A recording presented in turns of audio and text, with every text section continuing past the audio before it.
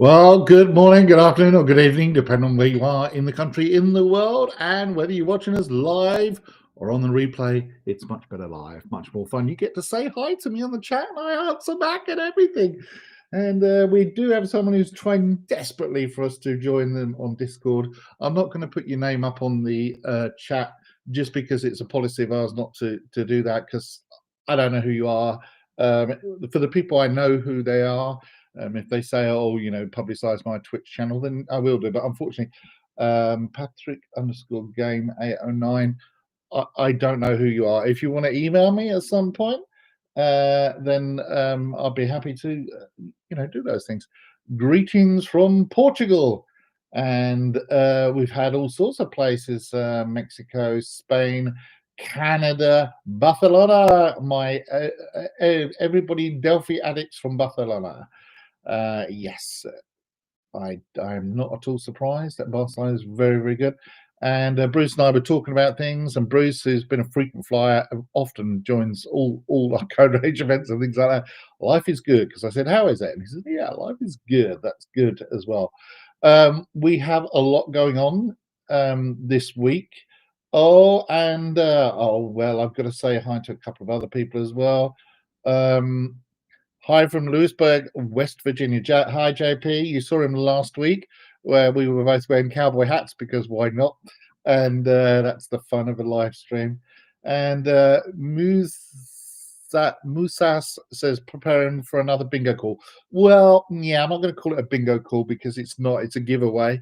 And we've talked about this before, which is that if you want to take part in the giveaway, and I'm going to talk about those giveaways in depth in a moment, because we've got some new ones. But if you do, want to take part in the giveaway, then go to, let me find it. I have more and more of these things appearing on my screen now. Go to here, CodeRage.embarcadero.com, and register. The page, if it doesn't work properly and you don't go to a page that's asking you to register, then go to this link, because it's the same link. And what you need to do is put in your name and your email address. That way, it's the only mechanism I have for knowing who the people are. I mean, anybody could be posting in the chat saying, I'm watching and subscribed or whatever. So I don't know, and I don't want lots of people pretending to be people. So go there. My web squirrels are a little bit late producing the list of today, so I'm going to talk about it a bit later.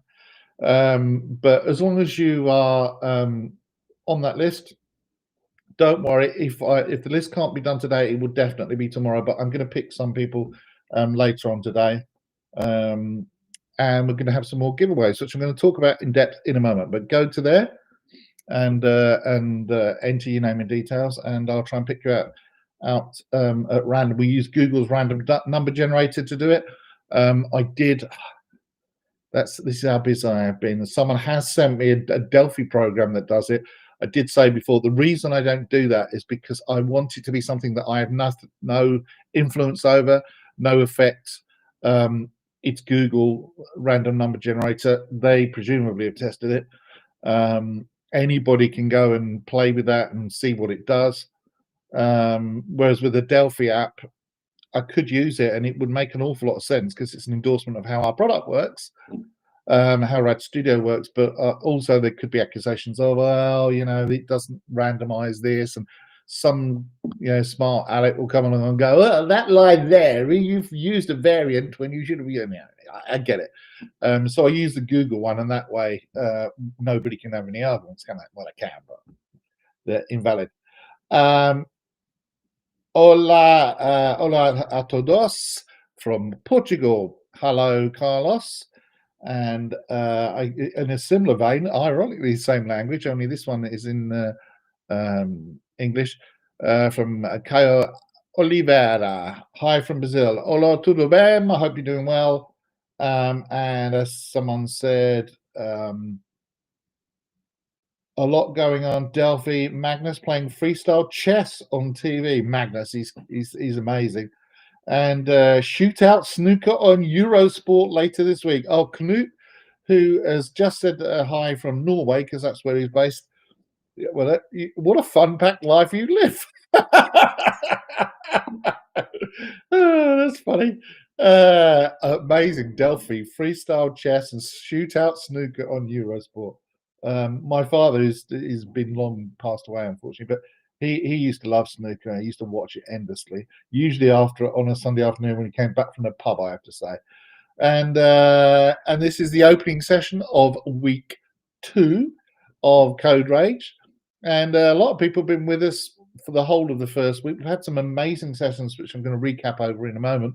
But good morning from a fogged-in California Central Valley again at 43 Fahrenheit. Wow, that's pretty cold. It was actually 31 Fahrenheit today here in Dallas, and that's below freezing for those of you that talk centigrade. It's just about 0 centigrade, and which is horrific for us because we're used to being too hot. I mean, above me is a massive, great big 5-foot ceiling fan.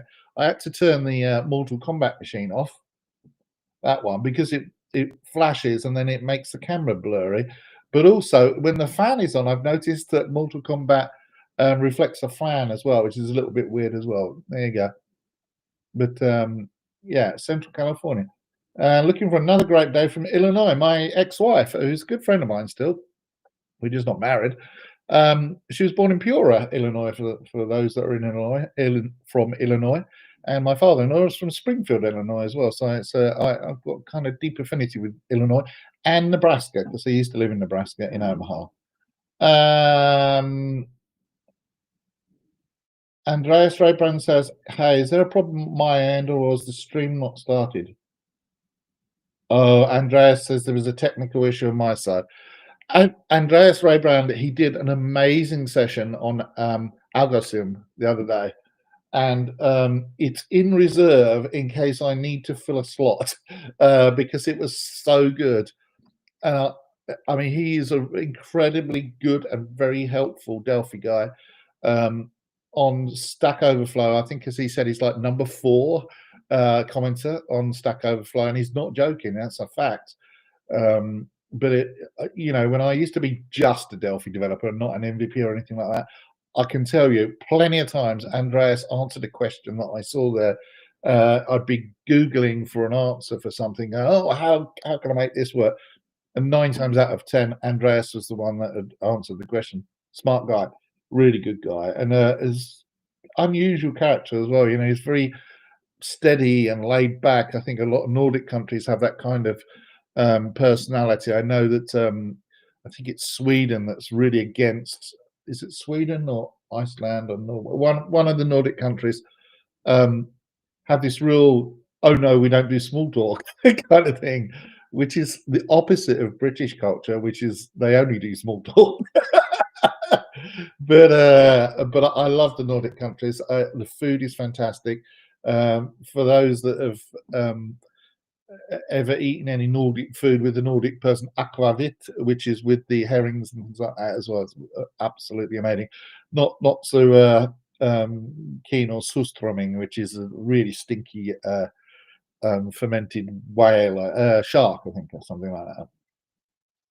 Will there be a replay of the individual sessions in the future, said Rad. Yes, absolutely. Every single session is given to us as an individual video. We then add subtitles in the bottom, and YouTube will now subtitle the audio and translate it, I believe, translate it into your own language.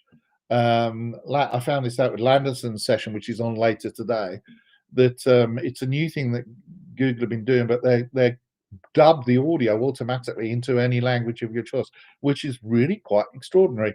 And they've only got a narrow set of languages they're supporting, but even so, it's mind-boggling, really, that they do that. And that is, I think, a very significant development for AI's use.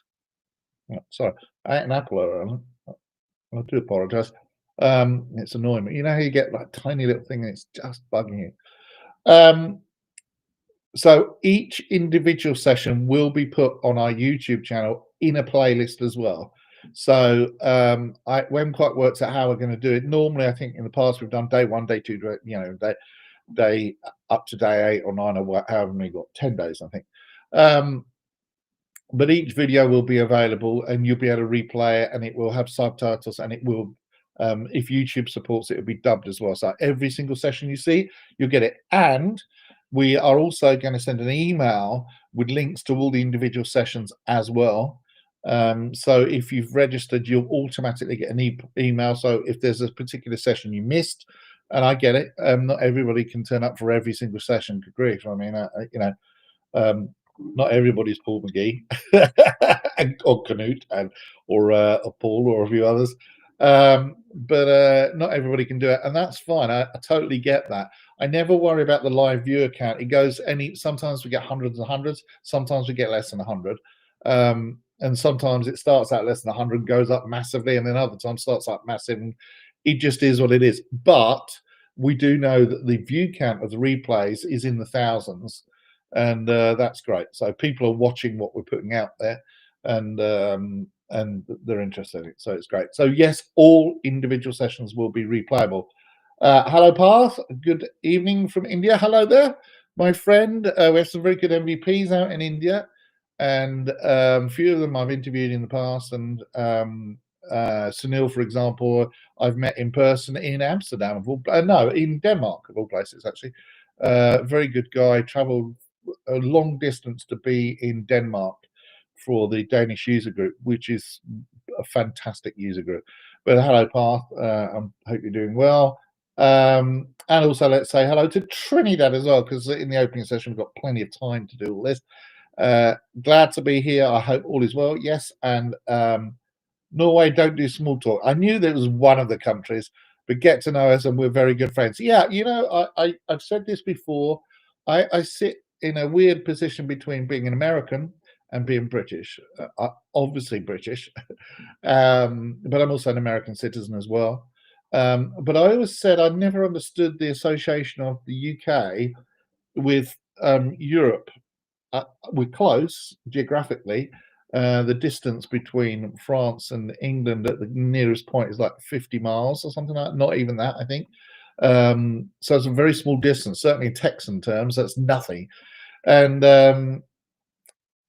so I get the geographical relevance of being near it, but I always thought that England in particular had more in common culturally with Denmark, Norway, Sweden, Iceland, maybe. Iceland kind of stands on its own, but all those kind of countries, and I thought that was always the case. And I don't know, maybe I'm wrong, but that's just my experience of it. I've been to Denmark many times, and I love Denmark. It's a great country, absolutely fantastic. I've not been to Norway, but invite me, and I will come. We also have affinity with Germany and Poland and things like that. But Greece and Mediterranean countries, I think England is. If you've ever been to England, I guarantee you've been there when it's rained, and it's just culturally, there's quite a big difference, I think, and certainly, meteorologically, there's a big difference as well. Talking of England, hello, Ian from Southern England, Westock Aquavit. Yes. Oh yes, I forgot you work for a distributor, don't you, Nigel? Yes, from Armstrong.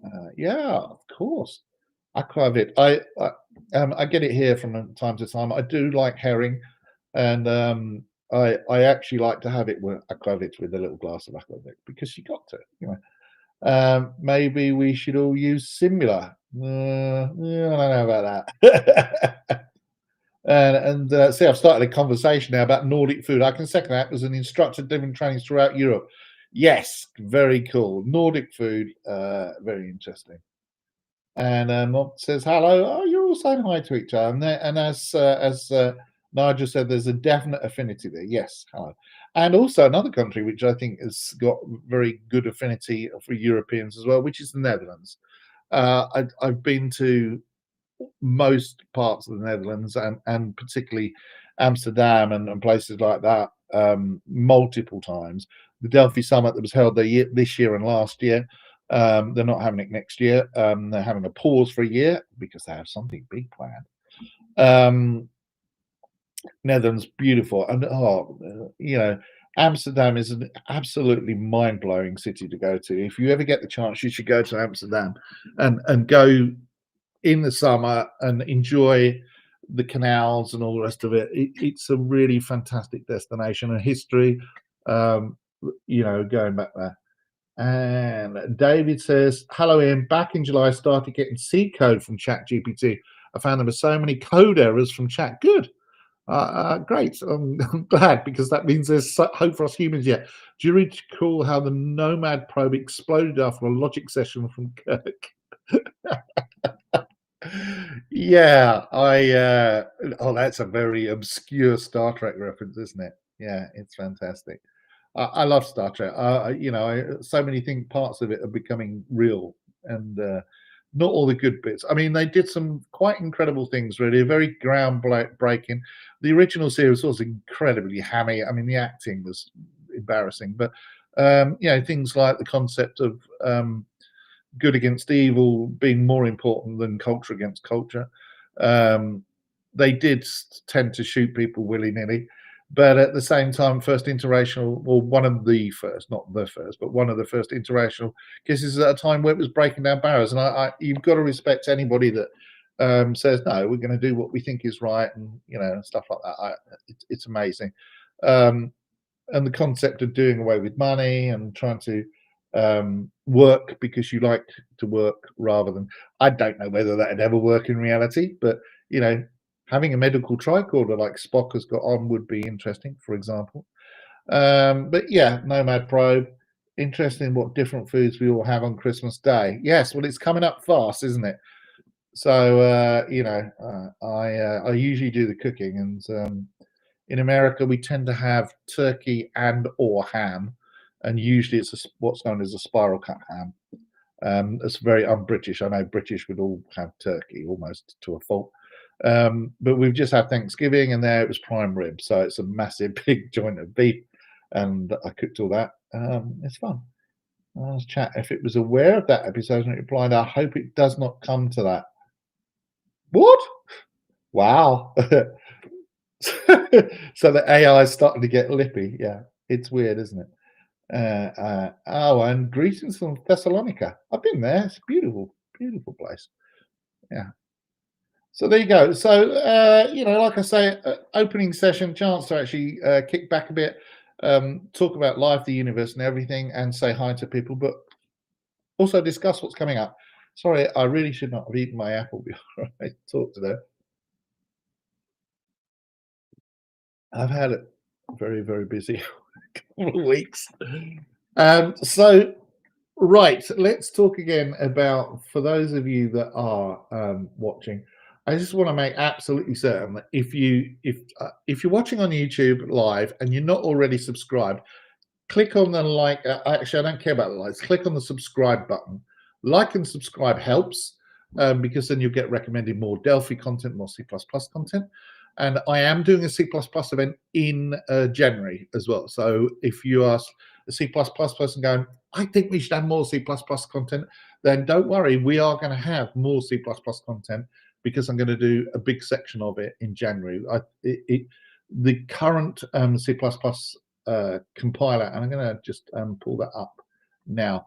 The current C++ builder is, I personally think, it's the best we've ever done for decades.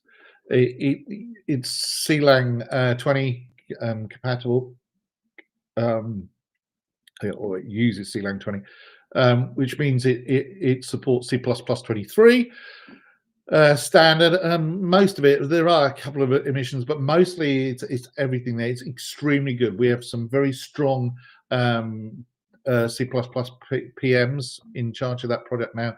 The C++ team are extremely competent and focused as well. So it deserves much more light of day than it's getting. We also have, at the same time, Interbase 15 that's just come out as well. And that's got some very important security features in it. So we need to talk about those as well. I'm not doing it during CodeRage, because CodeRage is much more about computer science and much more Delphi heavy, I think, but also more topics that are broader. But it is important to acknowledge the things that that we do, in general. Interbase 15 is really, it's got some very good features for FIPS, encryption of data in at rest, encryption of data in transit. If you are someone that's dealing with these kind of government issues in Europe, and also FIPS in the United States, and basically data handling in general, Interbase 15 has got those features baked in to make sure that you can be compliant and comply, satisfactorily. We've got people who are experts in that kind of topic who can help you out with some advice as well and things like that. But Interbase 15, good job, and C++ Builder 13, great stuff. It's it needs more love shown to it, shall we say, in terms of exposing what it can do, because it's great stuff. But that's in RAD Studio as well. So C++ Builder, if you go to that page, you can get to C++ Builder and Delphi 13 as well. Like I say, if you subscribe on YouTube, then I won't know who you are, and that's fine. And then as soon as we go live, and we might just go live with shorts and things like that, we're thinking about doing that, then you get a notification, or it will pop up in your feed.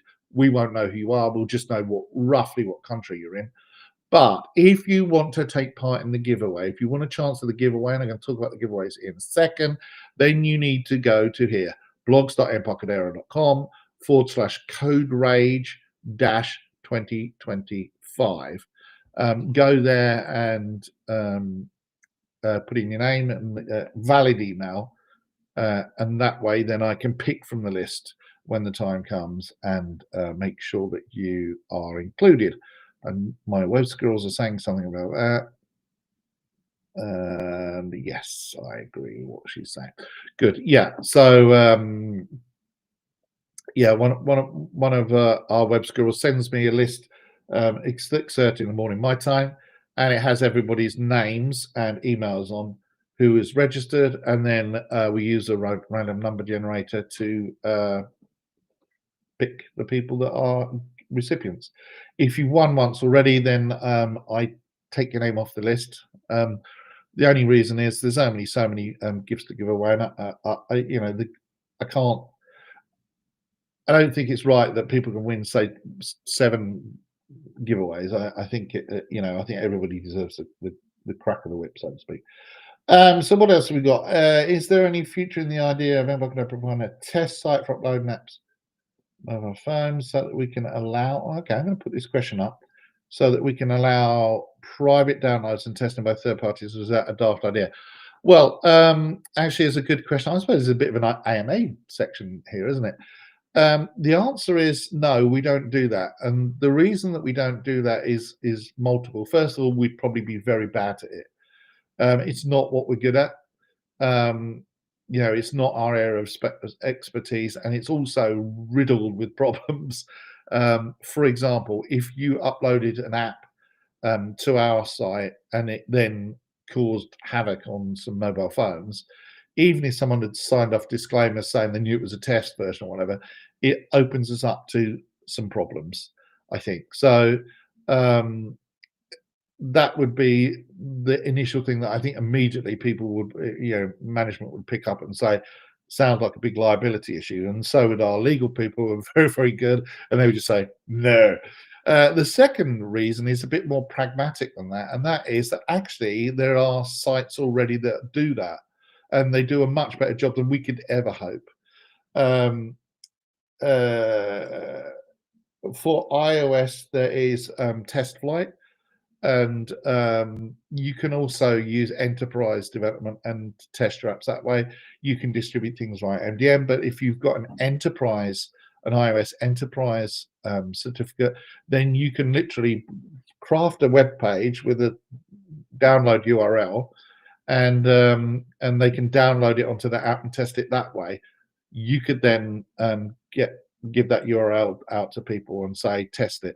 They do have to be part of your organization, but Test Flight is designed specifically for testing for people who are not part of your organization. You can have unlisted apps on the App Store now, iOS App Store. I don't know the exact details in Europe because it's been 16 years since I lived in Europe, but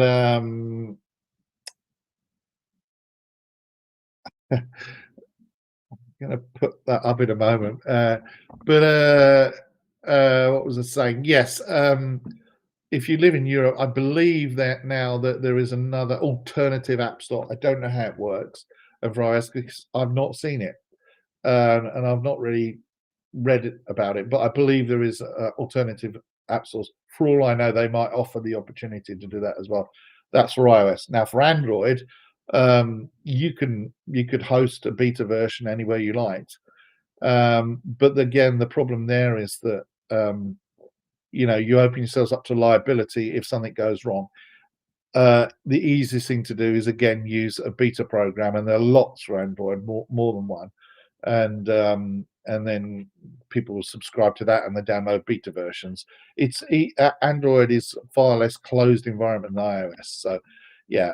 For That's for mobile phones. If you're talking about um, desktop apps and things like that, again, exactly the same principles. There are ways and means of doing that. For Windows apps, you could even use the Microsoft Store, though most people don't. It's really not taken off, I think. Um, for Mac, again, it's the same situation.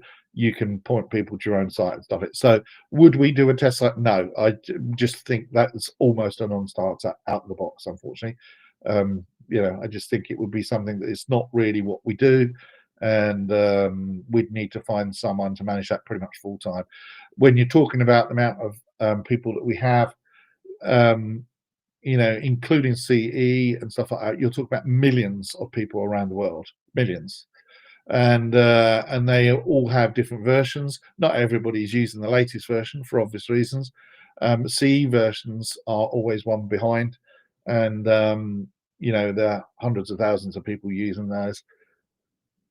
Uh, so you get the same problem that we're trying to support people that are going back, and there's still people using Delphi 7, for example.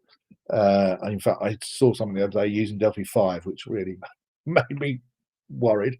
But that's the benefit of having a language that is solid for years. Backward compatibility is a big deal for Delphi and RAD Studio and Embarcadero. We try to make sure that your code from years ago will run in the latest versions. And it's true to say you could develop an application, on Windows XP, um, and it will definitely run on Windows 11 now, and it will run and keep running. The chances are quite low unless you did something very XP specific. Chances are your XP app written in Delphi will still run today on Windows 11. Someone asked me the other day about making their old app high DPI compliant without changing the app, which is like, you know, it's an interesting idea, isn't it? And actually, you can do that. There is a compatibility option where you can turn it on for the shortcut for that app and make it backwardly compatible. And what will happen is the app, instead of being tiny on a screen like that, on a 4K screen, it'll actually be sized to the equivalent size that it would have been on an old-fashioned, 1280 screen or something like that, or 1024 size screen. It will resize itself proportionally and look pretty good. It will be a little bit blurry because you're scaling up. And like anything, like the photographs, when you zoom into something, you get blurry pixelations and stuff like that. But it's not that bad. It's certainly, if the customer has no option, they don't want to upgrade, then you can make your app run um, on a high DPI system even today. But if you want to do it properly, you need Delphi or RAD Studio 11 upwards, 11.3 probably being the preference. No lower than that, but 11.3 upwards, preferably 12.3. And really, if you want to go the whole hog and get all the other benefits of 13, which includes all sorts of new updated things, then 13 would be the ideal thing. You could take your Delphi 7 code and probably upgrade it, and it will work in RAD Studio 13 with a few. The biggest problem are third-party components and paths. you know, you've got something installed somewhere else, you've got some hard-coded path, but you can still do it. You can still upload it, and that's the point of Delphi. The language is easy to use. That's the point of RAD Studio. You can almost do that with C++ Builder if it's a legacy C++ Builder app. But I'm preaching to the converted here because you guys know that. That's why you're all fans of Delphi, I'm sure. Bill Demos says, Ian, you've gathered all my cats around and you are the best company and best presenter as always. I'm a cat wrangler now, am I? That's fantastic. My poor old dog. I'm going to hide that comment for a second. And you can't really see him. I moved to one side. Yeah, he's down there. But so my dog is 13 years old. He's a grumpy old man, and he likes to remind all the local dogs that he's in charge. He's not. We have a Belgian Malinois around here, and you know what those things are like. They're like SEAL Team 6 of the dogs, you know. And he was going to go and bite it. It's a terrier this big. And the Malinois was like, it's like some kind of demon from the underworld. And no, my dog was just going to go and teach him that my dog is the alpha around here. It's crazy. So yeah, but I have had cats in the past. I used to have 4 cats at one point. One of them blind. Quite amazing. She grew extra large whiskers, walked around the house, and people would go, "I didn't. Your cat's not blind." Yeah, yes, he can't see. And she would occasionally bump into things if you put things in the way, and her whiskers grew out the side of her face and front of her face longer, and she would walk around, and she was never scared of any new house or anything like that because everything was new to her because she was blind. But she lived a long time. And Rad CPU Man is asking, have I had time to look into my .NET assembly integration question I emailed you about last week? In all honesty, I have not. Normally, when I'm not doing things like CodeRage, I will reply to your email same day. And normally I will say, you know, within an hour I'll respond, and if I don't have the answer there, and then I'll get back to you, and that freaks some people out because I didn't expect you to respond. I'm not kidding. I mean, I will email you back, and the reason I do that is I think it's actually quite important, and some of the people on the chat will know because they email me regularly. I get some people email me daily. I get, you know, thousands of emails a month, and I mean thousands. And those are not just from users of RAD Studio and Delphi, but for all sorts of things. People that watch a CodeRage video, people that want to complain about something, which is fine. You know, we want to hear. I want to hear from you whether you're happy or not. Because if you're unhappy, the last thing I want you to do is sit around and just shout about it. You know, it's like trying to fix your car by shouting at it. You know, if there's something that you're not happy about, I'd rather you email me and make me a little bit unhappy that we've broken something. But at least then it gives you the opportunity to, first of all, tell someone who can make a difference. You know, I work at a pretty high level within the company, and you know, most of my colleagues are influential people within the company. It doesn't mean that we can fix or do anything, because sometimes we can't fix something for very good and non-obvious reasons, or we can fix it, but it's going to take a while to do, and I mean a while. You know, when you're talking about some of the projects that we affect could have 90 million lines of code, and changing something could make that 90 million lines of code not compile. You know, others could be you know, a defense project and things like that. So we have to be very, very careful about what we do and don't do. And so, you know, I get it.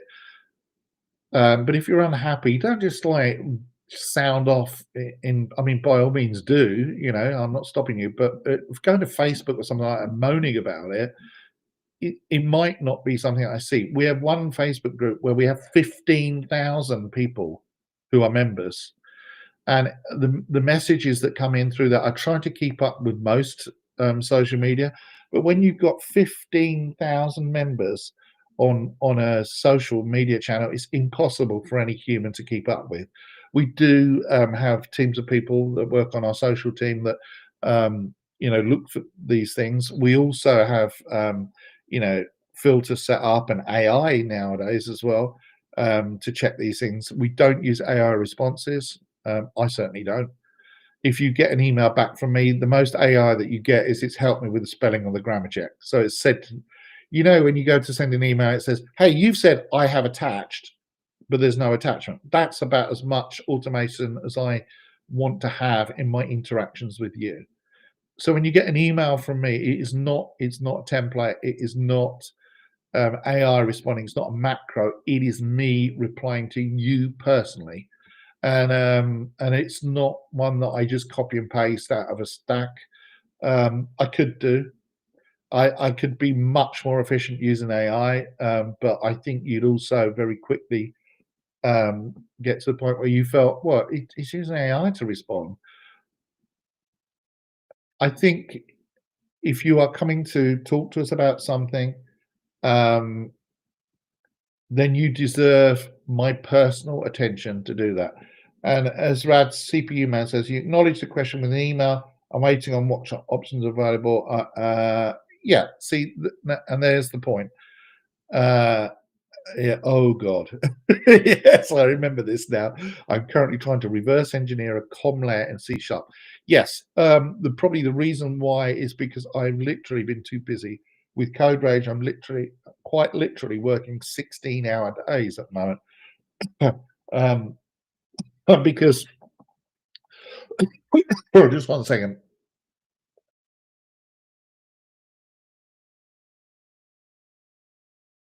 Sorry about that. Because the content, I have to go through content, I have to arrange it, even with my web squirrels and producer Martha, who works fantastically long hours and is very dedicated as well.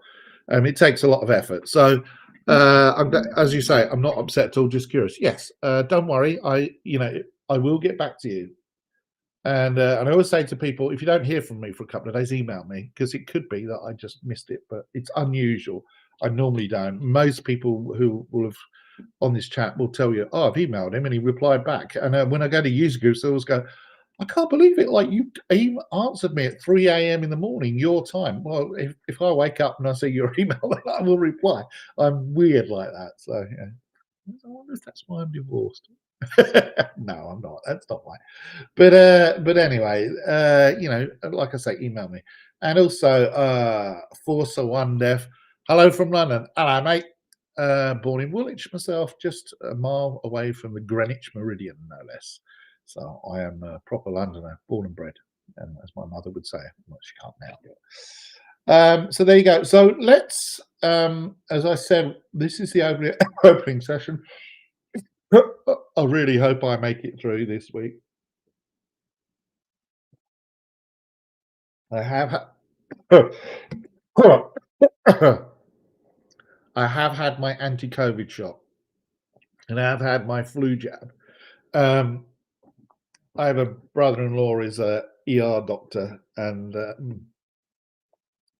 horror stories he's told me about people with various illnesses are not good. I actually know a colleague that got COVID just recently. I haven't heard from him recently. I might need to ask how he is again. So there you go. Anyway, so let us talk about what's coming up today. So I'm just going to hide that QR code for a second and then go to my overlays. So coming up later in about 20 minutes time, after this opening session from me, we have a session from Tim Coates. He's an Australian.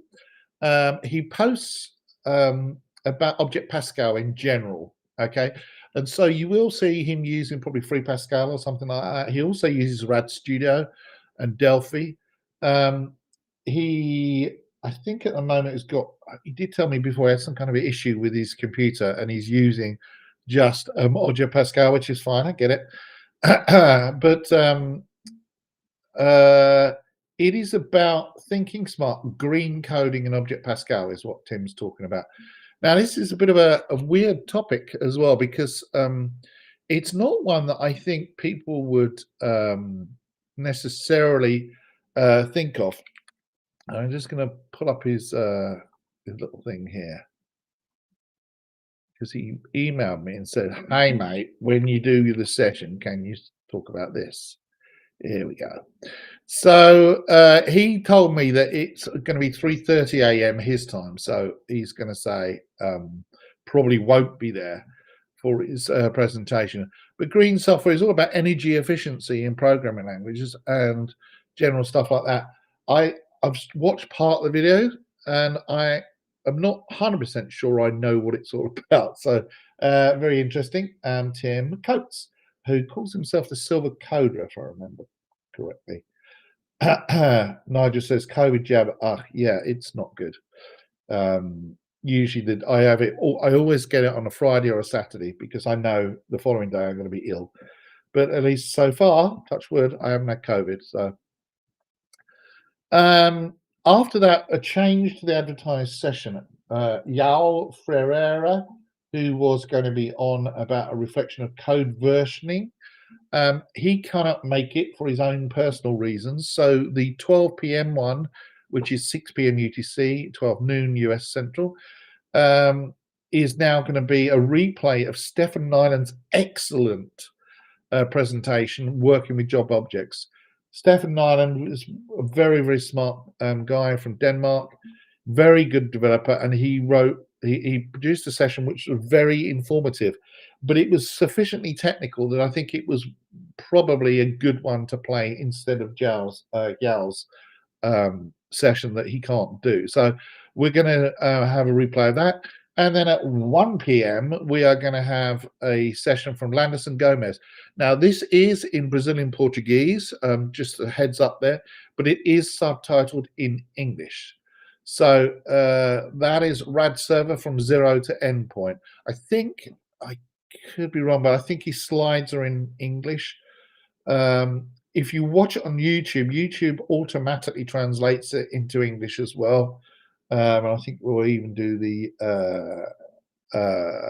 endpoint. Nigel saying Tim uses Lazarus. Actually uses both. He's a MVP and he's got RAD Studio, but the machine he's got is basically not able to use RAD Studio on it at the moment due to circumstances beyond his control. That's the way I'm going to put it. So the particular machine he's using is a bit of an oddball machine, and the only thing that will run on it is Lazarus, so that's fine. And then at 2 p.m. or 8 p.m. UTC, GMT, Code Security in Delphi. This is from a guy from New Zealand. He is a very, very, very good MVP called Alistair Christie. He has his own website, which can't believe I've learned Delphi.tv. I nearly forgot it, my word. He has also written 2 very good books as well. We'll talk more about those at TPM. But Alistair Christie is a really smart guy.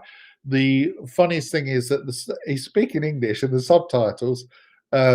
I only noticed after we'd rendered the video, but it said something like Alistair Crispy or something like that. So I apologise to Alistair because it's not his fault. He's told us, I think he's going to be there for the live Q&A as well, which is great. Very good guy. I like him a lot. He's a useful guy.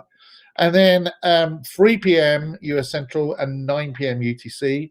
There should be a session. This is not guaranteed because he's not handed it in yet. But Miguel Angel Moreno, which is how to create a server background process in Delphi without a server. I'm hoping that he will actually get that to us. He's not got it to us yet, but he's acknowledged on live Q&A, which is a bit confusing. Maybe he's going to do the session live. I don't know. I have asked people not to do live sessions because we want to translate and put subtitles on and things like that and give the system time to process the subtitles into English and Spanish and Portuguese. But it is what it is. If he has to do it live, if that's his way of doing things, then so be it. So that's today's lineup. Just one second. Oh, excuse me, I'm sneezing now. I do believe I'm coming down with a cold. Fantastic. Only a few days left. So that's today's lineup.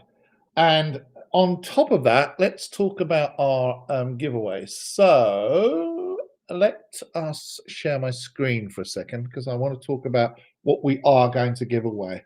And as I said before, you do need to have registered in order to um, be able to take part. And the main reason for that is that I can't pick you from the list if you're not registered. I'm using the list of people that are registered to do that. I'm just actually looking at this and making sure I haven't done anything weird. Yes, okay. So our very generous sponsors, and actually there's one that's missing from here. I'm just going to pull that up as well.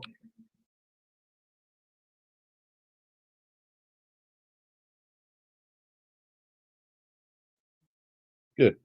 Okay, so these are our various sponsors who are very, very generously offered things to give away. And if you want to know what the full list of the giveaways are, then go to this site, which is the same site that you sign up from. So it's blogs.embarcadero.com/coderage 2025. And if you go to this button and click on here, it will take you down and tell you the things that we've got. So we've got 10 licenses of DevArt's Unidap product, complete sets of all Mitoff software products without the source code. And some of these are no longer available because it's all week that we were doing it last week. We're doing it probably the big giveaway later today or sometime tomorrow. Nigel says, get some tonic water with quinine in it to help. Actually, yes, I do have that, weirdly enough, for other reasons I won't go into, but I think you can work it out. G&T at 6. And Visuino standard license with 1 year of coverage. We also had a Visuino Pro license that we've given away as well. Nostish came to us, one of the following. So you can pick any one of these: eDoc Engine VCL Pro Plus, PDF Toolkit VCL Professional, and Document Studio Delphi Professional. Any one of those. And they were giving away some licenses for those. Mitoff software as well. If you buy anything from your site, and I really genuinely believe you should have a look at what's there. I did see someone asking a question the other day about some Internet of Things related stuff. Mitoff software is probably the king of that. Okay, so Mitoff software, go to there. I'll show you the website in a moment, but it is mitoff.com. And so anything you buy on the site, CodeRage 25 until the last day CodeRage, it's going to be valid. Also, Picanza very generously gave away Pascal Analyzer license and a Pascal Expert license. We only have some of the these giveaways available left. Steamer have got 6 licenses of T-Chart Pro, VCell, or FMX, a single license. That's going to go in the giveaway as well. And Nexus DB have also, if you go and use their CodeRage code, that's going to be available as well.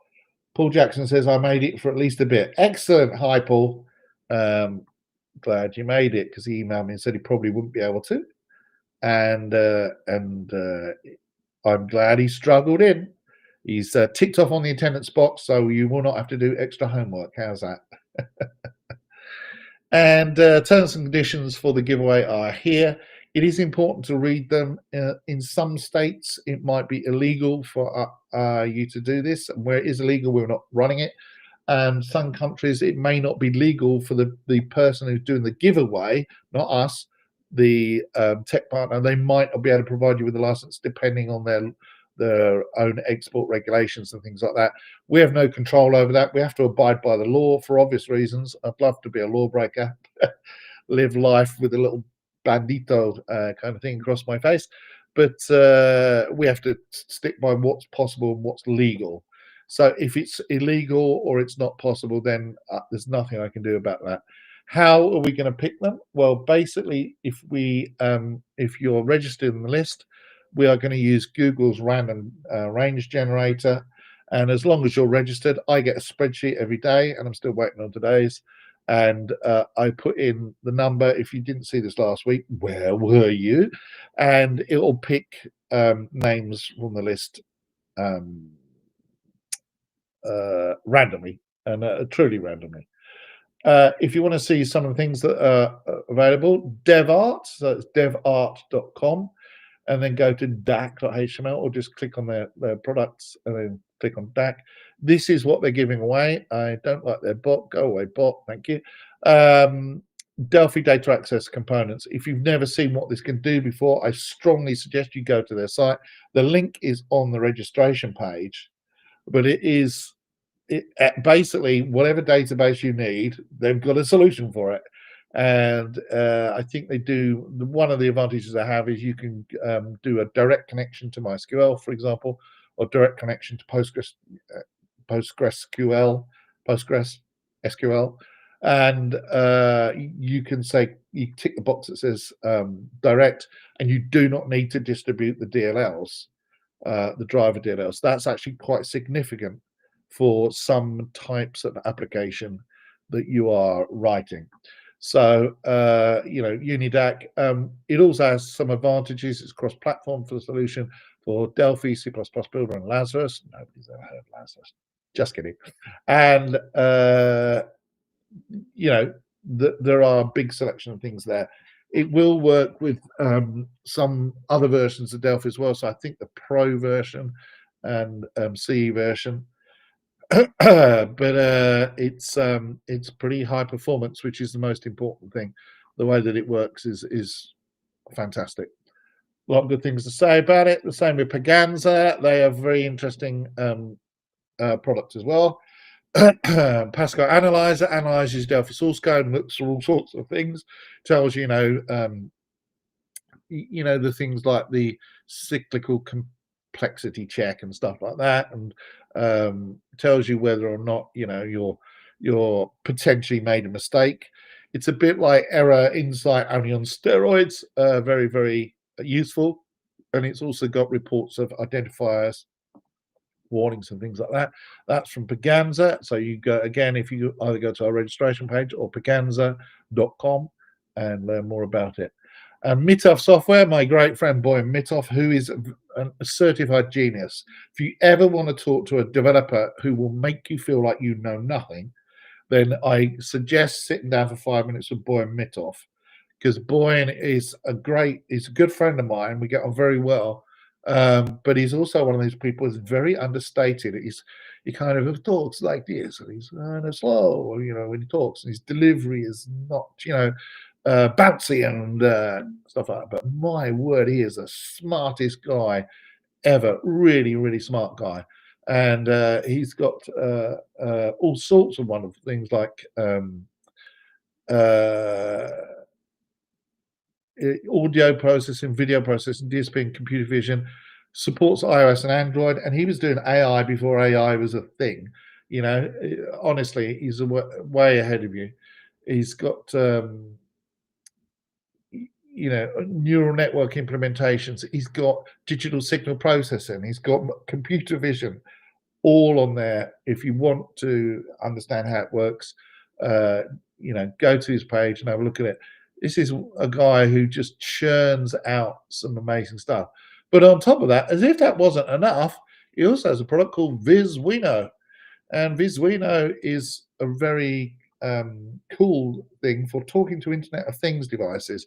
Anything you can plug into the internet that isn't actually a computer but might be something similar, like a button or a thermostat or a controller or a soundboard. I mean, I've got tons of them myself around.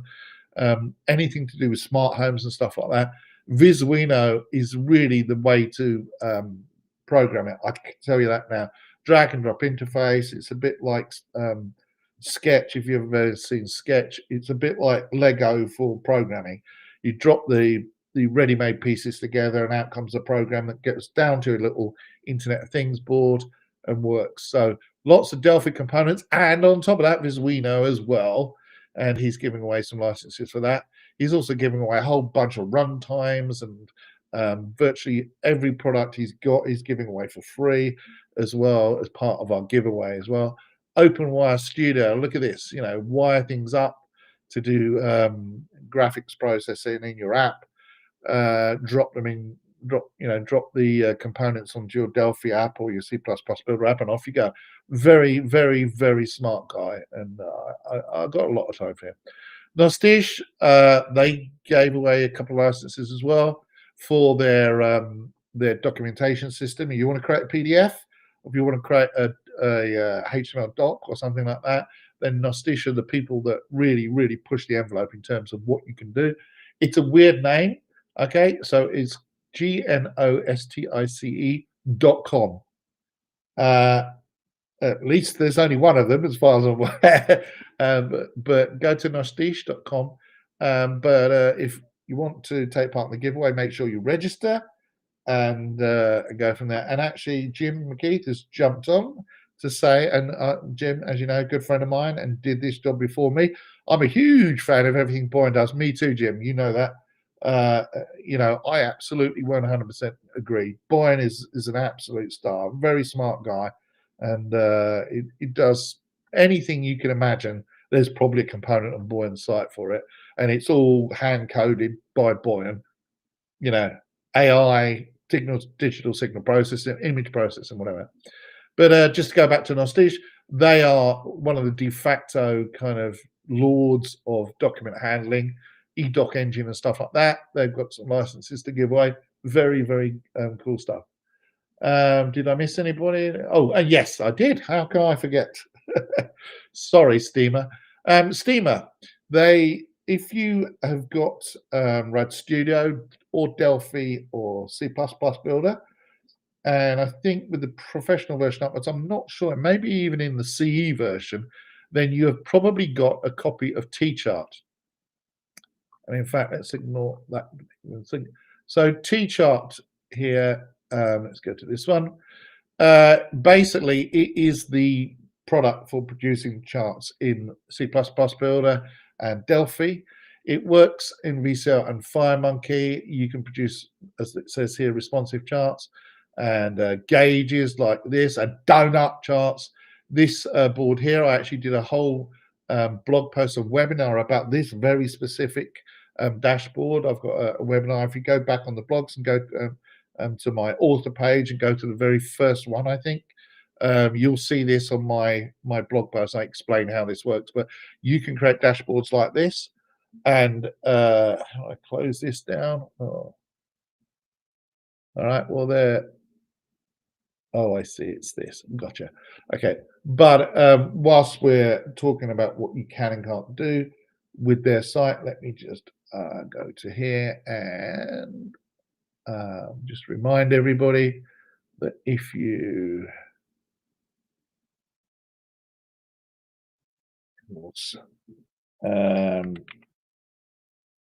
just 1 second, to turn my database off. So I can't show you my very cool demo whilst I'm in the middle of the flow of it. There you go. So try again. So to give you some idea, as I was trying to say, of the kind of charts that you can do, then you can do this, and you can say, hit this. And this is some random data in the background. It's an interbase database, which is why I had to restart it. But all of these graphs, you can see probably just on the resolution that actually it would be, if I wanted to, I could double click and drill down on these. I've disabled the clickability, but you can have stacked bar charts, pie charts.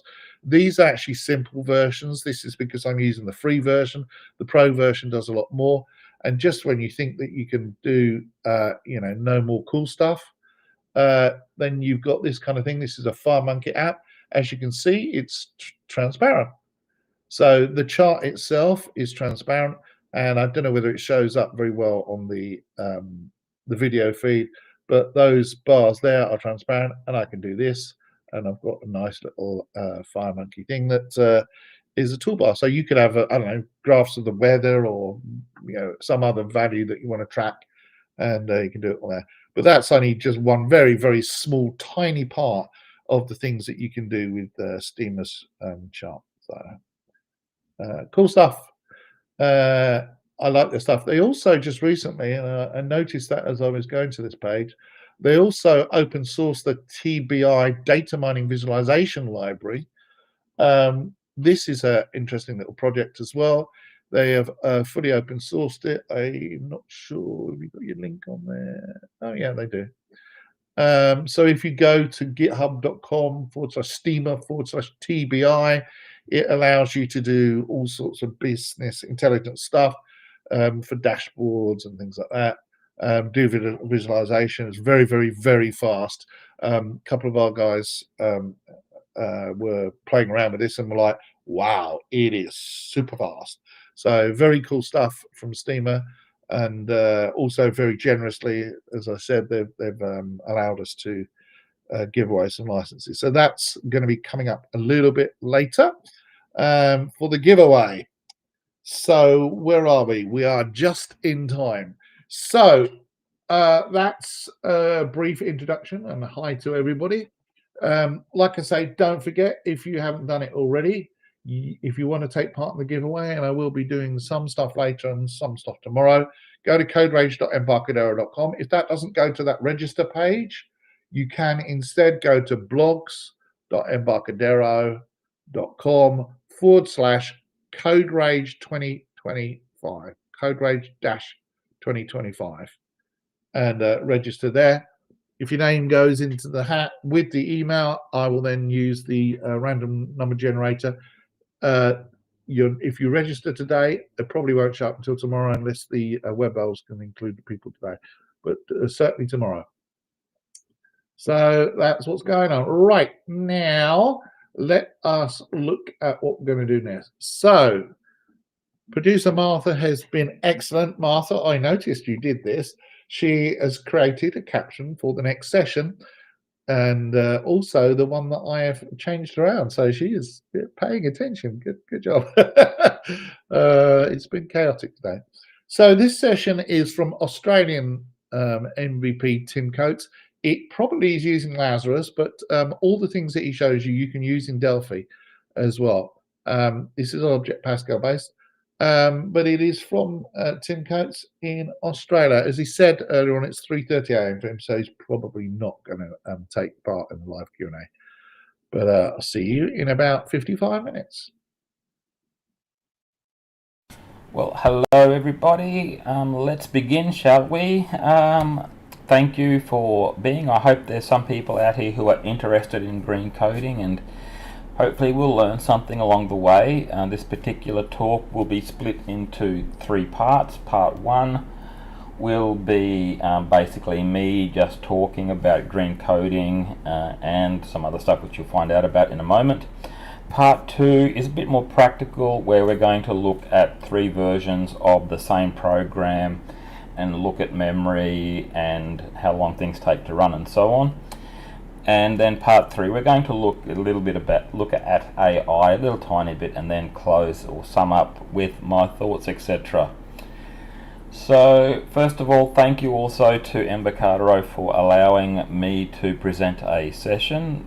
And today we're going to be talking about Object Pascal. We're going to be using Object Pascal. It's the language which maybe in the comments that I've seen, if not in my own videos, then on Reddit, where some people wished it were not around, ask why it's still around, ask if it's worthy to use. The thing is, it still is, and it has a lot going for it if you actually care to look at it. And also, it doesn't require, let's say, a huge runtime, 180 megabytes to, effectively do a hello world type program. That, by the way, is something you'll find on subreddit. And the other thing is that Delphi and Object Pascal are now number 8 on the TIOBE index, and if you like rankings, then that should count for something. So, but before we get too far into this, I do have a question for you all. So if you were to think about some code that you wrote last week, did you consider its carbon footprint? So we'll have a little pause.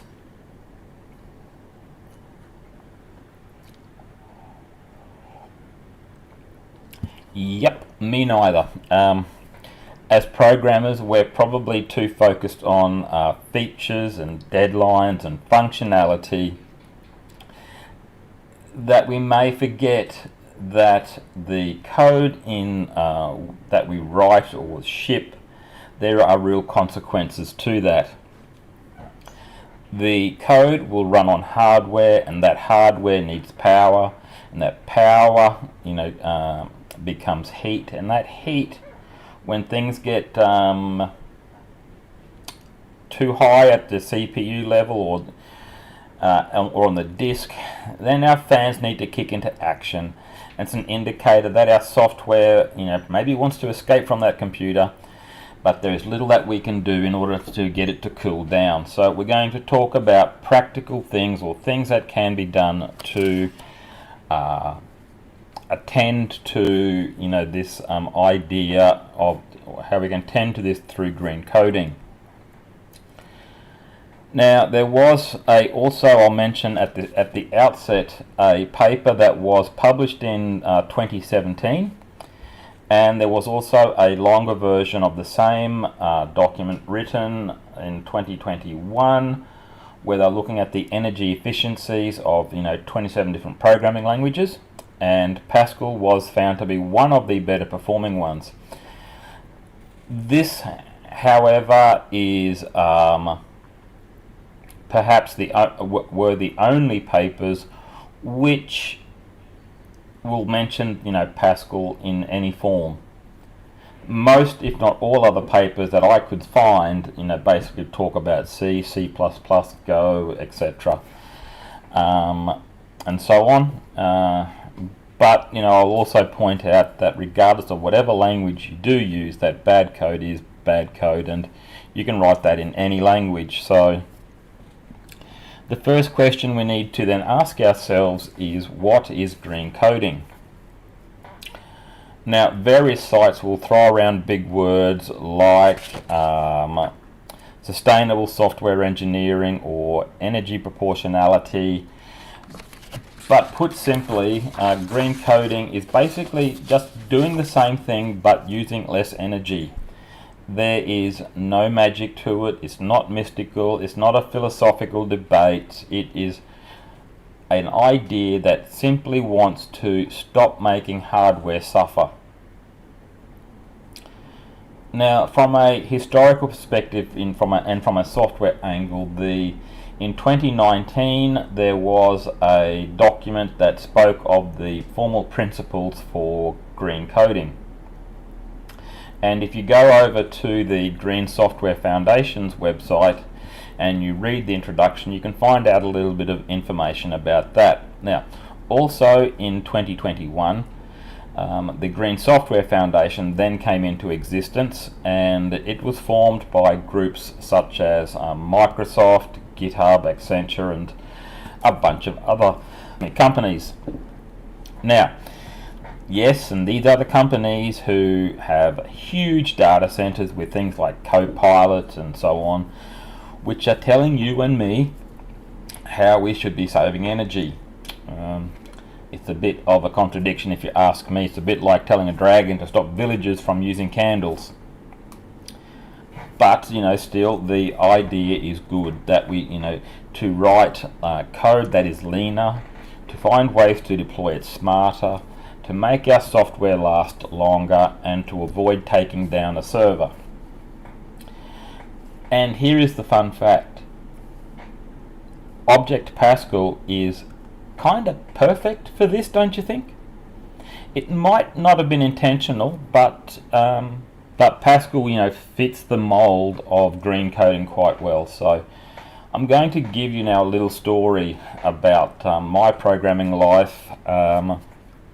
So between 1995, when I started work earlier than that, but between 95 and 2020, I pretty much lived, in the world of Delphi. And before that, though, we were using Paradox, so let's not think about that one too much. It still gives me nightmares today.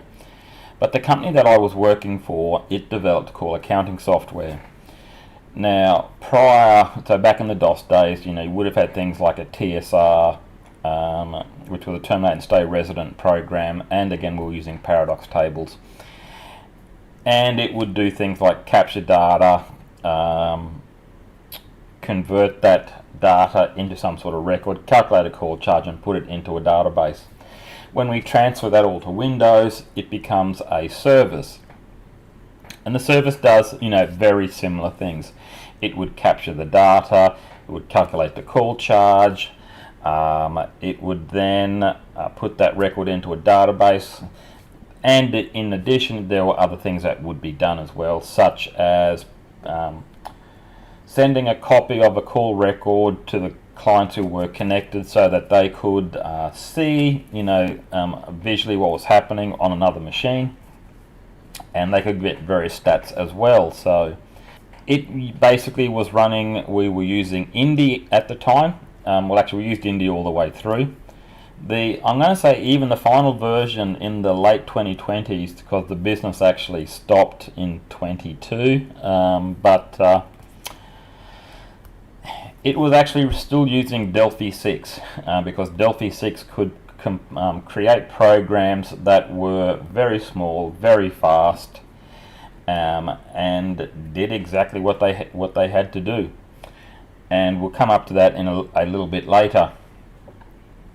Now, the other thing though, when we talk about a Windows service, then was that for some of our clients, then it would have to operate, all day, all night, 24/7 basically.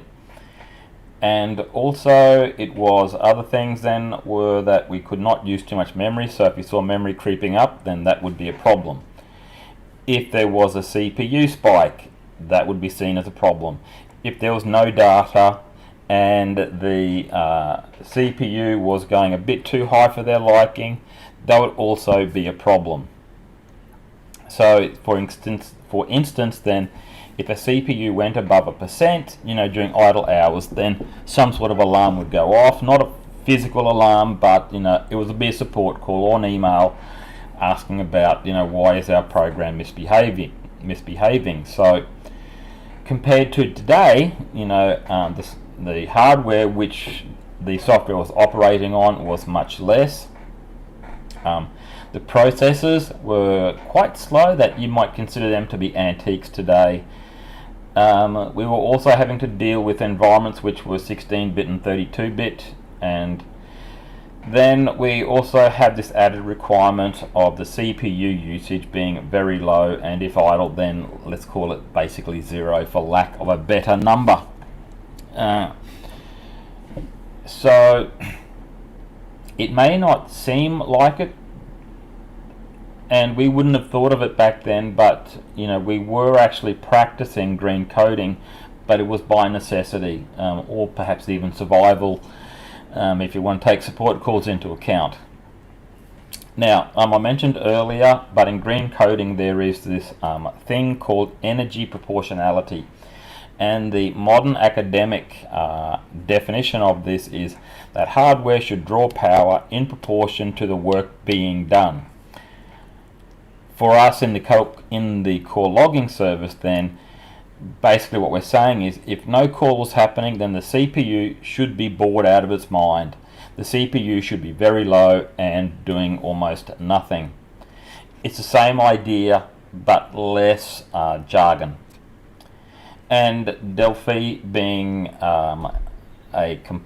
producing compiled machine code made that possible. The other thing also, Delphi 6 compared to any other version of Delphi I'm going to say here, was that and yes, we are talking about a service here, but the size of the programs were much smaller than what we might otherwise be able to produce.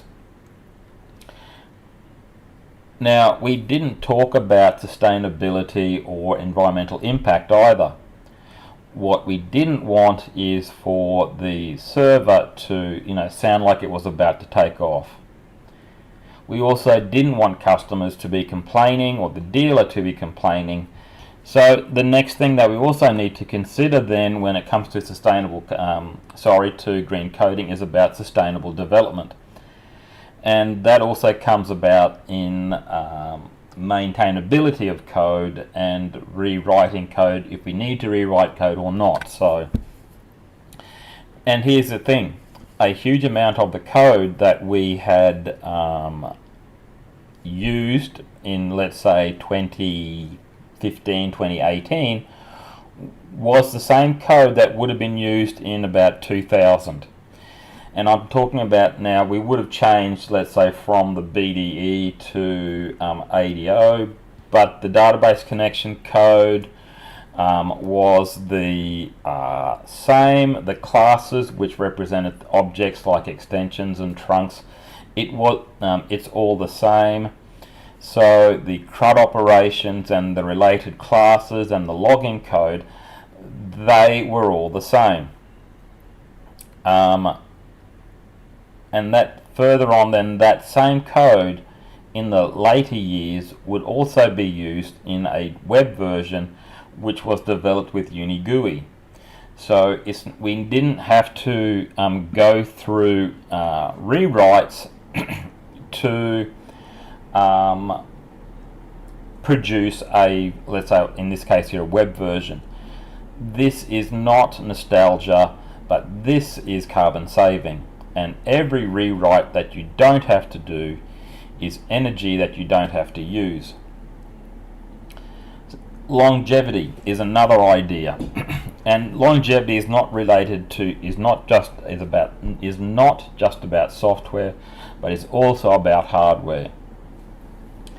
There is nothing greener than software that can be run or does run on older hardware. At the time, I wouldn't be impressed maybe by a customer who found some old machine that they stuck under the stairs, and plugged it into the PABX and the software ran. Today, that same computer would be considered to be e-waste. Similarly, there would be customers who would have used, let's say, the software for many years, never upgraded, and it still worked fine. I think that's pretty cool that the software written in Pascal has that sort of can survive for that long. So when you do see old machines that do run Pascal flawlessly, that's efficiency, that's sustainability. It's also a great way to confuse young developers. The question that I'm going to answer next is, why does Object Pascal fit into the green coding philosophy? Now, I've got 6 reasons for this, and whether it was by design or by accident, Pascal does have some surprising credentials that make it green. So let's have a look at why. So first of all, we've got native compilation. There's no bloat, no drama. The code that gets compiled goes down to machine code, which runs on the machine. There is no runtime, there is no just-in-time compilation that has to warm up before it can run. It doesn't require a virtual machine. It doesn't have issues with versions or script versioning, because you need some sort of runtime as well. It is just machine code. And hopefully, this results in faster execution, consistent performance. We don't get any surprise if we code it right. No surprise CPU spikes, I should say. And runtime that doesn't use more RAM than it needs to. By the way, and this alone makes, let's say, Pascal greener than half of the stacks that are out there at the moment. I may be jesting, but you get the idea. Now, second reason, number 2, we can have small programs, and we're going to have a look at this in the practical examples later on. A console program can use less than 300k, when we use the right flags. So that I'm talking about optimization, stripping out symbols, and so on. Meanwhile, and I alluded to this in the beginning, that a hello world sort of program using Electron takes about 180 meg. So Object Pascal will say, hey, I can fit on a floppy disk, and the other one says, I wish I could. So there is we can produce small exes. Number 3, there is no just-in-time compilation, therefore no surprises. Now, I am certainly no expert when it comes to just-in-time because that's not my world. But there are plenty of articles out there that will say that ahead of time compilation, such as in Pascal, used by Pascal, that the complexities and the unpredictable nature of just-in-time can be problematic, and predictability gives us efficiency, which gives us lower energy. The fourth reason then is we have deterministic memory management. We know when our memory is going to be released because we're basically telling it. Question mark about the stuff that's happening with safe programming, but with Free Pascal at least we've got deterministic management. It's done manually with strings, etc. Though we've got reference counting, and they get destroyed straight away. We don't have to worry about garbage collection getting in the way and doing its stuff. So hopefully that enables your CPU to stay relaxed, to stay cool, and our energy bills don't go up. Reason number 5, again, we're starting to now look at the compiler, and we're going to, again in the second part, we're going to look at some of these settings. The compilers and the link, we have options to give us control over optimization. We can also specify the architecture specific outputs. We've got options like smart linking, and we've also got control over memory models, all of which allows us to target our programs for the environment they will get deployed into. And the last thing would be number 6, is that maintainable code. Readable code seems to live for longer, and there are fewer rewrites. Again, using my story as an example, the code that was used, let's say the code that was used in 2018 would be years old. And Object Pascal's readability, I'm going to say, is legendary, that people will complain still about the begin and end markers. But Pascal actually also looks like that someone actually wanted programs to be able to understand it.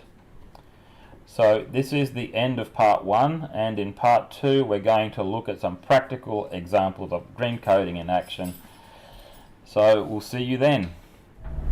So welcome back, this is part 2, and we're going to look at some ways in which we can use ideas from green coding in our practical ways we can use them in our own projects.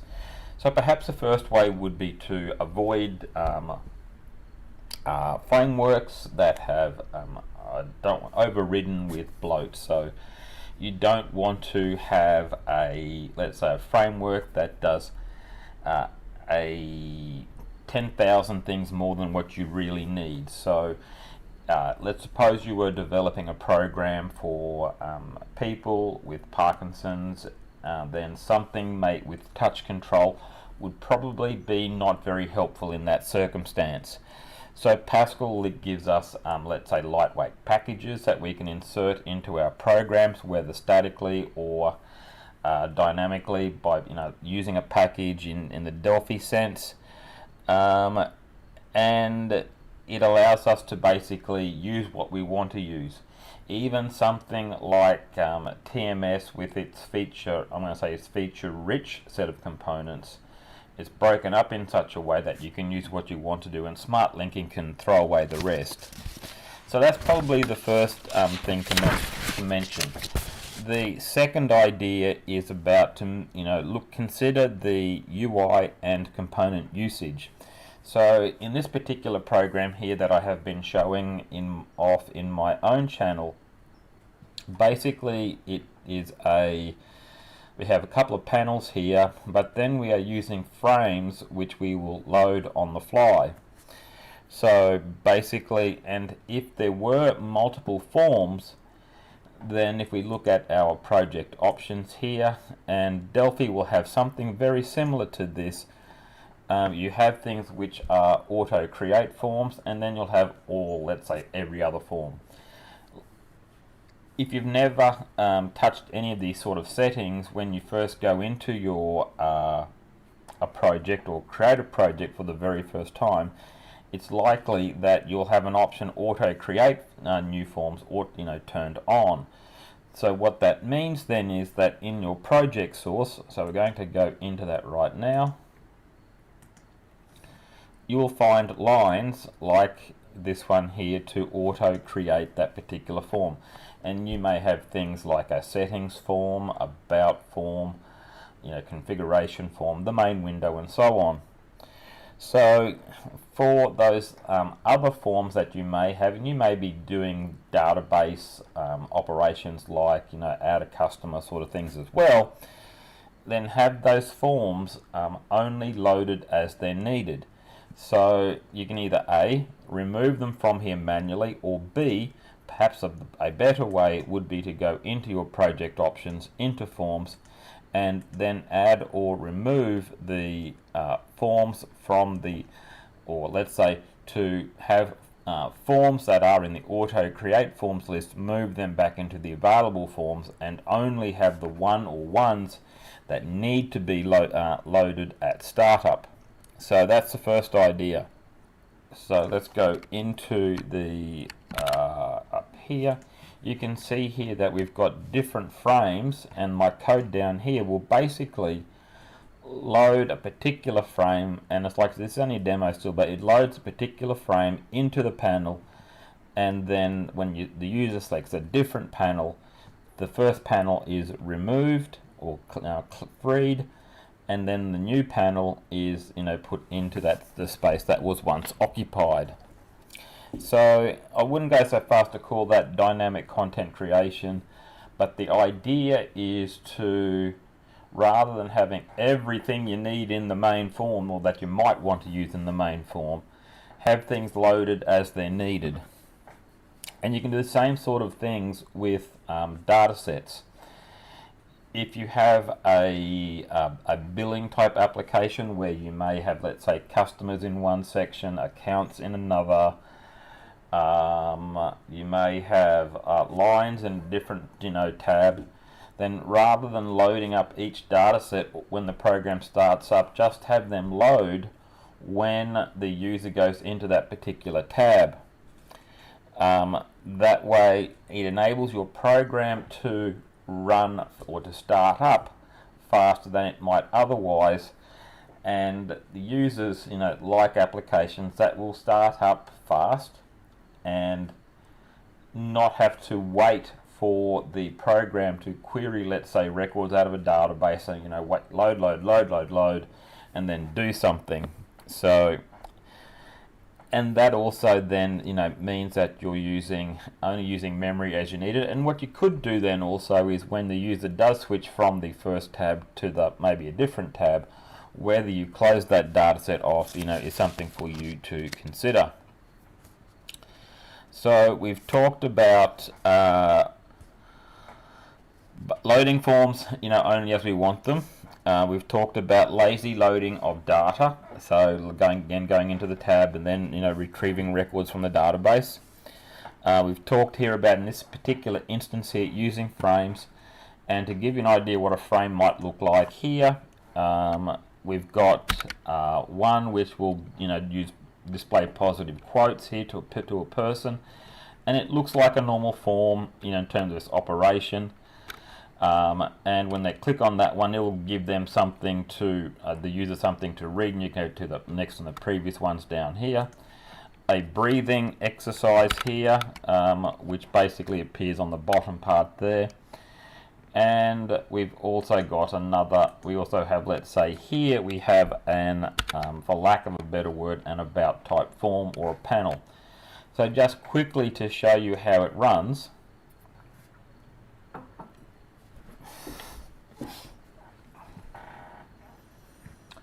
Okay, is it running? Yeah, it is running now. So okay, so this is our the home screen / about box here. So now when we go into the breathing exercise, the first panel will be freed, and this new panel here will start up. and you can see here is telling us to inhale and doing whatever that next step might be. And we can stop it about here if we want, when we hold our breath, and then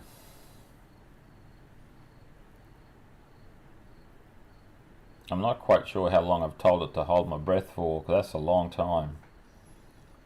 Exhale. So we'll go to the next part here.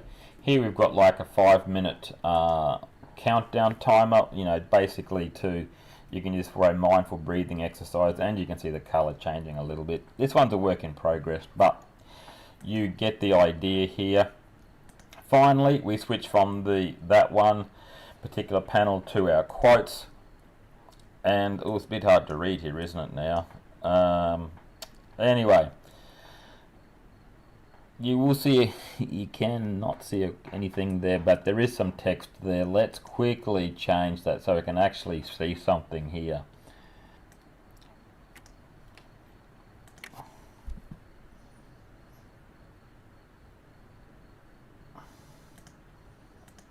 Okay, here we go.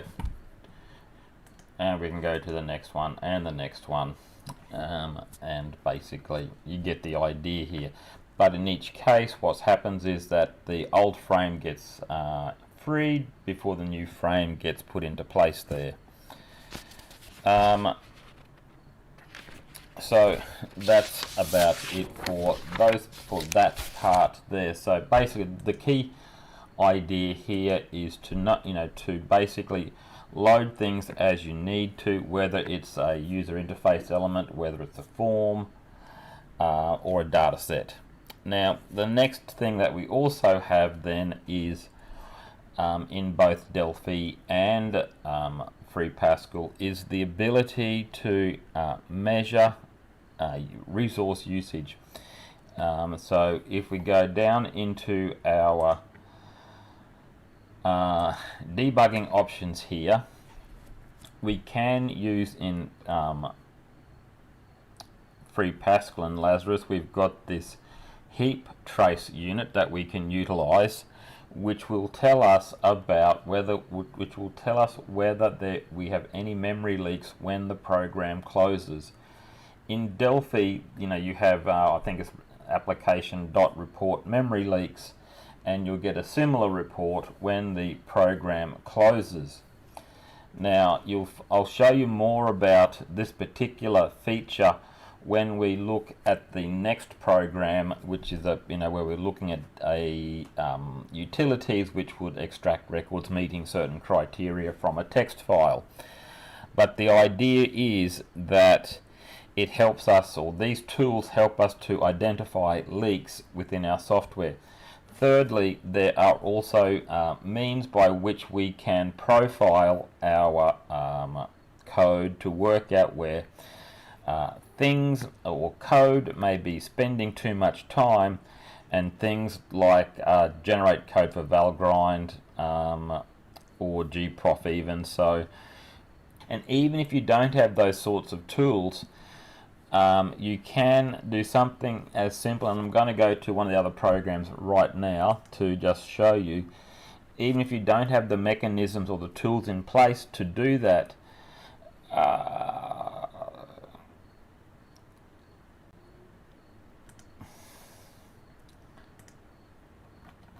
using something as basic as getting to tick counts can help you in that sort of space. If you were to have a counter to see how many times a particular function gets called, that may be helpful as well. I'm not saying it's it replaces the profiler, but there are ways in which you can, little things you can do yourself to work out how long something might take to run. And I think the other thing is, if you are not sure how to use these sorts of tools, don't be afraid to ask on a forum or to look at the help files, because most developers will have been in this position themselves and would be more than willing to help you out. The Pascal community I'd like to think is much more friendlier than, let's say, other programming languages.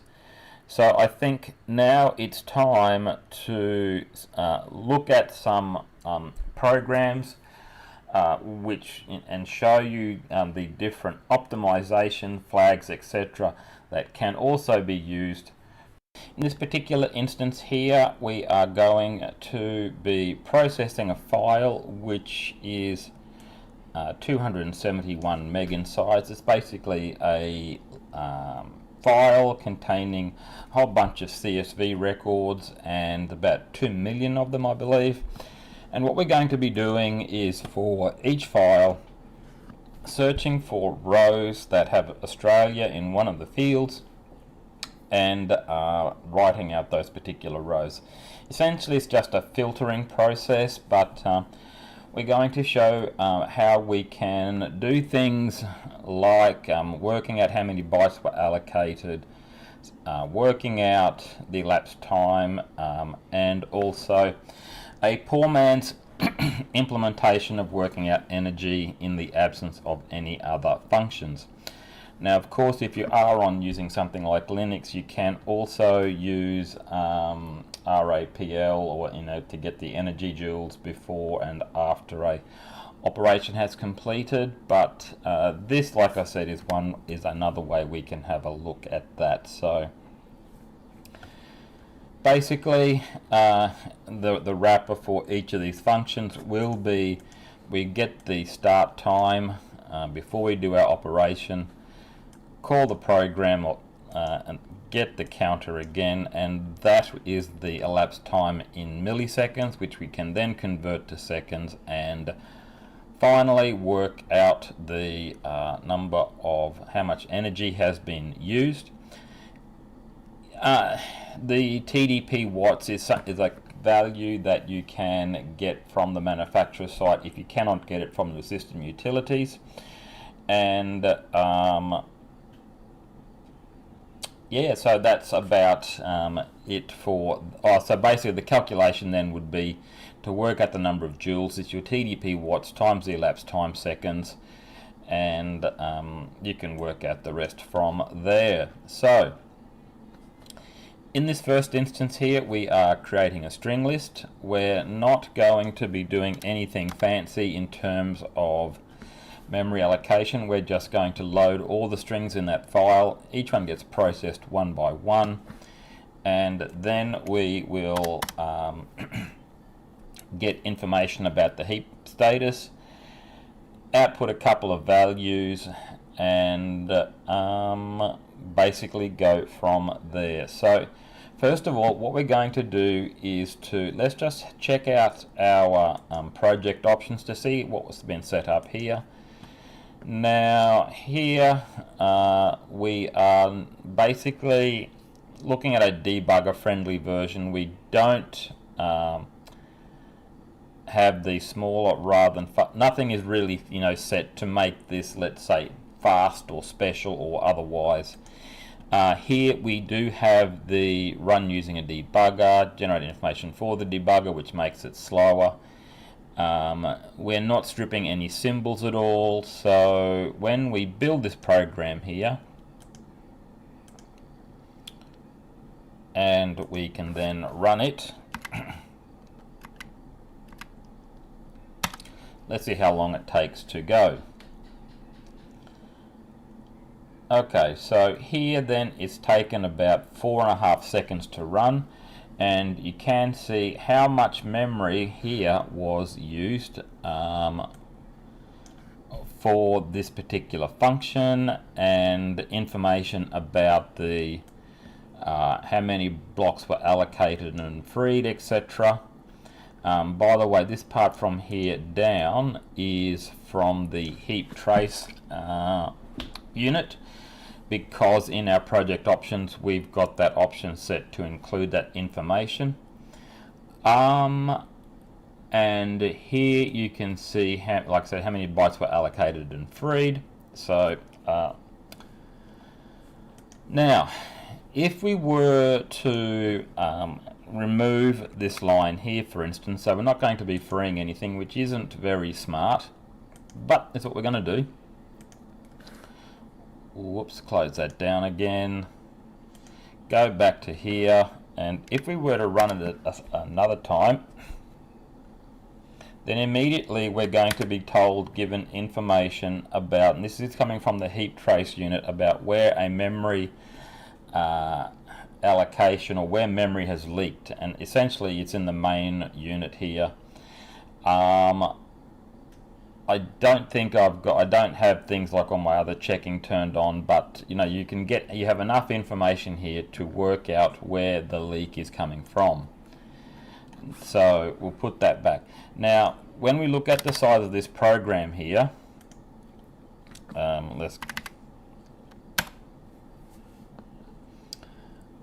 it's currently 2.5 meg. So, and like I said, this could be seen as a debugging version. So what we can do now is to go into our project options. Now I'm not going to create a build mode here. Rather, I'm going to tell it that we are now, let's do some aggressive optimizations here. We're going to do some smart linking, and the smart linking will essentially be, we're going to make it smaller rather than faster as well, so what smart linking does is it removes code that it knows is not being used.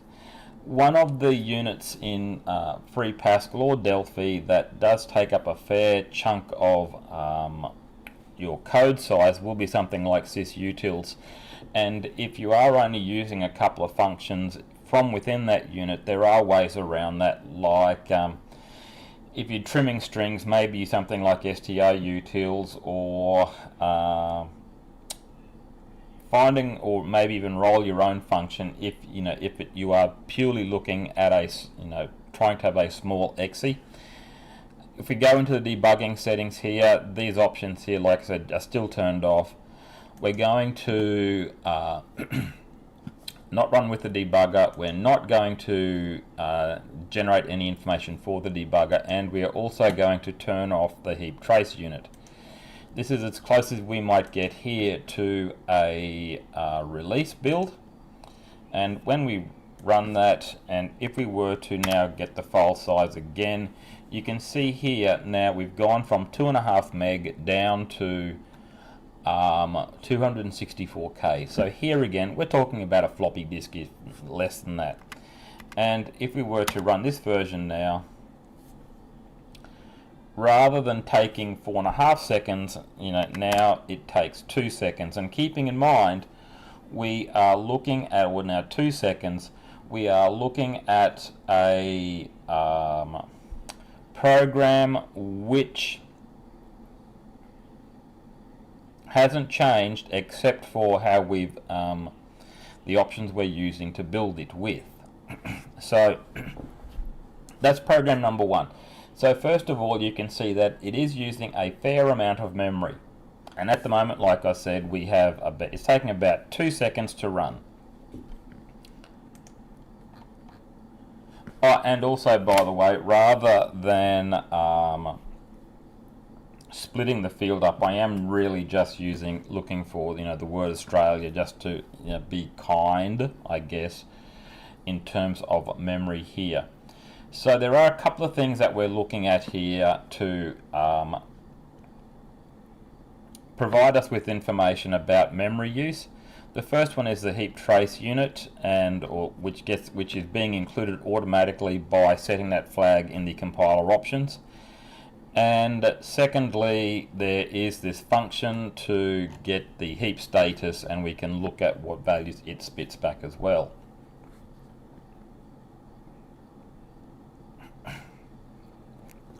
The second function now that we are going to look at now is load test 2. We're looking at the same file here, but this time we are going to be using basically a standard file, read line, close file, and that's basically all there is to it. The top function here is exactly the same. Compiler option wise here, we have all of our checks turned on here. We're going to turn on the heap trace unit because we can. We have got no optimizations turned on. We will turn off the smart linking, so this is basically as large as it could get based on the units we're using. And now we will build that again, and this time this program is 1.5 meg in size. And if we were to run this version now, it's taking a bit longer to run, obviously. We can see it's taking 5 seconds, so we've gone from about 4 seconds to 5.5 seconds, we'll say, in order to run. But the memory here is a lot less compared to what it was previously. Now, if we were to build this particular, if we were to now again change our project options so that we are going to make it as fast as possible here, and as small as possible as well. So we'll just leave those settings on, but we're going to turn these ones here all off. So basically, like I said, we're turning off the heap trace, and we're not giving any information out for debugging purposes. If you do have like symbol information inside the exe, you can always use the strip utility to get rid of that information to make it smaller. I can't remember whether I just built that or not, but it's now done. And now our file now is only 108 K in size. So now from 264K in our first version using a string list, now down to 100K almost. Now we run this version, and it's gone from about 5 seconds now, or 5.5 seconds, down to 3 seconds. It's still slower than the string list version, but we are using less memory, and because it's running faster, it's using less. And in theory, technically we're using less energy. So let's just say they're two extremes. The third version of our program now, where are we going here? So we want to go into this one. The bottom part, is the same as the exact same as the previous two. But here what we're using is a stream writer to read each line from the file and then process it. The stream reader, in conjunction with the file stream, basically will allocate larger buffers than a single line at a time, but we are not consuming the whole file in one go. And here we're also, this function here is exactly the same. When we look at the compilation options here, so we're going to go and turn that one off. This is going to be our development or testing version here. Put on all of our debugging options, and we may as well turn those on as well.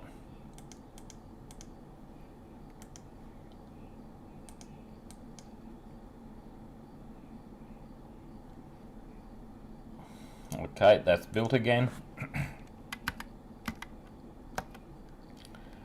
So this version here is now 2.5 meg, which is the same as the string list version in its first go instance. And now when we run this one, so remember we went from about 4.5 seconds to 5.5 seconds, and this one here is about 4 seconds. So it's comparable to the string list, but it uses a lot less memory than the string list. So the string list essentially is loading the whole file in one go. Here we're not. So let's see what happens now when we put all of the options on or off, depending on how you want to look at it, for what we might use for a release type build here. Again, we're going for a smaller size rather than speed. That's been built again, and let's see how big this one is now. And it is 265K, which is about the same size as our first program, which is the string list. Now let's see how fast this one goes. Let's see how fast this one is to run.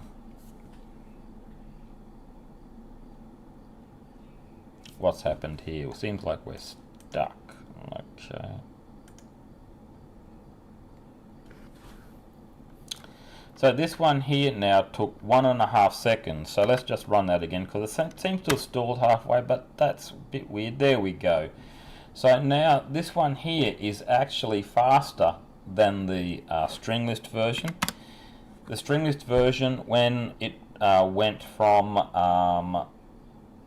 with all optimizations on, it was about 2 seconds to run. This one here is constantly about 1.5 seconds. The memory, it's a bit larger than what was used in the second version, which basically read the file line by line, but it is much less than what was used by the string list version. So what does this show you? That, well, basically, you know, sometimes we need to be aware of the tools or libraries or units which are available to us in Pascal to write our code to perform whatever function we're looking for. The second thing also is to be aware of what these options are, which of these options, you know, that we can use to control how we want to use our program. Are we using it for development, or are we going to be using it for release? Hello everyone, so now we're looking at part 3, and we're going to be considering AI and a couple of other things. But just a quick recap on the previous bit, where we can see how by enabling or turning on or turning off flags that we can see big improvements in, let's say, memory and executable size and time to run. So now we're going to come to AI, and you know, where does it fit into all of this? So first of all, we know that AI is very energy hungry. And going back a way, there was that,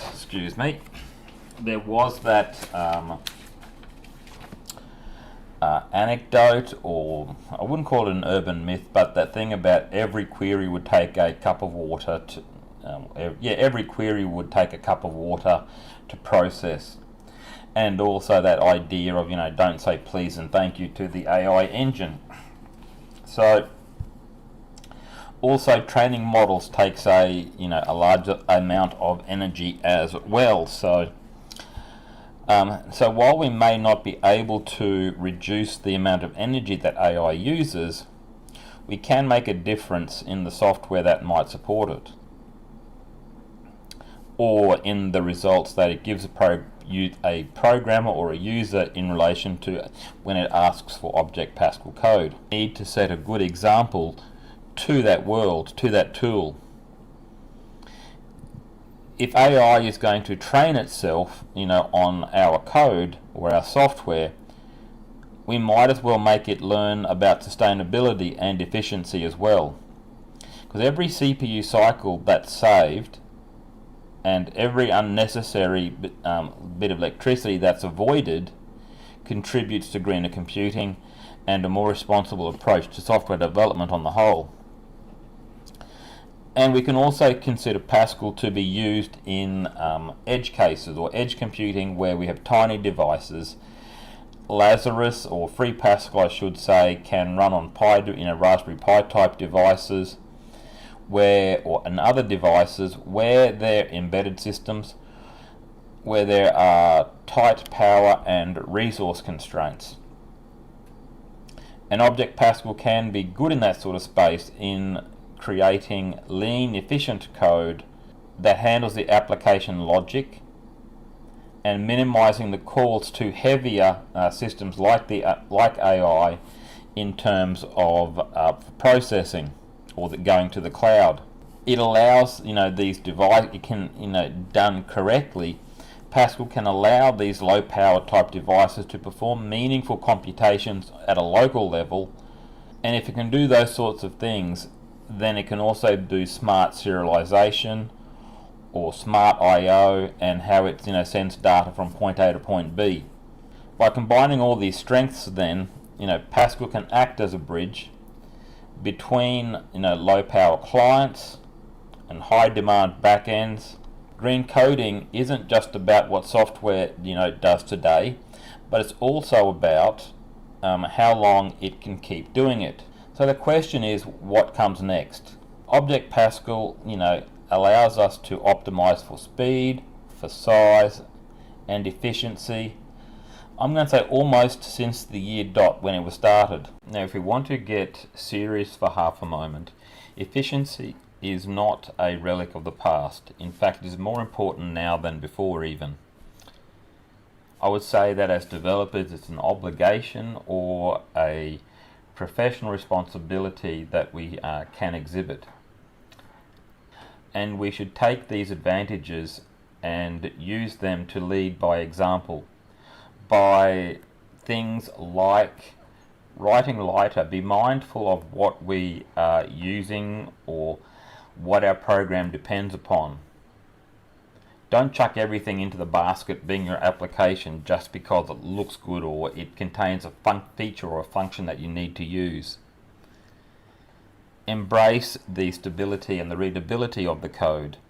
Every line of clean/green code can help to extend the life of the entire project. And finally, to understand that the performance of your application can have an effect on the energy within the whole world. Maybe scary, but aim for low resource usage where possible. And then if you are more interested in these sorts of ideas and how you can measure the energy used or the carbon intensity, then head over to the Green Software Foundation for more information. But for now, thank you for listening, and I'll see you on the other side. Thank you. Well, there you go. That was Tim Coates, professional Australian and thinking smart, green code and Object Pascal. A couple of colleagues of mine were discussing a few things he said, don't necessarily agree 100% with what he said. He did mention, I won't call him out, it's just one of those things. He said, oh, in order to save memory, instead of using sysutils, you can use string utils. That is, sorry, Tim, you're wrong. The reason is that actually it calls string sysutils, it includes it. Now it would optimize it out, and there are ways of doing it, but the correct way to do that would have been to actually put your own routines in and cherry pick them. And yeah, if you really wanted to engineer the thing down to use less memory, then you would not do that. That would not be an option. But that doesn't matter. I mean, there are lots of other things as well. Very interesting. Tim is a very interesting guy. The thing I like about Tim is his channel. Let me just try and find it 1 second. Hold on. I think he calls himself Silver Coder.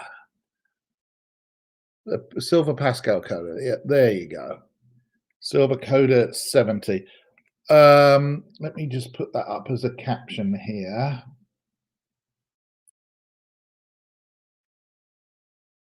YouTube.com. And sometimes people say, well, he uses Lazarus and Free Pascal. He does at the moment. And the reason is that he's had a bit of a situation going on in his life. I won't go into details, but the only PC he's got at the moment is a Linux PC. And and he's struggling with hardware. I think he had all sorts of weird stuff go on. So yes, at the moment he's using Free Pascal, which is fine. Look, I've said this before. I'm wearing an Embarcadero shirt. I am here to represent the company. I believe that our products, in many ways, should what's the word I'm looking for? I think our features and our feature set and what we will provide should be sufficient to encourage people to use our products. But if you decide that's not the case, and I really hope you do, but if you decide that you can't use Delphi CE, for example, which is a completely free version of an IDE using Delphi, or C++ Builder CE, if you decide that those are not for you, then or your license, your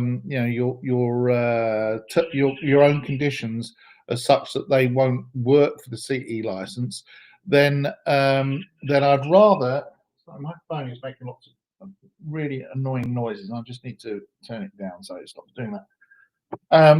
Then I would rather that you use Free Pascal or anything, and stick with using Object Pascal in general, because I believe that Object Pascal is the easiest way to code. If you're going to manually code, not AI vibe coding, of which we have a session coming up later, but I think that you've got to remember the origins of Pascal as an easy to use expressive language, and Delphi is the de facto standard worldwide for that.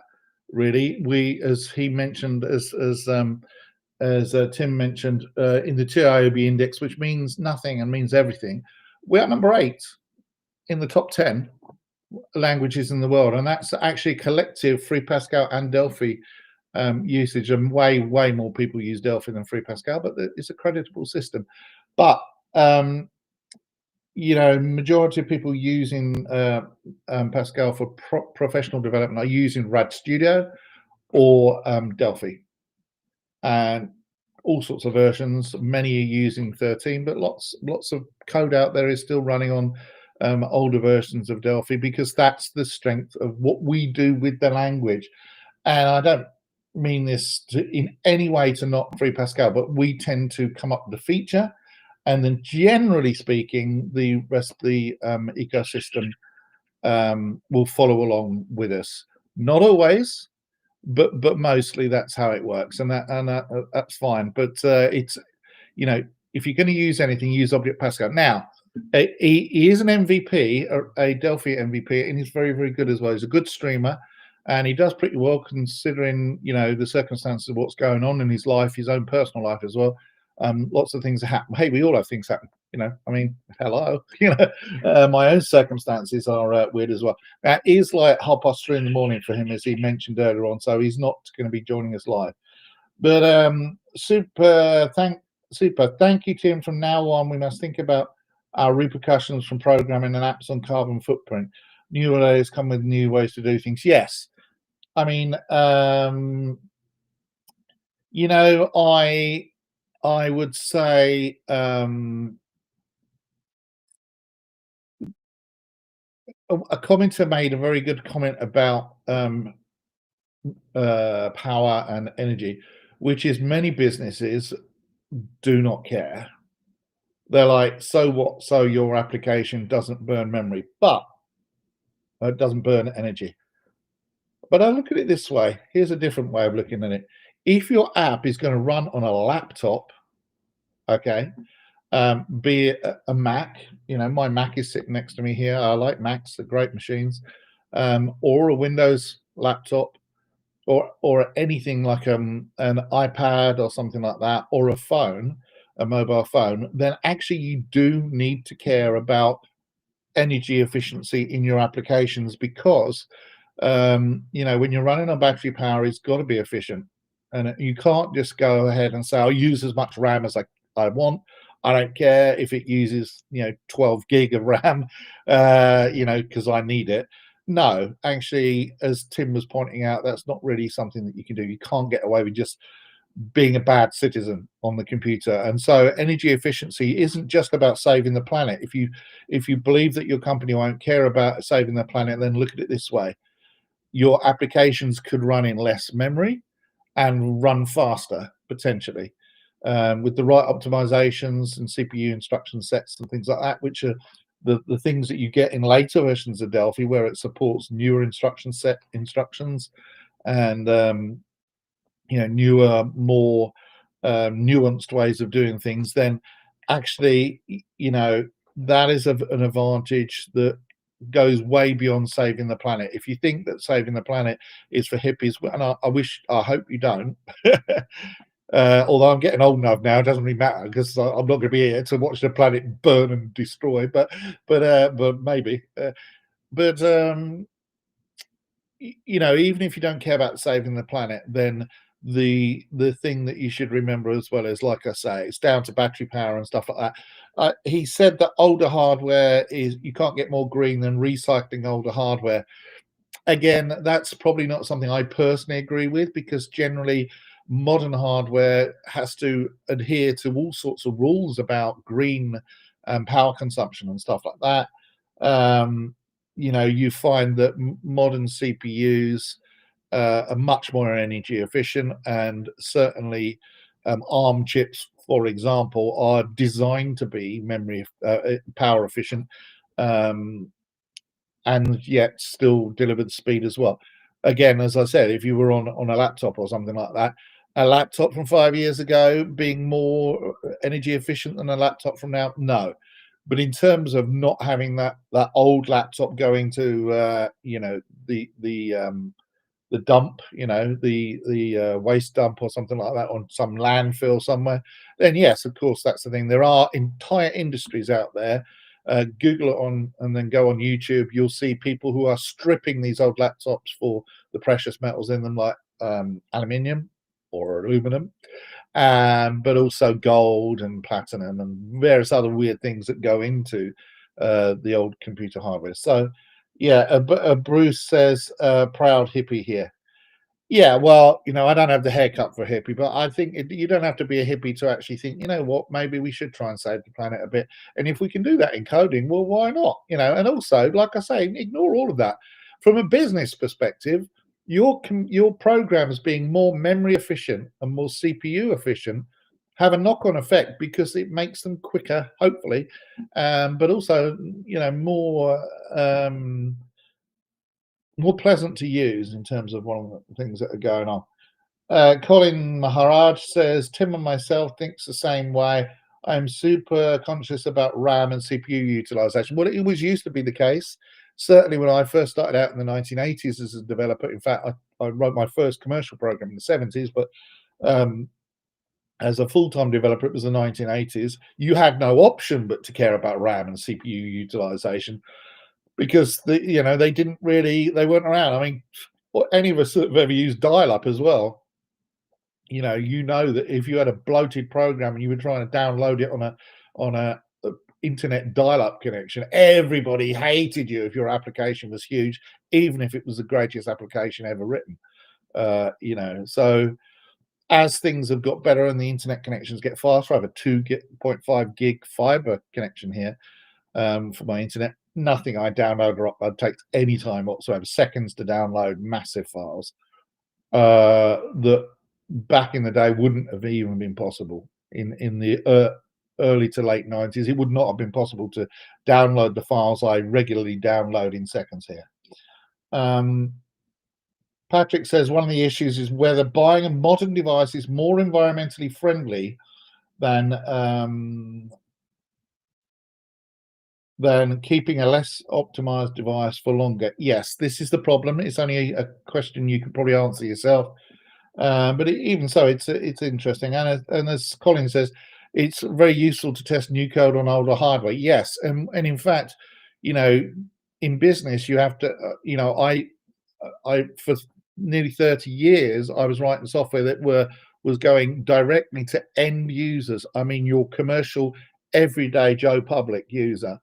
Anybody could be using it. It wasn't a closed environment. We weren't selling to businesses. We were selling to general users. And in fact, I've written all sorts of software.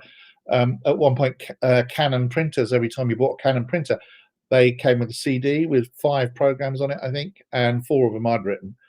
and you could have anybody would be running the software. So I've always had to cater for older hardware because that's what normal people use. We're a weird audience. We're all developers, right? And so where we can afford it, we all have toys, toys of our own, high-tech toys, we tend to be more cutting edge than the average Joe public who's running a PC that's a little bit out of date. The operating system's not fully patched properly and stuff like that. So it's very nuanced. As Musashi Zero says, reusing older machines is about reducing e-waste. Using our GPUs may use more power than we want to admit. Well, this is absolutely the big problem, isn't it? That there's a big conflict going on between AI and the environment. That when people have to build new power stations to help power an AI function, then you just think to yourself, wait a minute, something's not right here.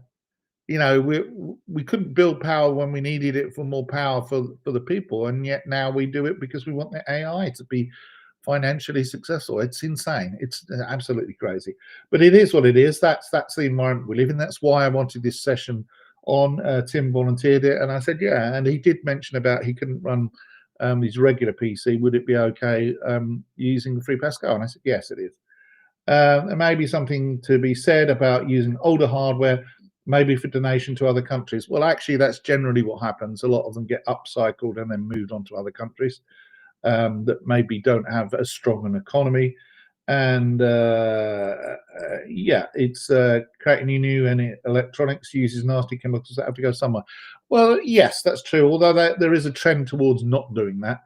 And I know Apple in particular are trying to be completely green because they are a bunch of hippies. But good.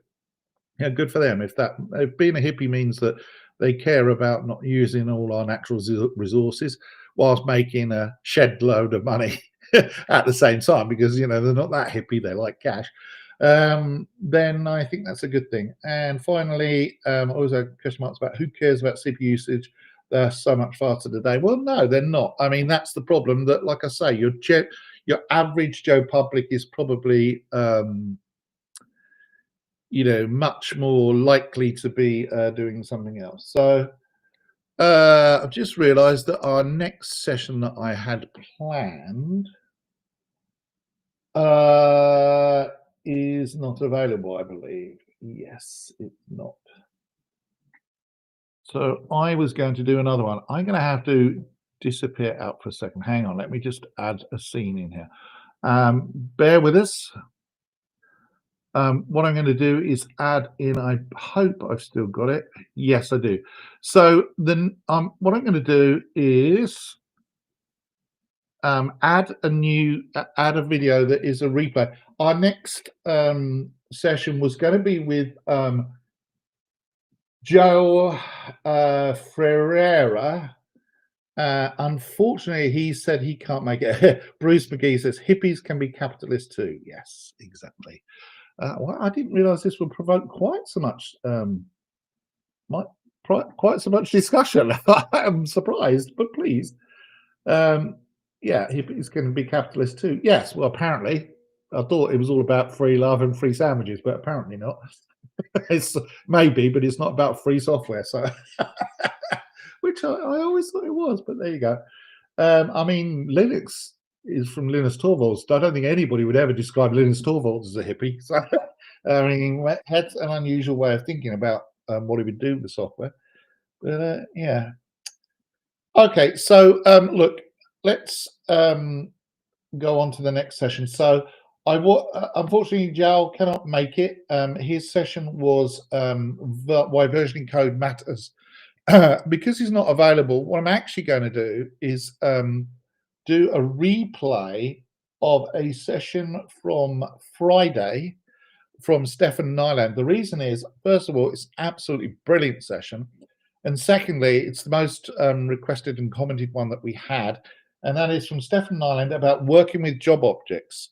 We will be back after that, live once again, with Landis and Gomez's session after that. But for now, This is Stefan Nyland, a replay from a previous session, and job objects. Very interesting, very technical, so I think it's worth a replay. Speak to you later.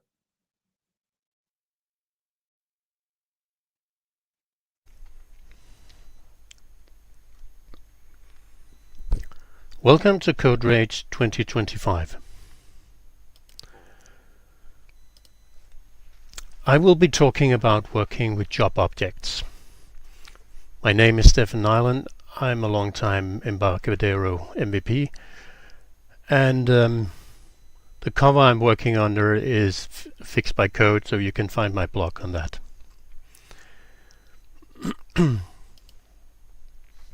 So, what is job objects? It's a Windows kernel object that manages a set of one or more processes. And it has existed for a very long time. I wasn't aware of it, and only because I had the need for handling a lot of child processes together as one. I found this thing, and apparently now since Windows 8, these can also be nested. For Delphi, it's wrapped within the WinAPI Windows unit, and prior to Delphi 12, and I will show that later, the flag, create process flag that is needed actually was missing from the WinAPI Windows unit. So you had to define it yourself, like written here with the create underscore breakaway underscore from job const.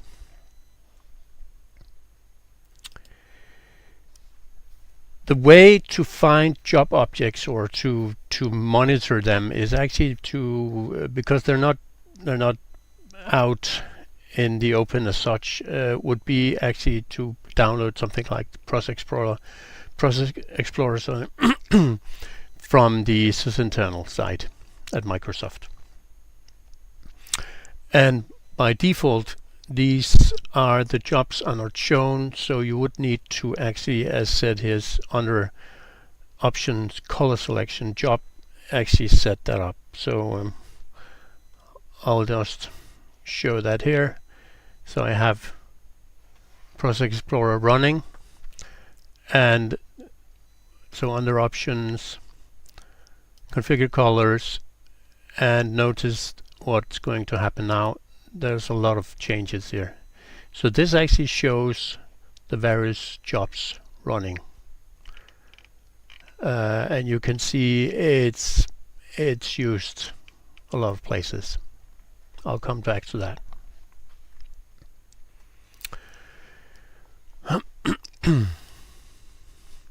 So why are these job objects useful? Well, it will allow you to group processes into one, so they can be managed as one. Able to start and terminating all related external processes. They can be named, and if the main process dies, Windows will terminate all the child processes. As said, these can be nested since Windows 8, so a job object can have other job objects which again have child processes and so forth. It also contains accounting info, so that would be I/O, CPU usage, memory usage, and so on. And as you saw in the Process Explorer, it's been increasingly used because, well, you want to contain your application more like one application, even if it consists of many external processes, and it's very heavy used. It can also be associated with an I/O completion port, and that means actually if some of the limits I will come back to you have set on the job object is hit or exceeded, you will actually be notified by that.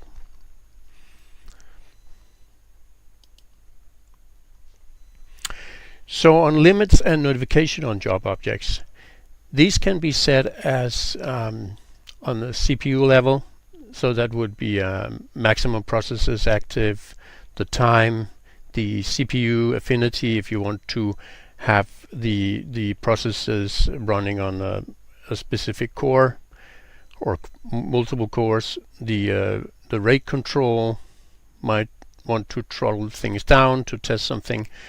There's also, you can set the memory, the minimum maximum working set, the commit maximum network. You can control bandwidth.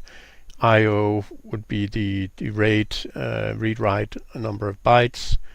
From the UI perspective, you could actually set up that it should not be able to outside the process access the clipboard or exiting windows or do window switching or so forth.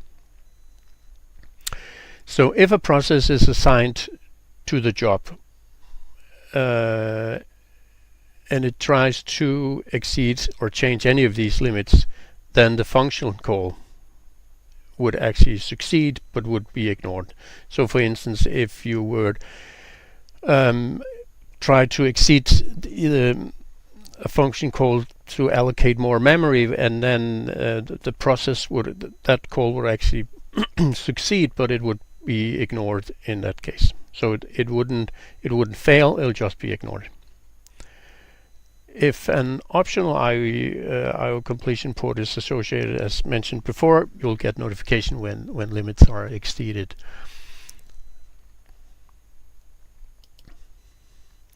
So an example of jobs with limits. Here I've shown that the first one would be the VMI provider subsystem host job. And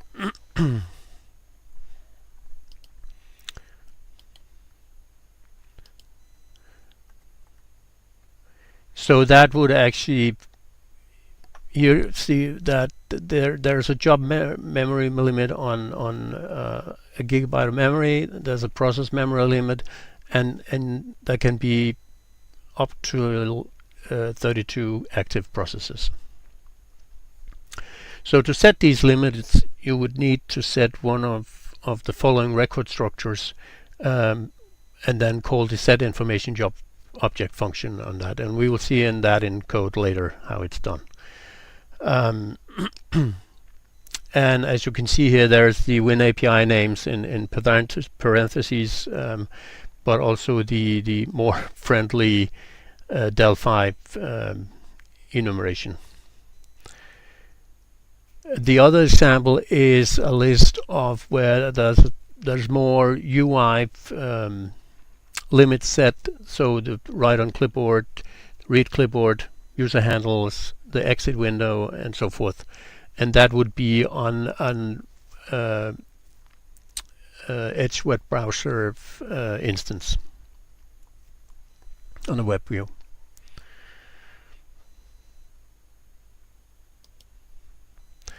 So in the first code example, which was originally what I used this for, and the reason why I wanted to do that is actually wanted to had a main program, and that we had a lot of other programs, and that we needed to remember to start these, and also if one of these processes or programs, external programs, died, we had no notification on that, and so we wanted to control the external process and then actually get their in this case the standard error stream back through a callback. So actually our main backend would know when a process was within its control object or job object would actually fail, and then by that way we could actually contain the whole application as such. In this example, I'll just execute a small C++ program that writes 10 times to the standard error pipe, and then after that it's going to terminate. So that will also show the early termination of the process without the main program having terminated it. And just to show what's to be seen within the Process Explorer, these are, because it might go a bit quick when I'm showing it. So this is actually showing how it looks on the startup. This is the starting processes, the main program, and then the child process started, which is a console thing. And then afterwards, while it's running, it has the brown color for as it's a running job object, and then afterwards, when the child process terminates, it turns red and dies, and then it closes down. So let's go to Delphi and just show the example of the child process code.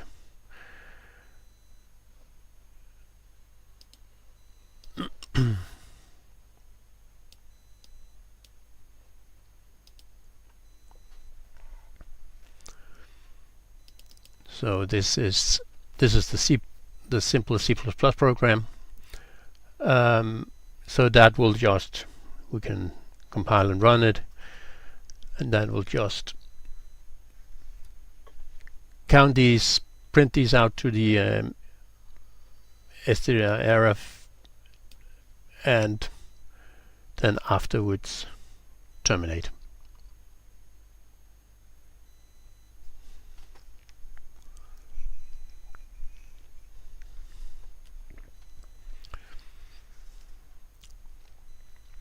And since this program is not written by us, we want actually to control this in some form. So for that reason, we will have our backend Delphi program, which is, this example is just a simple form that has a memo, and I can try to run this.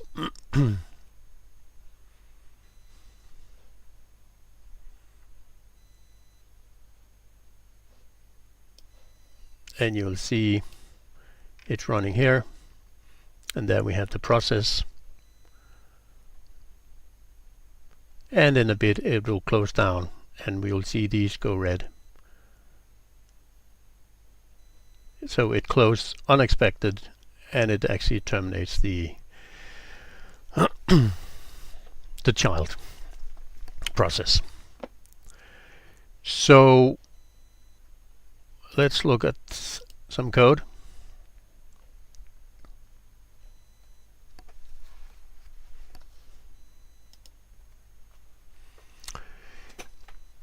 So the thing here is that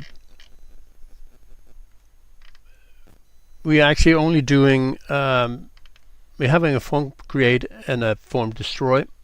Form create actually creates a custom child thread,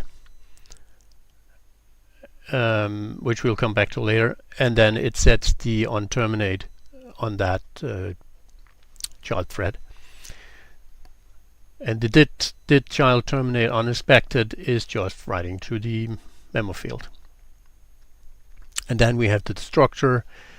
It checks if the child thread is assigned, and it frees up the child, and prior to that it sets the on terminate to nil, so we don't get the did terminate unexpected when we close it down. And we also actually wants to from the child process want to terminate the process from outside here, since we are closing this form, and that should actually close the process.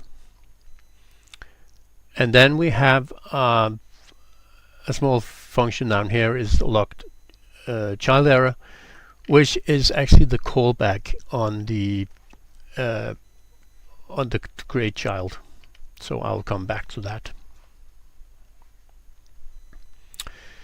So if we go to the child thread, this is defined in a separate unit.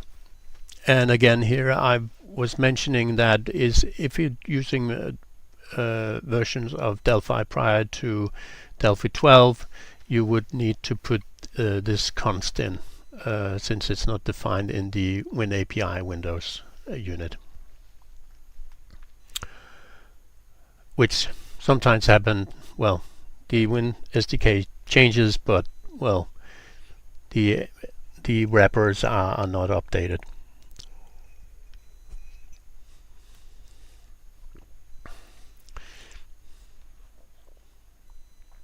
So the T uncapture proc is a reference to a procedure with the value, so that would be the callback procedure. T child thread is inherited from T thread, and it has a get age process which function which return the process information. I'll scroll that, and then it has the send lock, which is just calling the callback with the buffer we're reading. I'll come back to that again. And then there's the creation of the thread. It's fairly basic 3 thread. So a free unterminated is false. I store the command and the callback proc. And then the interesting part is, of course, the execute. So in the execute, we want to create a process, but the thing is, we need to set up some of the scaffolding before that. So we would need to set up the security attributes as normal in a create process, and we also want to actually create a number of pipes for the input and standard input and output, but also an extra set for the standard error pipe.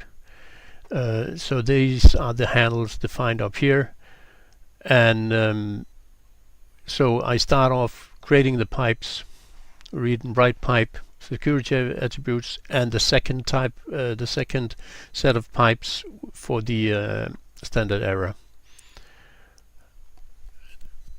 Then I fill the startup info, your standard handles, show window, hide window actually, and then after that I do create the job object. So the job object returns a native unsigned int, and the create object would have a security attribute, and we will skip that for now, and then it will have a name. And based on what context you're running that in, you might actually need to put some, if it's on a terminal server or whatever, you would need to actually put in global scope naming, or I'm not sure what it's actually called correctly. And when I have the job object, I would then set the limits. So the basic information will set the limit on so it will be killed on a job close. And as mentioned before, I fill the structure, the job limit infrastructure, and then I go and set the set information job object. With the job object, the type of the structure,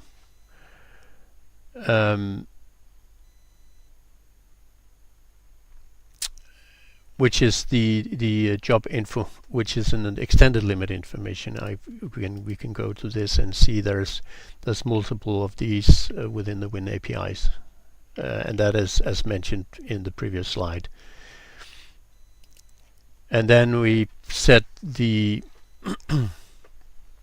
the pointer to the structure and the size of the structure, and we're all good.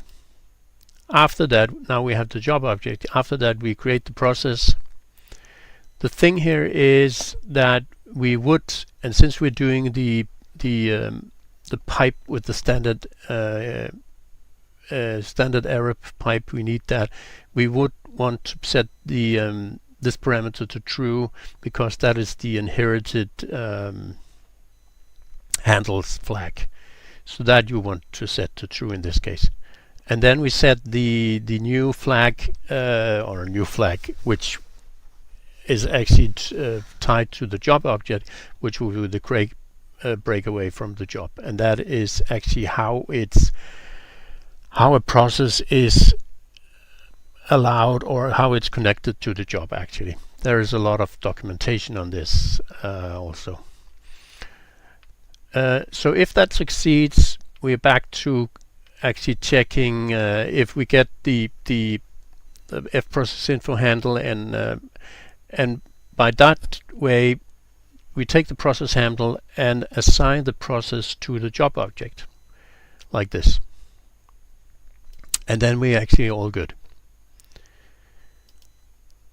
So now the process, our client, or our small C program, is actually now controlled within this job object.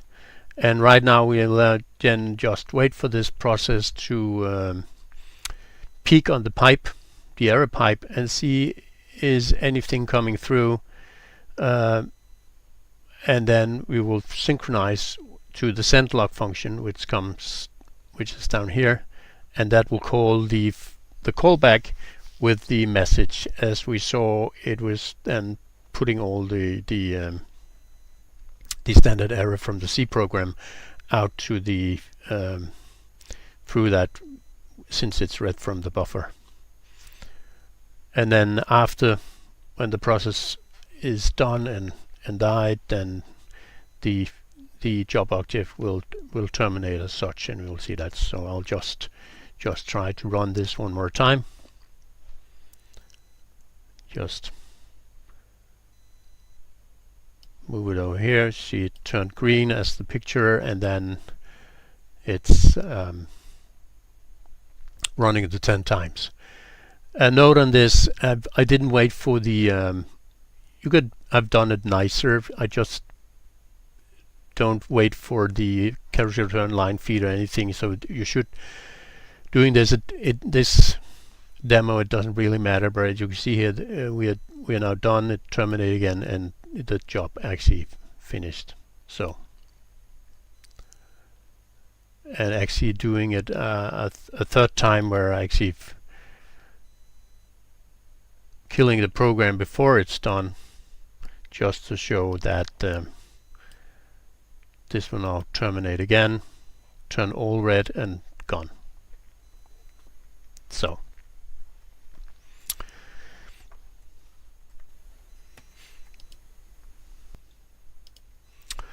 So the next example we're going to show is based on an example that Pavel Yusifovic is doing in his job objects YouTube video, and I will encourage you to see that, because it's actually one of the good and few materials out there on job objects, I think. And as far as I know, this guy is the co-author of some of this internal stuff. And the example is I'm doing a limit on the job objects to only have max 2 active processes. So if I try to start a third one, that would actually fail. Also, to limit the job object, and the second thing is to limit the job object to maximum utilize the 10% of the CPUs. And that would mean that if I start 2 processes within the job object, then each could have 10%, or together they could only have the 10% of the CPU. As in his example, I will use the CPU stress program to illustrate the limits. That program is a newer version of what was in the sysinternals, and is also written by him. So the idea is that actually the program is actually attaching the the CPU stress program within the job. So here we create the job, and then we put actually the CPU stress in as an process within the control of our job object.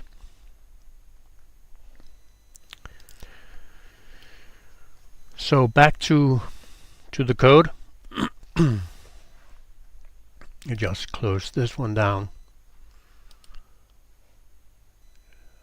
Don't want to save anything, and then we take the demo, the second demo. So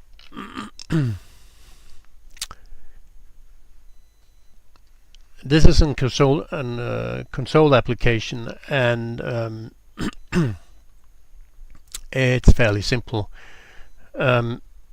We start off by we want to have added a parameter which is actually the process ID from the instance of the CPU stress program. I'll just start the CPU stress program up, the utility, and that looks like this. In the top here you can see you have a process ID, and that is we are going to use and register when we start up our program. So that will actually start by creating a job object, take the param we put in, which is the PID, and then open that process. So we get the handle, and then we will assign this process to our job object. And from that, from there on, we can actually then set up the infrastructures to limit what our job object is allowed to do. So in this case, we will start off with the job object basic limit information, where we are able to set the number of active processes. So here we only set it to 2. And then we also need to set the limit flag, and in this case that will then set we need to set it to the limit active process. And as before, we will go in and actually then call the set information job object function with the job handle, the type of the structure, and the pointer to the structure and the size of the structure. And on the second thing here, I'll show one of the things first, but I'll explain both right now. The second thing we want to do is actually to limit the CPU rate to 10%. To overcome the floating point stuff, these structures has multiplied by 100, so 10% is 1,000 and 20 would be 2,000.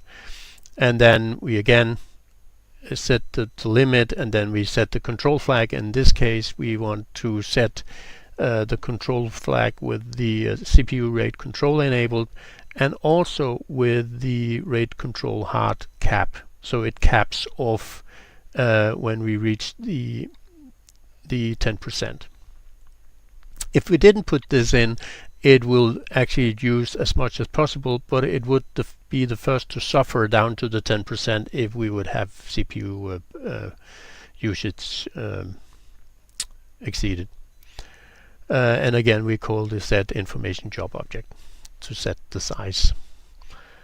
And then we just, in this case, we sleep infinite just to be sure that it keeps running while we are testing this.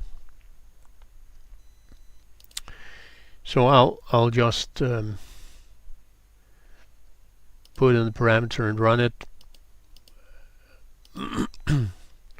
and we have this one. So that would be 3904.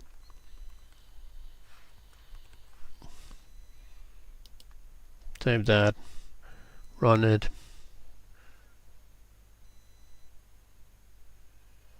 And we will get a success here, which then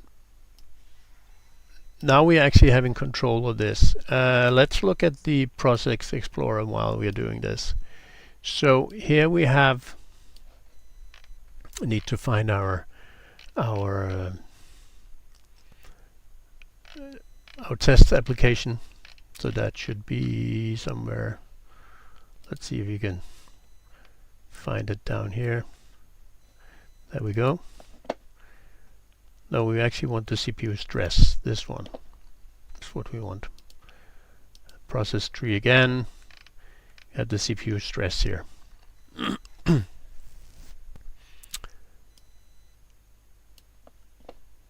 And the thing here is now that we have, the first thing we can check is actually that we are not able to start more than 2 instances of the CPU stress.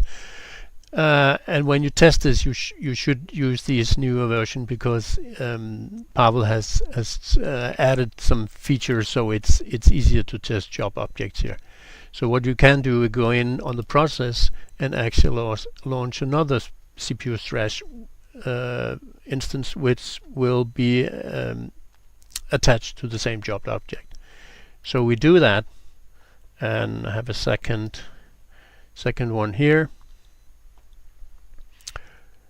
which is all good, and then I will try to do a third one, which I shouldn't be allowed, and I'm not. If I close the first one, process, launch another, different on another screen, then it will happen. It will be allowed again, and I can't do a third one. So that would be the number of processes I'm allowed within. What would be interesting now to see is actually to see, let's take the task manager and get the details and get the CPU stress. Have these two up. You want to see the CPU utilization. We need to drive this up a bit. So I'll close one of these, set all the threads active, run them all, and also set them to maximum activity. So that should hopefully put the stress up a bit. So you can see it, the stress is actually running up around, yeah, it's toggling a bit, but it's going up and down and up and down. What we could do to make this wilder is, as you can see here, actually none of these, we won't go over, it's around the 10% all the time. If I did start a new instance on here, this one, which isn't within the control of the I'll start all of these. I will set the activity to a maximum. We should get a much higher number here, right? So comparable with this one compared to the other one, this is under our job object control. This will actually only go to the 10% of the CPU usage. And then we have, if we try to, I'll just close this one. If we try to open a new instance of this within the control, we should see that these two in combined would be, I'll just set this up to start all threads, and I would also set the maximum to that. So these two combined should never go past the 10% of the CPU usage.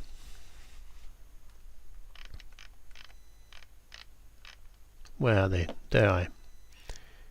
So as you can see, it toggles around the 10 actually.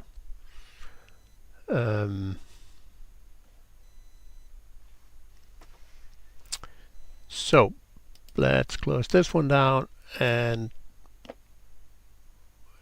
also close this one. Program, let's end this one, and we're kind of back. So that is basically the role of the job object and how to actually control and I shouldn't say encapsulate, but actually control all your external processes within a given container. So if we go back to the slides again, so this is what we saw.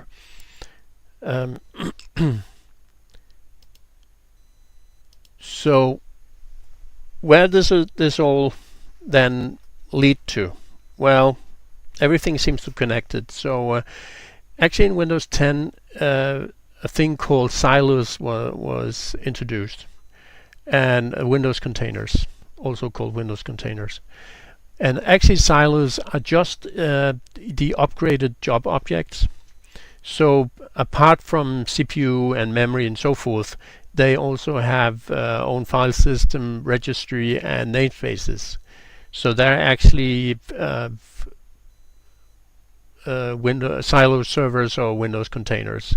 So a Docker can actually be a Windows container, a silo. So if you normally use Docker, I'm not an expert on that, but if you set the isolation, the parameter with the isolation processing, then that was actually started as a silo, and it's not within the topic of this this session, but I would say it's a bit related, since the job objects are job objects but just upgraded, and then the limit you would normally set that through the runtime, the container runtime, which could be Docker with different parameters. On the whole thing, you would expect something like this also to be in the Linux world, and in that the equivalent would be C groups or control groups. So but I haven't done anything on that yet, so maybe that's to come. Links, there is the job object documentation. Well, I wouldn't say there's too much, but I guess it's sufficient. But like all other Microsoft or whatever documentation, you need to read up on it and yeah, understand and try it out. There's a link to the Process Explorer earlier. There's a blog post. I did a process session earlier this year, which also covered a bit of job objects. And then there's the video I mentioned from Pavel on job objects, and it's quite nice. And when you see it, you can see I shamelessly ported his example code from C to Delphi, because I think it was a very good example he was using. And there's a link to his CPU stress program. So thanks. That was all for me, and now back to Ian. Hello. Well, that was a replay of Stefan's session from, let me just check, Friday morning, working with job objects. We were supposed to have a session from Yao Ferreira. I think I'm saying his name right. I would have checked with him if he was on, but he couldn't make it. He had an issue, so we actually replayed Stefan's session because it was very good. Job objects. It's one of those things where every time we have a session about multi-threading and tasks and multitasking, one of the questions that often gets asked by people is, can you make it use processor affinity? In other words, if you've got, say, 4 cores or 8 cores, can you say, I want my task to run on core number 2, for example? And the answer is no, you can't. However, with job objects, as Stefan shows you, yes, you can do that with job objects. So you can say, first of all, how many incidences of that job can be run, as he showed when he was trying to run a third one, and it kept saying, no, I'm not allowed to do that. But also you can say what resources it can use. It really is a bit like a mini Docker session or something along those lines. So you can say, look, don't use too much RAM, don't use too much CPU, and don't run more than 3 of your jobs. And when you do, split them up over some cores so that each one works on an independent core. And I think that's very good. It's very useful, and that's why I wanted to show that session again, given that Yao couldn't do his session for his own reasons. But very interesting. Stefan is a very, very smart developer. He knows his stuff. And in fact, in our green room at the moment, hiding away, watching what's going on, is another smart developer, Alistair Christie. He's an hour early, but he'll be on later. Don't worry, I won't set you live accidentally. You're like, no, what are you doing? Although he seems very prepared, he always is. But he's used to being behind the camera because he does so many videos. I think he's the only person that's probably done more than me, which is good, and I get paid to do it. What he doesn't have is what I have, which is a stash of dog treats so that I can hand them to my dog under my desk. He's underneath here and he's starting to moan at me because he's bored. He's like, oh, it's time to go and do things. So there you go. So, right, we are going to go to the next session fairly promptly because I think this next session is 40 minutes long, actually. And now, just to explain, this next session is by Landerson Gomez. He is a hero of Delphi. So is Alistair, who's coming up later as well.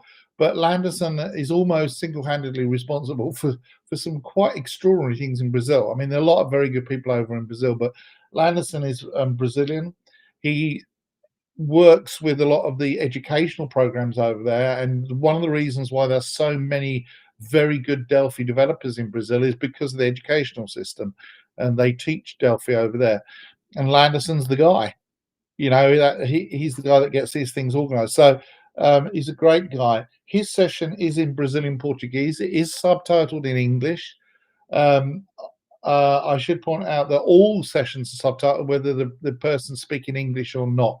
And when you watch the replays of these videos, because each session individually will be replayed as well, if you watch it on YouTube, it should translate it for you into your own language, your chosen language, if it's available, because it's one of the things that YouTube are now doing. So if I'm speaking in English, in the replay you may hear me speaking in Portuguese or Spanish or French or something like that, which is really, I honestly think, is a good thing of AI. Now, whether it gets what I say correct or not, I don't know. Just handing the dog another dog treat. But you know, that's one of the benefits I think from you know, the rise of AI, is that it's bringing the world together even more closer. Systems like that, I'm all for it. If you can make it so that the universal translator of my beloved Star Trek is possible, then I think actually once we talk to each other and understand each other a bit more, then maybe, you know, make the world a better place. I don't know, maybe there was there's been at least one movie where people can read the thoughts of everybody else, and it was a horror story because you just didn't want to know what everybody else was thinking, because some of the things they were thinking were just appalling. I think it might have been Walter Mitty or something like that. I forget. But anyway, no, he was just dreaming, wasn't he? But with the universal translator of reality, then perhaps we'll get to know each other better. Respect from Turkey, thank you, and respect to you in Turkey, and hello to all our Turkish developers. Right, so without further ado, then on to our next session. As I said, it's in Brazilian Portuguese with English subtitles, and this is Landerson Gomez. and the topic is RAD Server from 0 to endpoint. A very interesting guy. He won't be available for the Q&A. I think he's traveling, he said, to Porto Alegre or Sao Paulo. But anyway, he's not available, but I'll see you in about 40 minutes. Olá, seja bem-vindo a mais essa sessão do CodeRage 2025. Nela nós vamos abordar o RAD Server, saindo do absoluto zero até a criação de endpoints. Eu sou o Anderson Gomes, sou Embarcadero MVP, também diretor do programa acadêmico da Embarcadero aqui no Brasil. E essa é a nossa agenda para esse vídeo. Nós vamos abordar aí uma visão geral, passando pelas configurações iniciais, o console administrativo, depois uma sessão prática de mão na massa, e aí a gente retorna trazendo alguns links para que você possa se aprofundar ainda mais sobre o tema. Uma visão geral aí do RAD Server, vamos lá. O RAD Server é um framework que te entrega um back-end pronto. Ele tem toda a estrutura administrativa desse back-end pronta, fazendo com que você se preocupe apenas em desenvolver as suas regras de negócio. Com o RAD Server você pode expor essas regras de negócio e seus dados através de endpoints customizáveis. Já no console administrativo, você tem aí toda a estrutura necessária para essa gestão. Analytics, integração com push notifications, controle de usuário e muito mais. Aqui vai uma nota muito importante. O RAD Server acompanha o RAD Studio, tanto para Delphi quanto para C++. Porém, ele está disponível apenas para usuários com licença Enterprise ou Architect. Configurações iniciais. A primeira execução de um projeto RAD Server vai nos trazer uma janela de auxílio, na qual a gente tem que basicamente preencher com a instância do Interbase o nome e o caminho desse banco de dados. Por padrão, esses dados são armazenados na pasta pública do seu Windows, conforme caminho exibido aqui no rodapé do slide. O console administrativo. O console administrativo traz todos os recursos de gestão da sua solução já prontos para serem utilizados. Cabe a você apenas disponibilizar esse acompanhamento, sem criar nenhuma linha de código. Vamos na prática, então, criar nossa primeira aplicação com o RAD Server, fazer sua configuração e ver como funciona todo esse aparato tecnológico que a Embarcadero coloca à nossa disposição aqui no RAD Server. Vamos lá. Vamos colocar a mão na massa. Bem, eu já estou aqui com o meu RAD Studio 13 Florence aberto e vamos lá, eu vou iniciar a criação do nosso primeiro projeto usando o RAD Server. Vou aqui em File, opção New Order, e vou selecionar RAD Server. Dentro do RAD Server, da pasta RAD Server, eu vou ter aqui a opção de criar um novo pacote do RAD Server. Ao clicar aqui, isso vai nos abrir o wizard para a criação do nosso servidor. Aqui a gente já está no RAD Server Package Wizard. E nós temos a opção de criar um pacote vazio ou um pacote já contendo um recurso. Nós vamos optar por contendo recurso. Vamos para o próximo passo, que é definir o nome desse recurso. Vamos chamá-lo de CodeRage 2025.01. E o tipo desse recurso, o tipo de arquivo a ser utilizado. Eu posso utilizar um data model ou posso usar a unit. Se eu optar por utilizar a unit, eu vou precisar declarar na mão todos os objetos e classes. Usando a opção de data model, eu posso fazer uso do recurso de drag and drop, trazendo os itens da paleta e adicionando no data model. Lembrando que o data model é um componente não visual, então não posso inserir ali edits, mas eu posso fazer os objetos de conexão ao banco de dados e demais ferramentas que eu precise, que eu possa utilizar no data model. Então eu vou optar aqui por data model para que a gente tenha algo mais visualmente ilustrativo. Então, nesse ponto aqui, vamos avançar. E repare que nesse terceiro e último passo do wizard, ele nos oferece a opção de carregar exemplos de endpoint, database endpoints e API documentation. Vamos, a princípio, carregar os exemplos, pois esse primeiro exemplo é só para a gente conseguir fazer a configuração inicial e entender um pouquinho o funcionamento desse código. Vamos lá, vamos encerrar aqui o wizard. Repare que foi criado aqui o projeto, e aí ele vem como uma BPL. Basta agora a gente salvar o nosso projeto. Vamos aqui salvar. Vou criar uma nova pasta aqui, chamada CodeRage 2025. E dentro dela eu vou adicionar exemplo 01.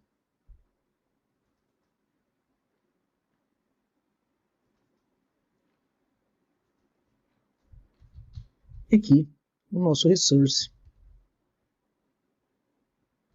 vamos chamá-lo de resource 01.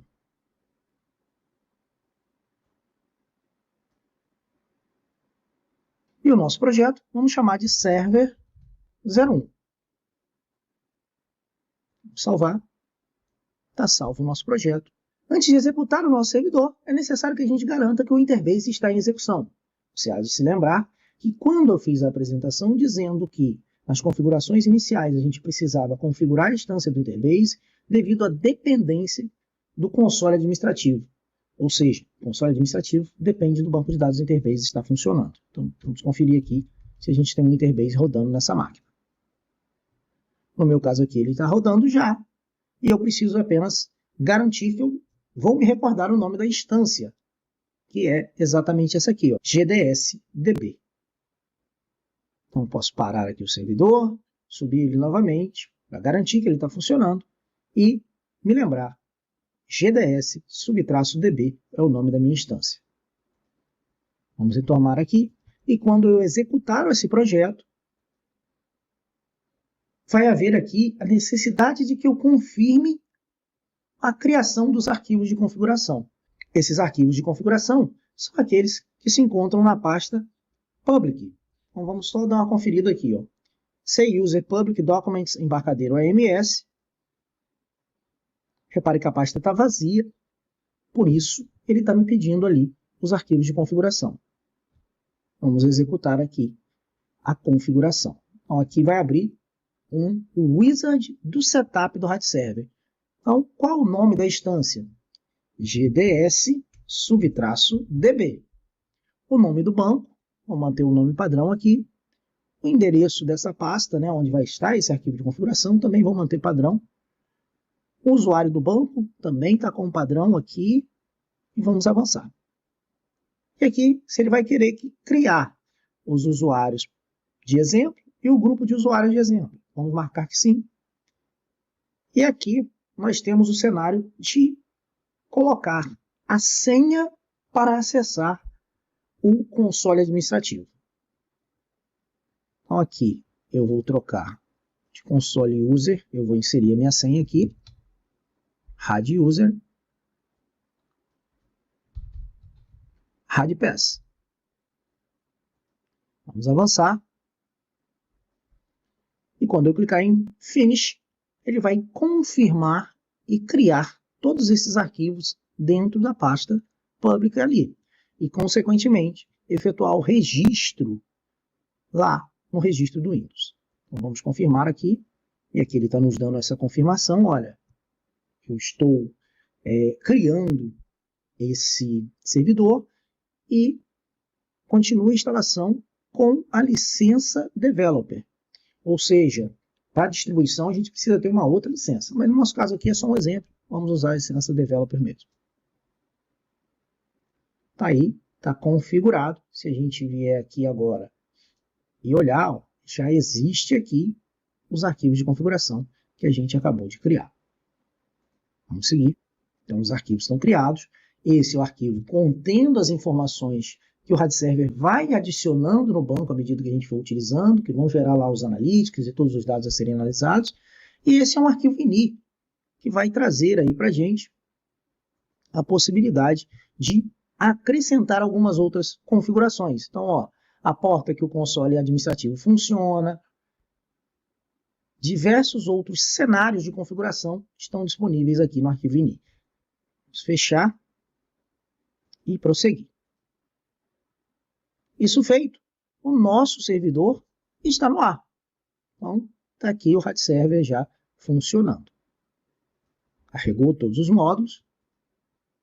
E o nosso módulo é CodeRage 2025-01. Então, vou dar aqui um Open Browser. Ele vai chamar um método version, que é um método de teste, e carregar as informações. Aqui eu tenho um plugin que traz para a gente essa informação do servidor, né? Que traz ela aqui com um JSON já arrumadinho, né? Mas se a gente olhar ela num formato mais cru, vamos abrir aqui um Edge, localhost 2.8080/version. Basicamente, é isso aqui que você vai estar vendo aí. Vamos agora abrir o console administrativo. Repare, essa parte não há codificação alguma. Essa é a parte que o Embarcadero já te entrega pronta. Então está aqui, ó, na porta 8081. Eu vou adicionar aqui meu usuário e senha, RAD User e RAD Pass. Vou fazer o login. Então, nesse momento, a gente já está logado e acessando as informações aí do nosso servidor. Então, se eu quiser dar uma conferida aqui, ó, quantidade de clientes, chamadas da API, qual API que a gente chamou, tudo isso visível aqui para a gente. Vamos derrubar aqui.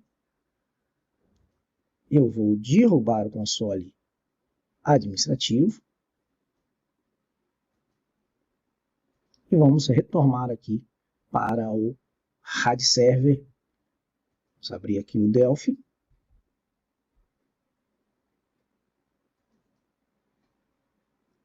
Ajustar aqui a interface. Veja, esse é o nome do recurso, né, que nós passamos, CodeRage 2025-01. E aqui estão os métodos. O método get, o método post, post_item, e o método delete_item. Seguindo aqui, o método get é um método de exemplo. E como é um método de exemplo, aqui está o código de exemplo que a gente pode estar utilizando nele. Welcome to CodeRage 2025. Sample 01. O getItem é acionado quando eu passo um parâmetro para o recurso. E no caso aqui o post e o put também estão aqui só para que a gente tenha noção aí de como exemplificá-los. Ok? Vamos até fazer o seguinte, ó. Vamos pegar essa linha aqui e vamos colocar aqui dentro do post.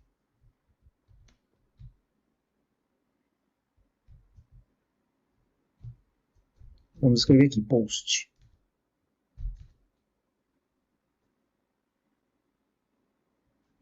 No put item aqui,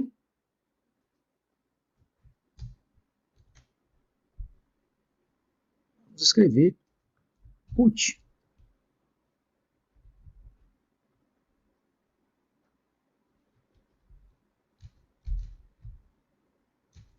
Colocar aqui o mais litem.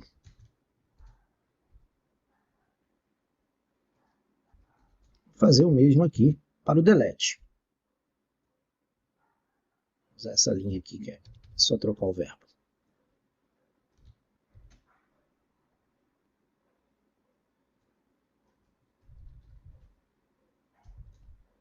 Aqui saiu escrito errado, né? Put.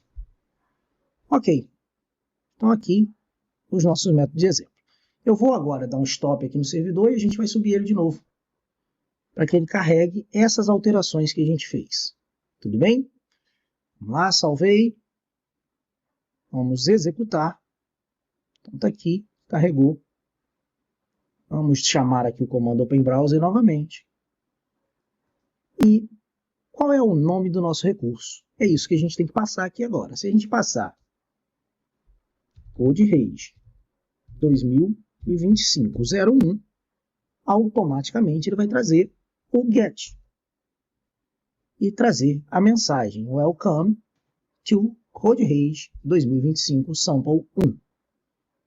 Se eu passar um parâmetro, ou seja, trouxer o getItem, Vou passar aqui um parâmetro Brasil. Ele fez aqui o getItem. Vale lembrar que aqui dentro do RAD Studio a gente tem uma ferramenta chamada REST Debugger. Vamos pegar aqui o REST Debugger e vamos adicionar aqui, ó. A gente chamar o get, tá aqui, ó, sample. Se a gente chamar o post, eu programei para que ele escrevesse também, vamos dizer aqui que é application tipo JSON. Então, ó, escreveu o post. Se a gente chamar o put, e aí o put já pede um item, né? Então vamos chamar aqui o put teste. Repare que ele chamou o verbo put lá. E se eu chamar o delete, ele vai chamar o verbo do delete. Então, na prática, a gente tem um recurso, que é o CodeRage 2025-01, e a gente altera os verbos do HTTP, os métodos do HTTP. Consequentemente, isso faz com que a arquitetura REST seja utilizada. Cada método do HTTP está associado a um método de código Delphi aqui, para trazer os dados, para alterar os dados, para inserir os dados e para trazer os dados de um único registro, para deletar esse único registro. Então, basicamente, a gente usou aqui códigos de exemplo, simplesmente para mostrar que aqui dentro deveria estar, por exemplo, o código da inserção de um novo registro. Aqui dentro, a atualização de um registro. No delete, o código para apagar um determinado registro. Basicamente, esse é o contexto da arquitetura REST. Vamos agora seguir para o nosso exemplo de número 2.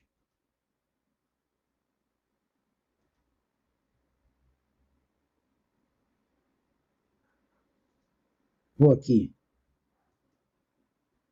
parar, fechar esse projeto, criar um novo projeto do zero. File New Other.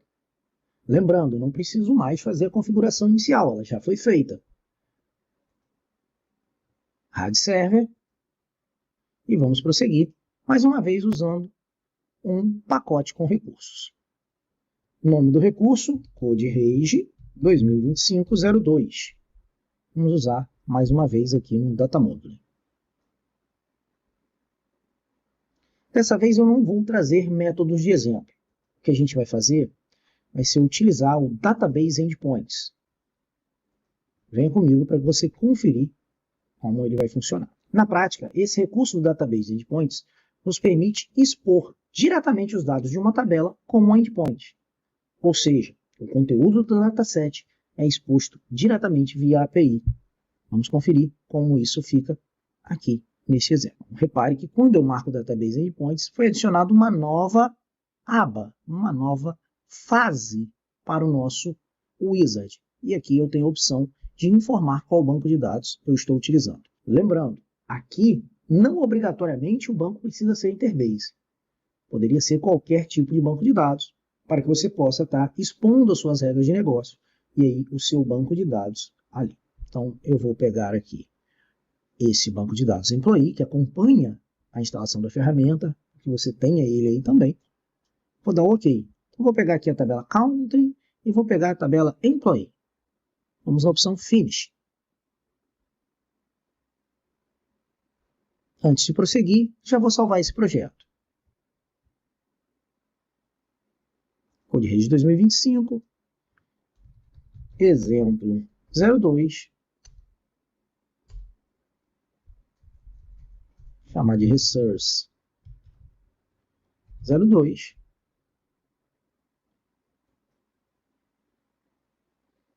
e o nosso projeto Server 02.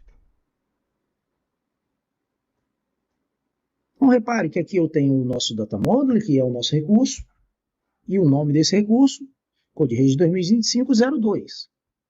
Eu tenho uma conexão com o banco de dados employee, eu tenho a tabela country e eu tenho a tabela employee, ambos sendo acessados aqui via FD Query. Então vamos só dar um confere aqui, ó. Select Asterisk from Country, rodei, está funcionando, está no ar. Select Asterisk from Employee, está funcionando, está no ar. Quando a gente marcou lá Database Endpoints, automaticamente o Wizard trouxe para nós a inclusão desses objetos aqui, que são os chamados AMS Dataset Resource. São os objetos que fazem a mágica acontecer, de pegar o dado na sua query e automaticamente transformar esses dados em JSON, né? Transformar essa serialização de forma automática. Então, aqui eu tenho a possibilidade, por exemplo, de conectar esse objeto à query. É o caso que está acontecendo aqui, ó, na propriedade dataset. Nós estamos informando qual é o dataset que vai ser transformado em recurso. E aqui, quais os métodos estarão disponíveis. Repare que aqui todos os métodos estão listados, então tudo isso aqui vai funcionar. Vou até fazer o seguinte, vou botar o delete aqui como false. Nesse caso aqui, query employee, mesma situação. O EMS Dataset Resource relacionado a employee. Aqui eu tenho o campo-chave, que é uma informação importante também. Então aqui em campo-chave, qual é o campo-chave dessa tabela? Eu vou usar o campo country. Aqui no campo chave de employee, eu vou usar o campo empno, que é o campo da chave primária. E aí, vamos lá. Vamos dar um confere aqui no código agora, né? Repare que eu tenho o nome do recurso sendo sinalizado, eu tenho o objeto de conexão, que foi um FD Connection, eu tenho a query, country, tenho o EMS Dataset Resource e faço um apontamento nele, dizendo qual será o nome necessário que eu passe para que ele seja chamado. Ou seja, eu vou chamar o recurso, depois esse sufixo, e ele vai automaticamente fazer a consulta e trazer esses dados. Então, eu vou chamar aqui, ó, countries. E aqui na employee, mesmo cenário. Tenho a query, tenho o EMS Dataset Resource, e aqui qual vai ser o nome, qual vai ser o sufixo que eu vou passar.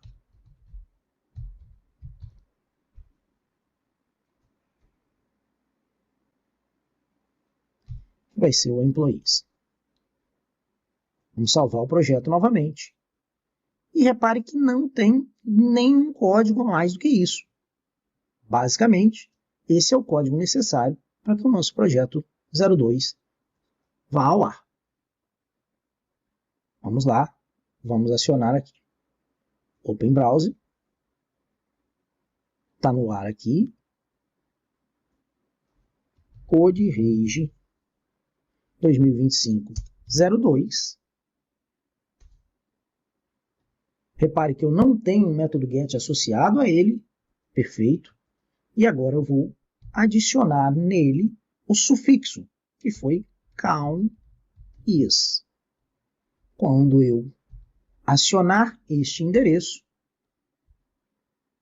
os países serão listados aqui. Vamos lá, vamos agora então abrir novamente o RAD Debugger e conferir esse acesso. RAD Debugger, vou copiar aqui o endereço.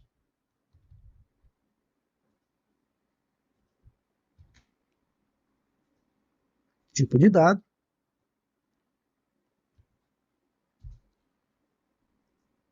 Vamos dar um get, o parâmetro aqui vai ser o sufixo countries e vamos executar. Repare que aqui no corpo da requisição a gente já tem os dados sendo exibidos. Então, se eu vier aqui e tabular esses dados, todos eles estão aqui disponíveis. Vou pegar aqui, vamos tentar chamar o delete e passar um item aqui para ele, Brasil, por exemplo. Vale lembrar que o delete está bloqueado. Chamar. E a mensagem aqui, ó, de que ele está bloqueado, não vai ser permitido. Mas se eu quiser, por exemplo, alterar o item Brasil, vamos voltar aqui, dar um get, e aí ele vai fazer o get trazendo os dados do item Brasil apenas. Tá aqui. Eu vou copiar. Vou agora fazer um put, que seria essa alteração, e aí eu tenho a possibilidade de inserir os dados aqui. Eu vou escrever Brasil 2025. E nesse momento, vai ser feita a atualização do registro. Registro atualizado. Vamos remover aqui o último parâmetro. Vamos chamar o método get e conferir o resultado. Então, repare que o registro já foi atualizado e essa atualização já foi refletida no banco de dados. Um outro recurso que o AMS Dataset Resource nos possibilita automaticamente no RAD Server é a ordenação. Então, vou selecionar aqui o objeto, a gente está usando aqui o country. Vamos procurar a propriedade sort pattern prefix. Repare, SF vai ser o prefixo de ordenação. Basta, no caso, eu fazer a chamada normal aqui, igual a gente está fazendo, né? Aqui está o URL e o recurso, e aqui a gente está passando o prefixo countries. E aí, vamos lá. Interrogação SF. E aí a gente vai colocar o nome da coluna, vai ser country, igual, e passar a letra A de ascendente.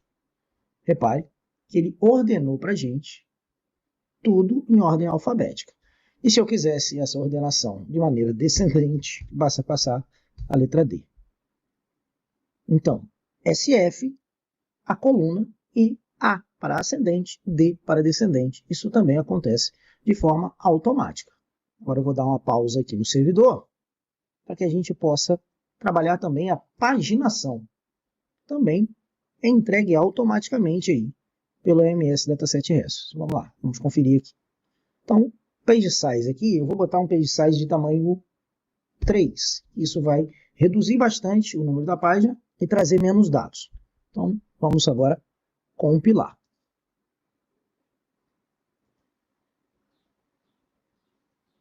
Já está no ar. Vamos usar aqui o nosso REST Debugger. Enviar a requisição. Está aqui, os dados todos na tela. E vamos lá. Eu quero agora, por ordem de moeda, currency, igual ascendente e página igual a 1. Repare que ele trouxe aqui somente os 3 primeiros. Se eu pedir página 3, ele traz os próximos. E assim por diante. Então veja bem, essa também é uma propriedade que nos permitiu fazer de forma automática a paginação da nossa consulta, graças ao parâmetro pagePatternName e o pageSize, que é o tamanho aí da nossa página. Vamos agora então partir para o nosso terceiro exemplo. File New Order, RAD Server e Create a New RAD Server Package, ou seja, um novo projeto. Mais uma vez vamos criá-lo trazendo um recurso. Esse recurso vai ser o CodeRage 202503, vai ser do tipo Data Model. E agora eu vou trazer aqui o API Documentation e também Endpoints. Vamos lá, mais uma vez vou usar aqui o banco de dados Employee, Country e Employee, poderia ser qualquer um. Nosso novo projeto está no ar, vamos salvá-lo. CodeRage 2025, exemplo 03, resource 03 server 03. Aqui, e repare que tudo acontecendo novamente. Então, employee, vou botar um S aqui, né? E aqui, vou chamar de countries. O S tem que ser maiúsculo. Note que agora eu tenho aqui a documentação da API sendo lançada. Isso o RAD Server também faz automaticamente para a gente. Vamos lá, eu vou derrubar aqui o servidor antigo. Vamos executar. E repare, eu tenho aqui agora um botão que é o API Documentation. Vou clicar. E ele traz prontinho o Swagger, a documentação dessa nossa API, para que a gente possa estar utilizando. Então, os métodos que a gente tem aqui, basta fazer o teste.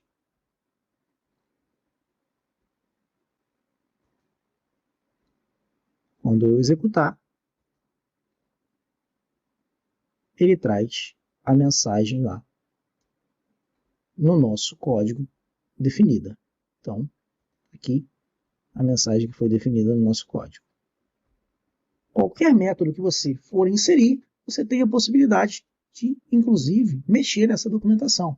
Mas ele já traz aqui a documentação Swagger prontinha também, para que você possa estar utilizando. Então, vamos lá, vamos fazer aqui o get countries. Try out, execute. Repare, tá aqui, ó, tudo de forma funcional. Vamos lá, vamos para mais um exemplo. Vou salvar esse aqui.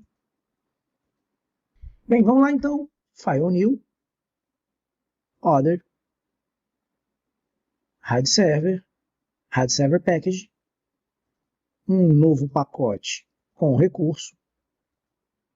Esse nosso recurso inicialmente vai se chamar CodeRage 2025. Vamos chamar de CodeRage Version.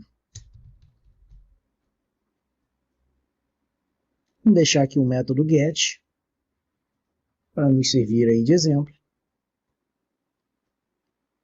Está pronto aqui nosso projeto. Então está aqui, ó, CodeRage Version e a nossa CodeRage Version aqui. Então vamos salvar. CodeRage 2025, nova pasta, exemplo 04, CodeRage Version Resource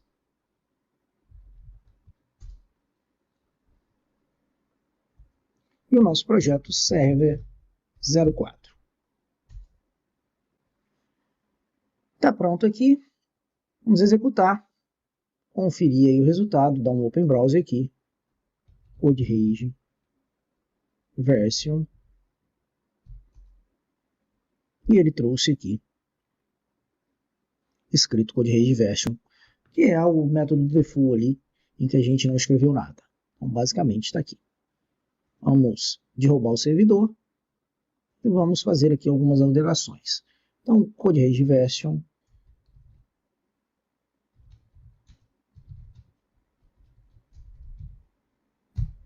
E aqui eu vou colocar como se fosse versão 2024.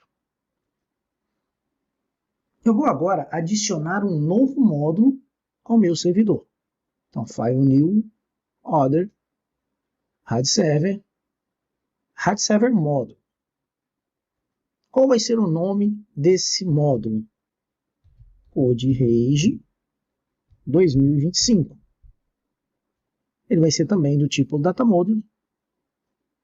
Vamos avançar. Também vai ser só o método de exemplo. Vamos tirar aqui a documentação de API. Então está aqui o novo módulo. O nome dele vai ser CodeRage 2025 Resource. Então repare que agora o nosso servidor tem 2 recursos. E vamos dar uma conferida aqui nesse novo recurso. Está aqui. E aqui vai ser CodeRage version 2025.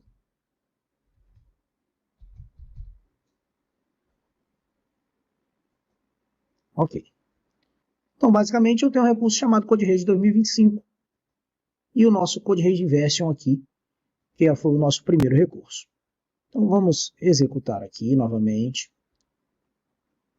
Vamos dar uma atualizada aqui na página. Ó. CodeRage version 2024 foi a alteração que a gente fez. E se a gente colocasse aqui o CodeRage 2025, ele traria CodeRage version 2025. A ideia aqui é que um método seja uma atualização do outro. Traduzindo, então imagine o seguinte, você precisou atualizar a sua API, você precisou criar um novo endpoint. É o caso aqui do CodeRage 2025. Porém, este precisa ser disponibilizado no mesmo endereço do antigo, para que você tenha aí uma atualização do endpoint antigo. Então o que a gente vai fazer aqui? Esse novo recurso está presente apenas no RAD Studio 13 e Flores. Então vamos lá.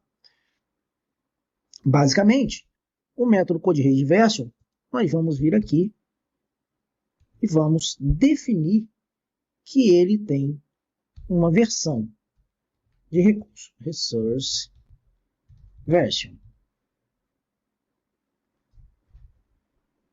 E aí, essa versão vai ser a versão número 1. Nesse momento, ela vai ser a versão ativa. Então, tms version status default. Então, o primeiro recurso que a gente tinha, que era o CodeRage version, está aqui como default. Agora, o CodeRage 2025 que a gente criou também vai se chamar CodeRage version.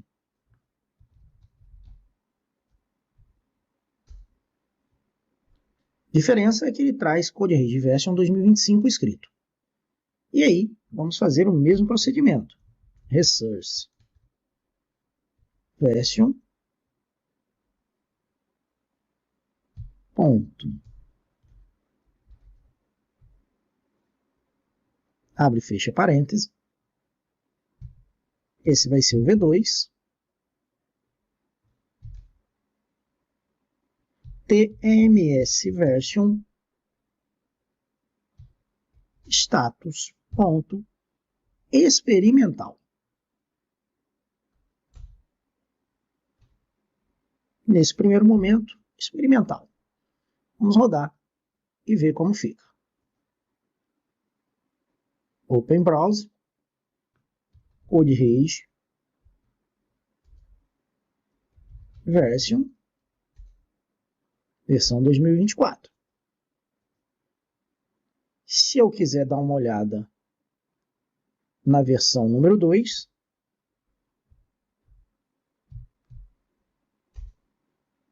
repare, versão 2025. Digamos que você já consegue agora passar para os seus usuários que ele consegue acessar o novo método. E aí você pode estar fazendo aí todo o processo de teste até que este novo método se torne o default. Então vamos lá, vamos inverter aqui o cenário. Então, parar o servidor, derrubá-lo e vamos fazer essa troca. Então a versão 2 agora passa a ser default.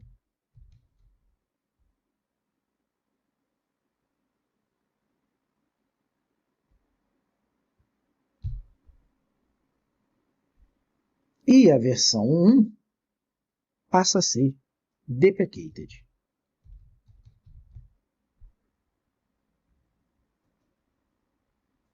Vamos executar. Vamos no navegador. Se eu precisar checar o conteúdo da versão 1 da minha API, ela está aqui disponível ainda, lá, com CodeRage version 2024. E se eu precisar agora a default, vai estar trazendo CodeRage version 2025. Então, esse recurso é mais uma das novidades presentes no RAD Studio 13, Flores, o versionamento de API, de uma maneira também muito simplificada aqui no RAD Server. Então, vamos agora retornar para a apresentação, onde a gente vai ver os links no qual você pode aprender muito mais sobre RAD Server. Então, nesse momento, eu vou trazer agora alguns links para que você possa se aprofundar ainda mais no RAD Server. O primeiro deles, você consegue baixar esse e-book feito pelo Antônio Zapater. Na verdade, trata-se de um livro feito pelo David I. no passado, e que o Antônio deu uma mega atualizada nele aí, trazendo recursos mais modernos. E abaixo você tem as novidades trazidas para o RAD Server no RAD Studio Florence. Vamos conferir. Bem aqui na DocWiki. Inclusive o versionamento aí das APIs. Espero que você tenha gostado. Eu sou o Landerson Gomes. E pela sua atenção, muito obrigado. Até a próxima. That was a good demo and provoked an awful lot of questions in the chat, particularly from, where did he go now? How did that disappear? I had him up there as a, yes, Richard Maley. Yeah, thank you, Richard. Richard, I know what your email address is because we've communicated before, I think, and plus, you know, I know who you are anyway. But I'll email you some details of someone that can answer your more direct questions. There were some questions like, there was one question that said, oh, be careful about, not be careful, but be mindful of RAD server licensing. Yes, that's why in situations where you're thinking about a big deployment and you're doing kind of conversion from something else, Richard mentioned Asta, not Asda, the store, but Asta, and saying, you know, would it work? I'm not qualified. It's not that I'm not qualified to answer those questions. It's a bit of a nuanced answer because it depends on what you're doing, use cases and things like that. We actually have people whose job it is to answer those questions and to go into more technical detail. They are the technical pre-sales team. I've actually just messaged the director of that bunch of people, and he's not answering because, you know, he's probably gone home or something, or doing something like that. But I will find out, because what I suggest you do, if you've got a deployment and you're not sure, ask us. Don't just try it out and go, oh, I've got it wrong, or it worked fine, I'm good. It would be better to just spend 5 minutes exchanging emails and maybe having a conversation with us, and we'll tell you what we think. We don't want you to deploy a solution that isn't going to work, and likewise, we don't want to suggest a solution that isn't going to work as well. Yes, Alistair Christie, just checking everything's fine. Yeah, you know, one thing I don't want people to do is to feel like we will push you in a direction just to get a sale, because that is not what we're going to do. You know, it won't help anybody, and in the end you'll come back, you want refunds and all sorts of things like that, and that doesn't help anybody.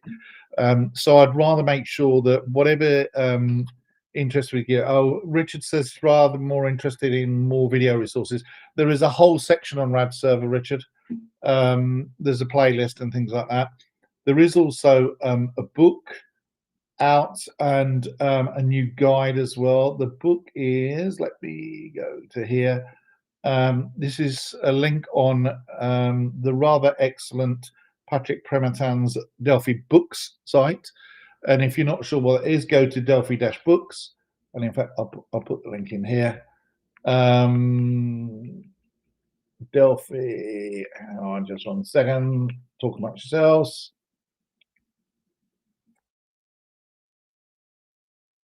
Go to there.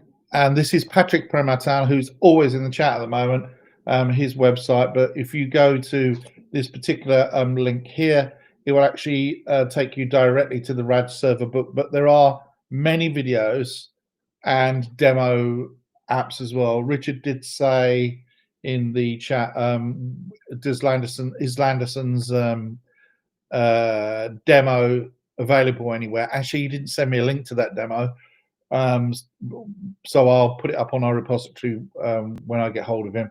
He is actually traveling at the moment, plus he doesn't speak English. So, and I speak no Portuguese, but I can get one of our staff members from our Brazilian office to talk to him I speak to him all the time. We exchange emails, but obviously it does auto translate and all the rest of it. But we'll get that demo for you, and we'll put it up on the CodeRage demo site, which is on GitHub under Embarcadero. But I suggest you get the book. There are some new demos out for RAD Server, and there is, I believe, I'm trying to make sure I'm not speaking out of place here, but I think there is a Docker demo as well of RAD Server that you can get from Docker Hub if you're into that kind of thing. But we do have a lot of resources for RAD Server. There's a whole playlist, I think, on YouTube, and if you just search for RAD Server on our Embarcadero Tech YouTube account, you get more videos than you could ever shake a stick at. The thing about RAD Server was originally, once upon a time, and I could be talking out of place because I'm really quoting third hand what I heard, but I believe the originally RAD Server was designed to be an application server, a bit like Tomcat or something like that, if you're familiar with those. But over time, it kind of morphed into much more of a database backend and all the rest of it. There was one question where someone was comparing several versions. Let me see. Yeah. And this question was asked, which is, which one is faster, RAD Server, Horse, DataSnap, or Mormot? And this is the problem. So there is also Mars from Andrea Magni, which is a very, very good system. There's also Delphi MVC framework. There are lots of middleware solutions out there, and all of them do things differently. Mormot is a very good project, and it's huge. Mormot does things, it does everything, but and it's open source as well, and the maintainer of that is an MVP as well. I get on very well with him. I met him in Germany last time, I think, when I was over there. DataSnap is slightly different. We don't really emphasize DataSnap anymore, tend to be RAD Server. And Horse is a project out of Brazil, funnily enough, given that Landerson is Brazilian, and it allows you to stand up a kind of standalone web service or web server. Which one is faster? I don't know. I'm not trying to be coy here, but I honestly don't know which one is faster. It's like anything. Depends on your individual use case, how you're using it. Horse potentially could be very fast because it doesn't really do anything. Horse has a lot of middleware you can bolt in, but actually really all it's doing is serving up web content, and it's a pretty kind of lots of Brazilians rave about it, but I've not actually used it myself in production just because I couldn't ever find a use case for us. But it's great. I love the project Horse, and we've not had anybody offer to do a session on it this time around, but we do sometimes. RAD Server is much more comprehensive, and actually now RAD Server with RAD Studio 13 has got lots more enhancements to RAD Server to support web stencils. And that's when things start to get really exciting. And if you add in HTMX as well, which is a very lightweight JavaScript library, web stencils, HTMX, RAD Server is amazing, mind-blowing. And the things you can do with it are fantastic. So which one is faster? The answer is I honestly don't know the answer. Otherwise, I would say so.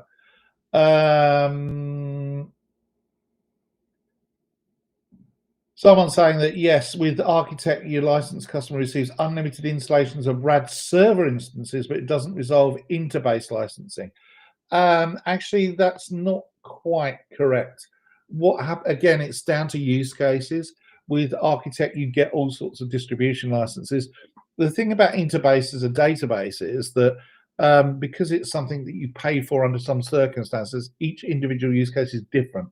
So if you were going to create a load of mobile apps and use Interbase as a mobile-only app, then the license is very easy. In fact, it's I think it's free. But if you then go and connect to a server database from that mobile device, then that's when you start to look at different things.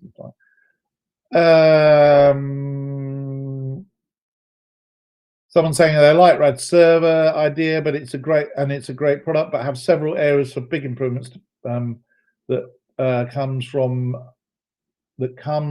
mainstream middleware Delphi developers. Yes, and you know, this is the whole point about RAD Studio and Delphi, is that if you don't like what we provide, and I get it, you know, you've got a choice here.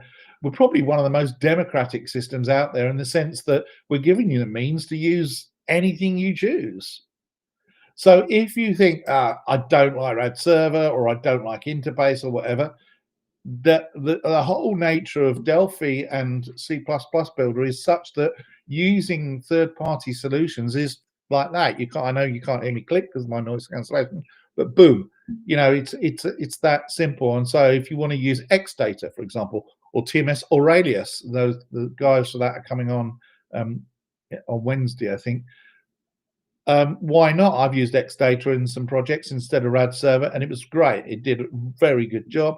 And Aurelius made you know, object relational mapping very, very easy. I liked that solution, but you have to have a TMS license in the first place to support it, to pay for it. But you know, it worked. And this is the whole point. You know, I don't want to say, look, we're not the big bad bear that people sometimes think that, you know, corporations are, like Microsoft and that. If you don't like what we provide, there's two options. First of all, there are all sorts of other alternatives out there. But secondly, if you don't like RAD Server and you think, I don't want to use it, or I don't want to use Interface, there are solutions that are out there, and you can continue using Delphi. So, you know, I don't think you can get an awful lot more democratic in that sense. But at the same time, if you want something that's supported, and if there's a problem, you can come to us and say, look, this is a show-stopping problem for us. We will do what we can to pull out the stops. You will get replies from me to start off with, but eventually you'll be getting replies from people inside the company who are actively able to do something about it. So, you know, I don't want you to think that if you choose us, you're dealing with a faceless corporation, because you're not. It's the exact opposite. And I cannot stress that enough, that, you know, I really want you to see us as a company where you will get hold of people and get answers from people who actually care and do want you to have the best, and actually take it personally when there's a problem with the product. I know that, you know, there are problems from time to time, and sometimes people say, well, there's a bug been around for 10 years or whatever, and when you look into it, yeah, it has been around 10 years, but actually as you go into it, sometimes there are good reasons for that, because it wasn't really something that made sense to fix in a particular way. The one thing that annoys people is when they raise a bug and then we close it and say nothing. And we are trying to address that, because I think if you raise a ticket, then you should get some kind of feedback from us other than a status that says close. I think that you know, from a developer relations point of view, which is obviously what I'm in charge of, I think it's better to at least say, we can't fix this, or we won't fix this, and here's a brief reason why. It's not really relevant whether you agree or disagree with this. We're the ones that produce the product. We have to make decisions based on you know, the reality of what can and can't be done within the confines of what we want to do. But you do deserve us to at least tell you, and even if that news is bad news and you disagree, you should at least get some news. I don't want us to go, we're not going to give them a reason in case they get upset with us. It doesn't matter. If you're upset, you get the opportunity to be upset and tell me. There's my email address. Tell me, and you know, if there's something we can do about it to make you less upset, we will do. We want our customers to be using Delphi for good, you know, and actually, you know, many of you watching this will have been users for decades, not just days, weeks, months, or years, but decades. And in some cases, you know, multiple decades, 20, 30 years is not uncommon. So, you know, it's something that we take it very, very seriously. And even, you know, if you think we don't, I promise you do. What else can I say? I have an idea to build the Nginx module for RAD Server. It requires contributing some enhancements to Nginx. Go for it. If our involvement can somehow help leverage things, then great. I actually have over there a hoodie from Nginx. I in fact have 3 of them, and the reason was that they wanted someone, I forget what it was, like an MVP type program before I worked for Embarcadero, and I cooperated with them and did some things, and they gave me a bunch of swag in return, and it was all sorts of things like an Nginx cap that I don't wear. I've got enough hats as it is, but also a hoodie and I think a mouse mat, and I'm not sure what else, but I really like Nginx. It's a great web server. So if there's something that we can consider doing with Nginx, given the resources we have available and the resources Nginx have got available, then let me know. Honestly, you know, as I said before, email me, and if I can make it happen, then I will do. If it's a good idea is a good idea, you know. And don't think that something can't be done, because you believe me, I can be very determined sometimes, and my sheer force of will can make things happen. Yeah, not necessary, but you know, developer relations is what I do, and that means talking to everybody out there, not just the happy ones and not just the unhappy ones, but everybody. And I'm not a kind of yes man either. I'm sure you know that by now. As I said to Stephen the other day, when we were talking about his job title, he's director, I think, of pre-sales, and I said to him, I actually never know your job title, because I don't care. I have no respect for authority. He's a good friend actually, but I don't care. I mean, my job is to do what I do. I try and do the best job I can. The company RAD's will be happy with me. I haven't been fired yet. I don't say stupid things, of course. You know, I'm relatively diplomatic, and I'm here flying the flag for the company, literally. But at the same time, I think that, you know, I lose credibility if I am just a corporate shill, and the company don't want me to be a corporate shill. They have never, to their credit, Adira have never come and said to me, say this, do it this way. Only once did that happen, and there was a good reason for that. It was a legal thing, but that's in what 2+ years that I've been doing it. I've never been told what to say or do. I do what I think is right, and the company come back, and not only do they agree, but they wholeheartedly back me. So I'm very grateful to them, because they don't have to do that. You know, they're a multi-million, and in Idira's case, multi-billion-dollar company who have got a guy like me just doing pretty much what he thinks is right. So, but that's the company you're dealing with, and you know, you should.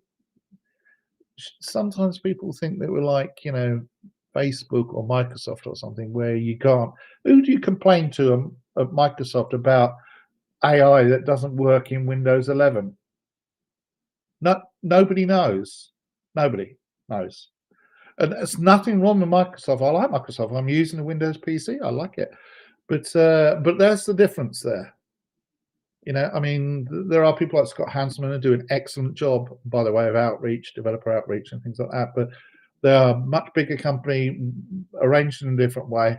Embarcadero is not like that. If you've got something you want to talk about the products, you can email me. In fact, not just me, but anybody on the team. Whenever you see them in public, they will give their email address. Now, we get a lot of email. I get thousands of emails a week, but that's what you're getting from Embarcaderos. We are trying to genuinely walk the walk, and it's hard, you know. And I know we annoy people sometimes. You can't be in business and not do that sometimes. Okay, so now we're having suggestions about how to sell the product. Okay, fine, yeah, okay. Well, hey, you know what? Email me about that, because in the chat it's going to get lost, because we're going to have to go to the next session. Almost upstairs, I still have Delphi 1 box with docs and install media. Don't know why I still have it, but I do. The same goes to Kylix 1 and 3. Oh, Kylix! Everybody loved Kylix, and then you know, Code Gear, I think, were owning it, and so then the company went kaput. and Kylix went with it, which was a shame. I personally paid for Kylix, and I paid for Delphi.net, which was immediately shelved as soon as I spent lots of money on it. Which, yes, I did hate CodeGet at the time for doing that, but it is what it is. I mean, everybody has 2020 hindsight, right? Okay, so let us go on to the next session, because otherwise we will run out of time. He's already checked in behind the scenes with me a couple of times, but it is the rather wonderful Alistair Christie. He's an excellent host and presenter. He does thousands, well, it seems like thousands, maybe hundreds, but thousands of videos on his channel, which we'll talk about once he goes live, because he will be joining us live. But he's a great presenter, and he's now going to talk about code security. Securely, he's also got a couple of books as well, which he does mention in his video. But he'll be back in an hour, and I am going to overrun deliberately to make sure that Alistair gets a good conversation, particularly as Miguel, who's supposed to be on, has not turned up. So I'm suspecting that we won't have Miguel's session, but we'll see how it goes. Alistair and I can talk about his books and things. That's much more fun. All right, I'll see you in an hour's time. Bye-bye. Welcome to my talk on application security in Delphi, and hopefully by the end of it, you'll be able to code securely in Delphi, at least a little bit more so. So a little bit about me. My name is Alistair Christie. I'm an Embarcadero MVP, and I run the LearnDelphi.tv website.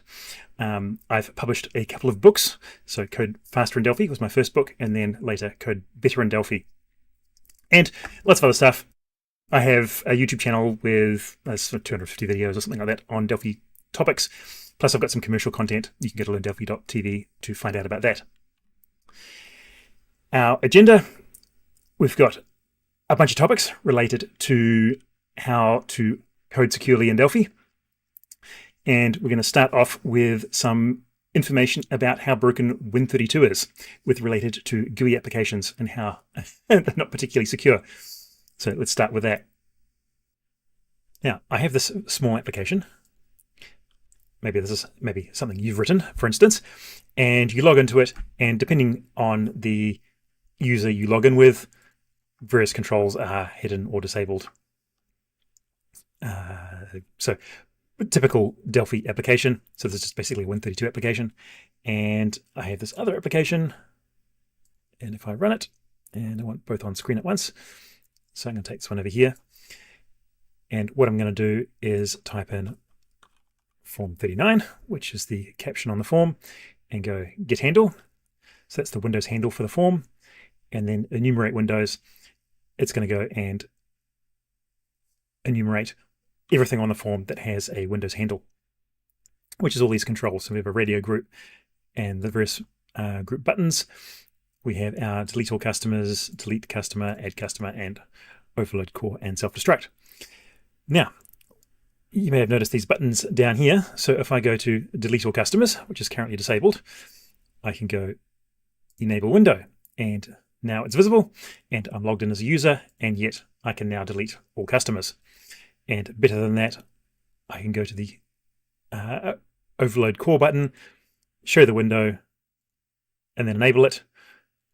And then I can overload the core and self-destruct, which is probably a bad thing. And what hacker is not going to want to click on that button? Anyway, so you will have noticed there is no elevation of privileges or anything like that going on. All I'm doing is from this application, I'm sending Windows messages to this one. So if we have a look at the source code, I'll close them both. And go to the form.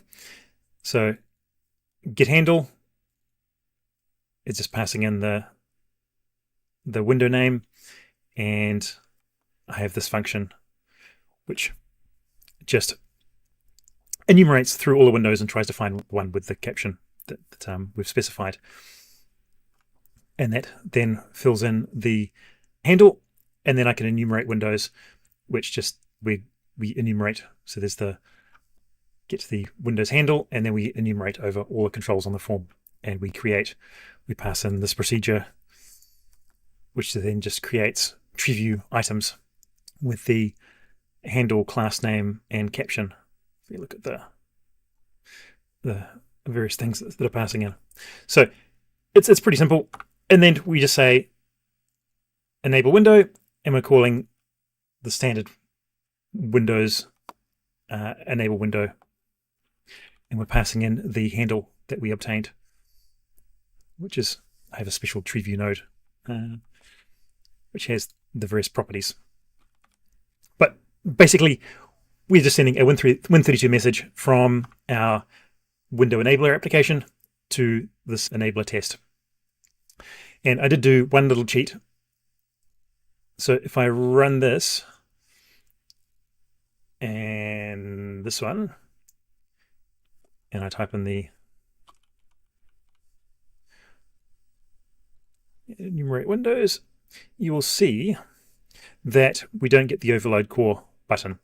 What I have to do is go to superadmin and then back. Well, if I enumerate it now, it's been made visible, and I'm presuming that Delphi doesn't allocate a Windows handle when a control is not visible. Well, it's only allocated when it is made visible.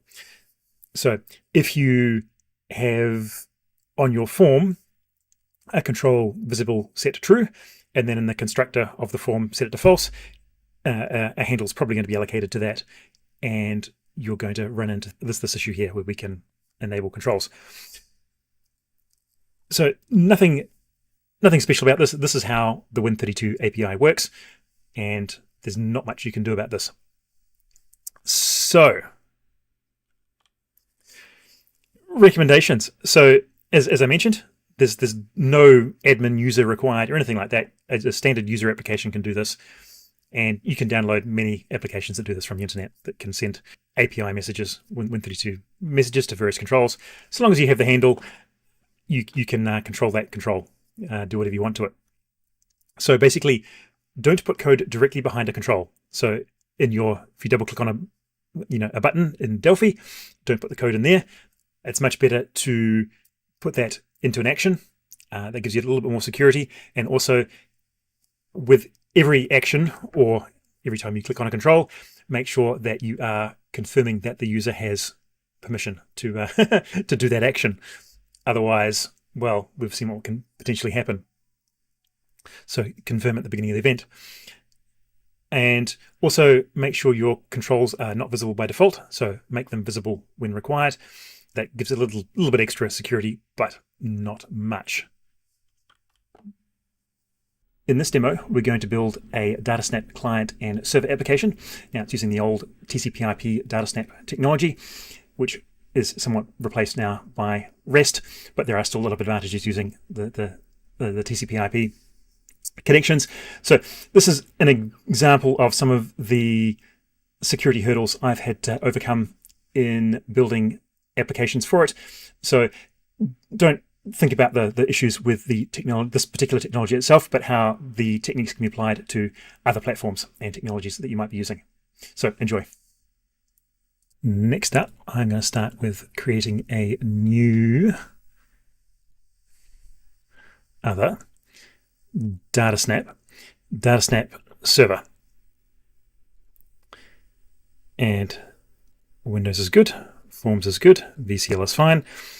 We're just going to use standard TCP/IP with the sample methods, and we want the encryption and compression and authorization. Just make sure nothing's running currently on that port, and I'm going to just send from TDAO module. I don't think it's going to matter at all for this. And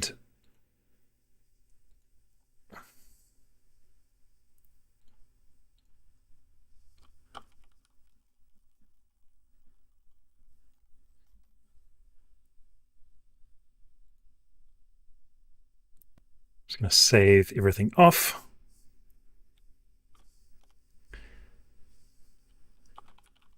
But I'm going to call it server.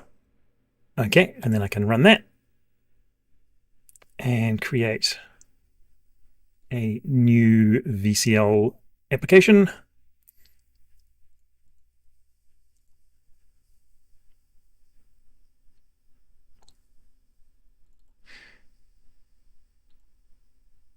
and I'm going to call this client. Onto our client form, I want to add a SQL connection. I'm just going to leave it named SQL connection, and I'm going to shove it there somewhere. I need to specify the driver as being DataSnap, and that will hopefully have propagated a whole bunch of default parameters, which are what we want. But I want to turn login prompt off and click connect, and we can connect to our server, which is currently running. Now, what we want to do is call the reverse method. So in our server methods, we have this reverse string. And to be able to call that, I'm going to right click on this and say generate the DataSnap. So it's basically generated a proxy. And I'm just going to save that as unit 2. And what I want to do is add a button called reverse. I'm going to check it up there.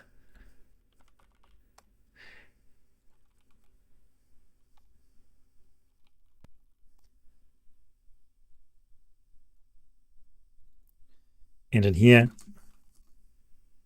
oh, we need to use unit 2.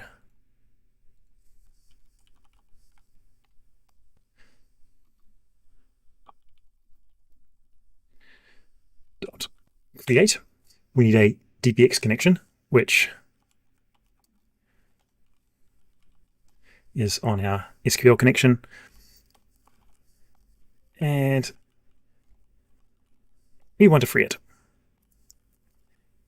And in here,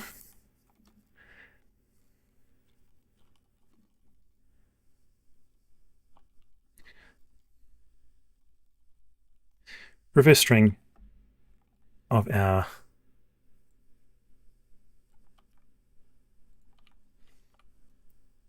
edit. And what I'll do is I'll start by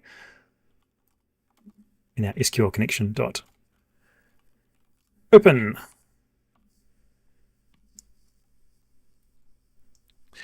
And so, in theory, hopefully, if I've done anything right, with our client running, we can now click reverse. And you'll notice there's a slight lag the first time I clicked on it, but it's pretty minor as we were connecting to the server. Now, we don't want to have just any old user be able to access our application. So what I'm going to do is I'm going to shut down the server and go to our server container. And in the authentication manager, there's a couple of events on authenticate. This is one we want. So we need to validate username and password, and there are a couple of parameters. It's user and password. And so instead of valid being true, I'm just going to say same text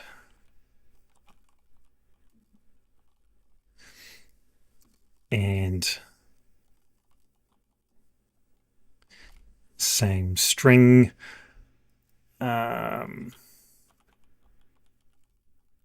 Not secure one. Come on. So that's our authentication. Very simple. This is not what you'd necessarily use in a real world. You probably look up in a database and all that kind of stuff. But for the purposes of this, that's all we need. Now, if I run that again, oops, run our server again.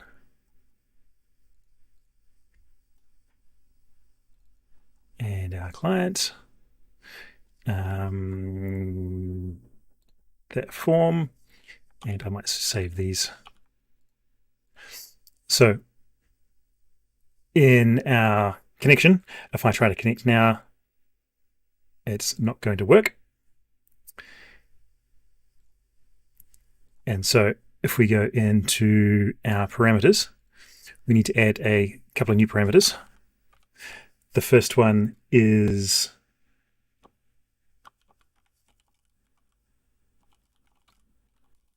DS authentication user, as of course Alistair, and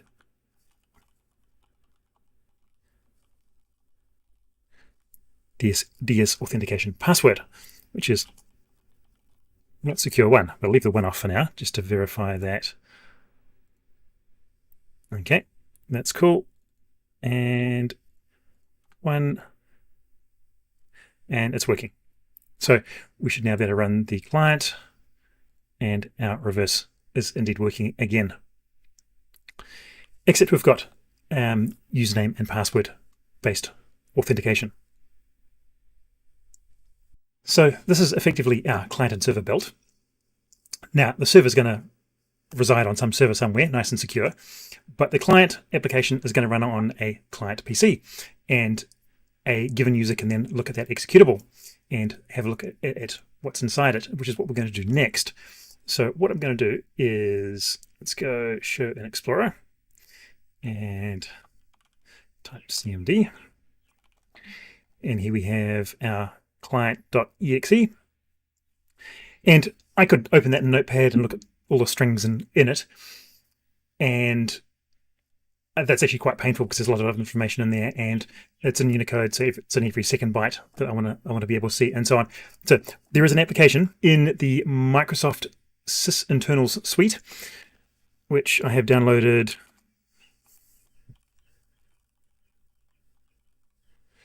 Sysinternal suite. There is an application called Strings. Now I'm just going to do a quick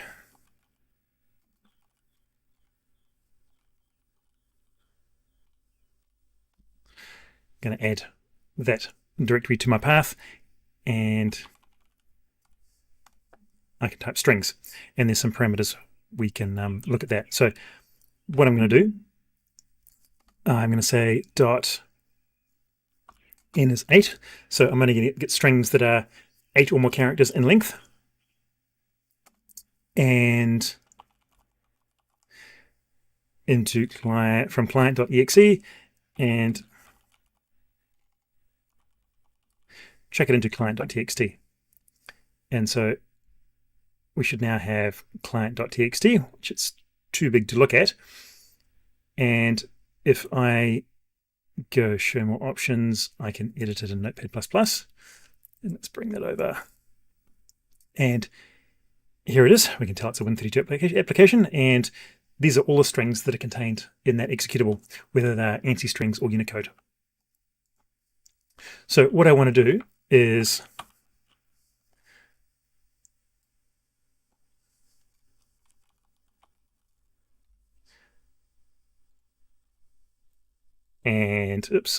have a look at that, and we have our password equals not secure 1.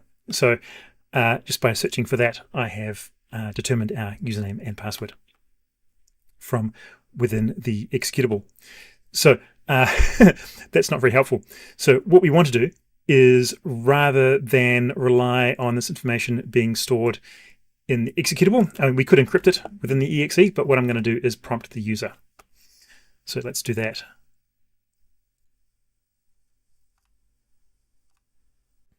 So to get our password from the user, in the SQL connection, in the before connect, we are going to assign the username and password to the connection properties. And so if we come in here and look at the params, and I can go into code editor, and let's just pull those out. And then in here, let's go like that. And I'm going to need a var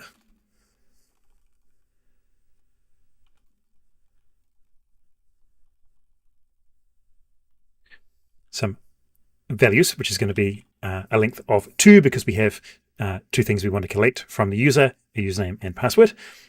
So, whoops, save changes, yes. I can close that now.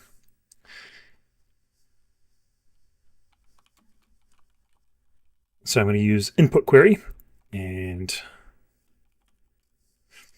say login, and we need to collect a username, and let's get rid of that.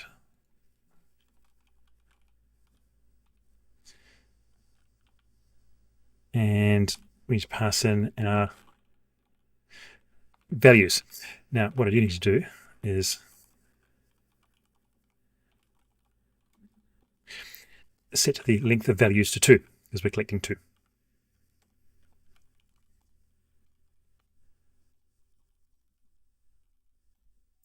So if we've failed,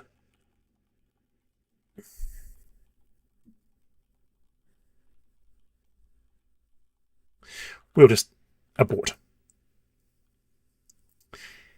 And so what I want to do now is fill in those parameters on the SQL connection. Params, values,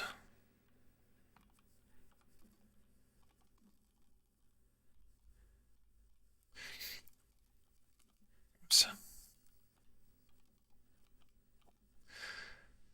So values 0 and 1, and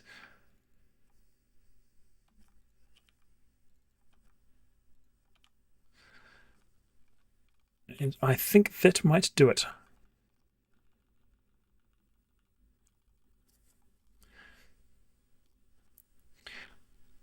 Okay, so I'm just going to double check that that was cleared from our parameters. It was indeed. And so let's run that. Reverse, so before connect. Not secure 1, and that worked. And of course, we're now logged in. So we can go back to our command prompt, that one, and rerun the export of strings. And in Notepad, if I Control-R, refresh that, we've not got our password, and I search for that. It's no longer in our executable. So our password is safely not present, and someone examining the executable can determine the password just by looking at the contents of the exe.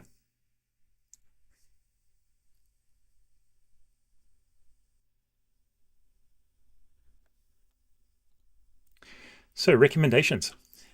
Basically, don't store anything in your exe that a hacker could use. Usernames and passwords is what we looked at, but database connection strings, that's another obvious one. Encryption keys, certificates, all of those you don't want to provide in the executable in plain text in particular. It helps, if they have to be in the exe, it's a good idea to encrypt them in some fashion. So encrypt strings for data you need to store, and then double check by running the strings utility in sysinternals, and have a look through and make sure there's nothing in that list of strings that you don't want to be made public. So we've fixed the problem with strings in our exe, but what about what's stored in memory? So we're going to do some dumpster diving. So let's come to, and first so our server's running. Let's run the client as well.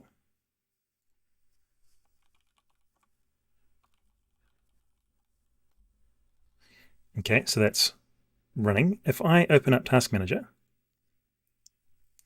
just as a regular user, I can right-click on client and create memory dump file. And this file contains everything in memory. So it is 100 megabytes related to that executable. Like includes DLLs and all sorts of things. And then we can run that through our strings utility. But we're actually going to use a different utility. We're going to use procdump, which is another sysutils tool. And I have this little batch file, which starts by deleting all dump files, deleting client.txt, and then we're using procdump to output everything from client.ext, and that creates a .dmp file, and then we rename it to client.dump. We'll rename all of them to client.dump. There'll only be one at this stage, and then we run strings on it and output to client.txt. So if I save as and throw this in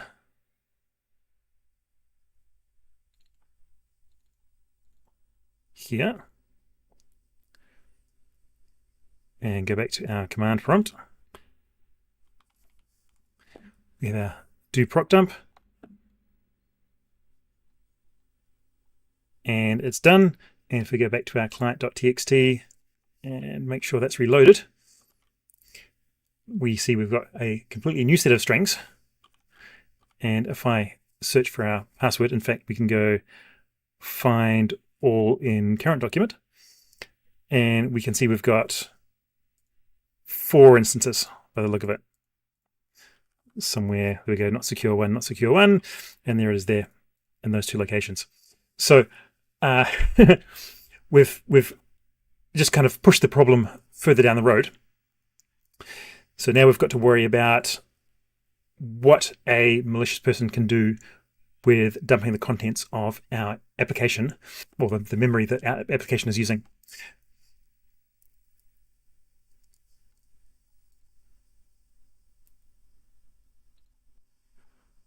So rather naively, let's start by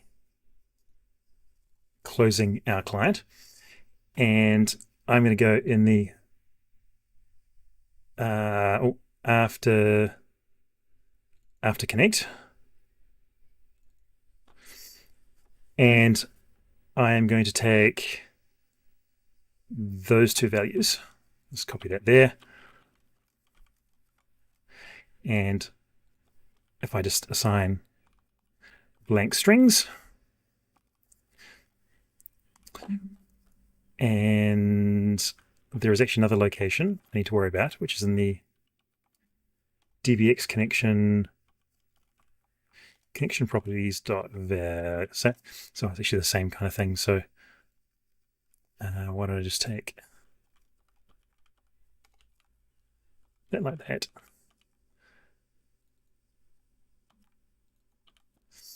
And set those.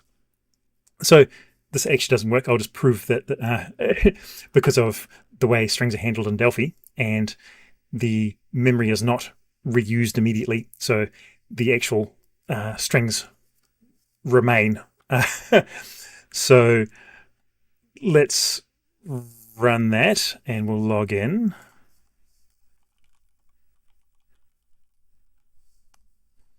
Okay, and then we can do our dump again.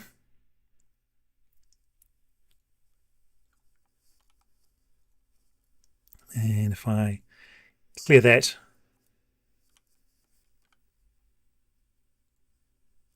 we'll see that we haven't actually removed the password. So what we really need to do is overwrite the string and clear it. We could do that very carefully, or we could use a sledgehammer, which is what I'm going to do. So if I close our client, and what I'm going to do is I'm going to use FastMM. So let's just bring up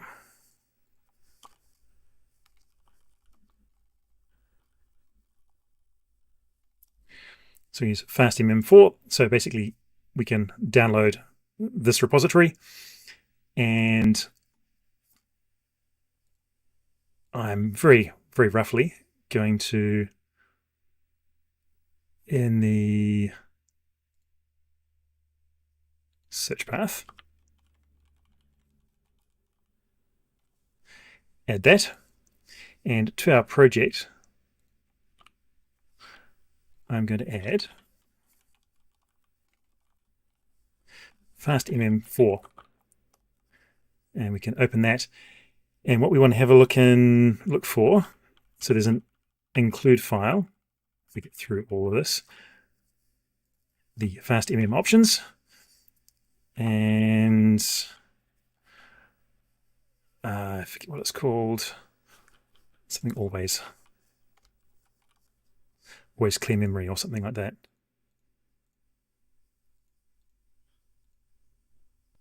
Always clear free memory. So what I'm going to do is I'm going to copy that,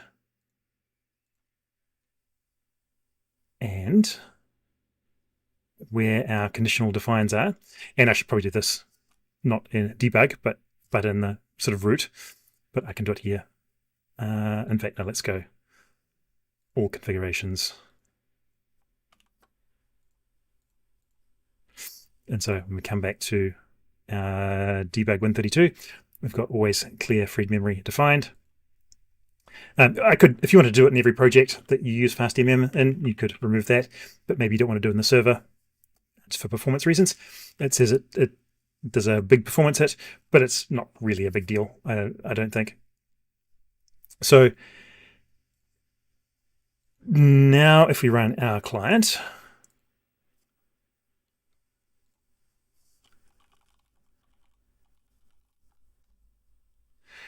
and we do our proc dump,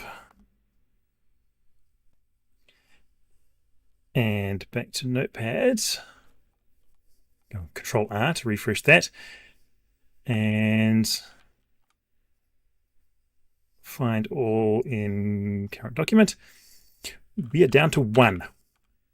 And if we look at this, this is JSON, and it's kind of missing a little bit here. We can go to that line. There it is.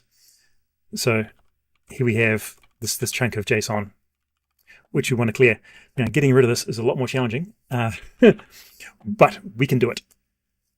So what we're going to do is we are going to modify the runtime library. So let's close that again.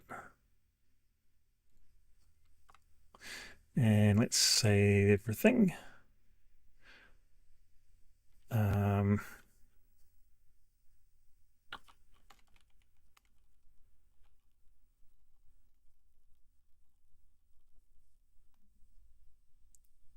So I need to go back to my cheat sheet, and we want to open this file.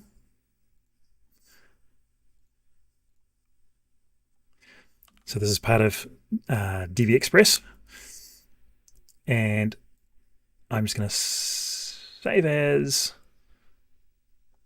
and if we come back to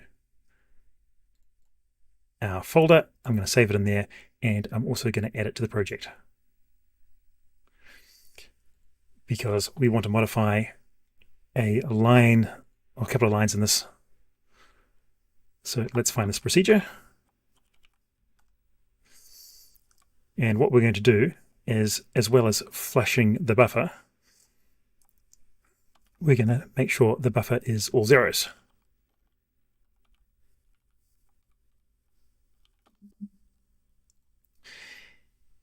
And so now that we've done this, this should, and this took quite a while to find, that to get rid of this last occurrence of the password. This was a bit of a challenge. But we can now run the application.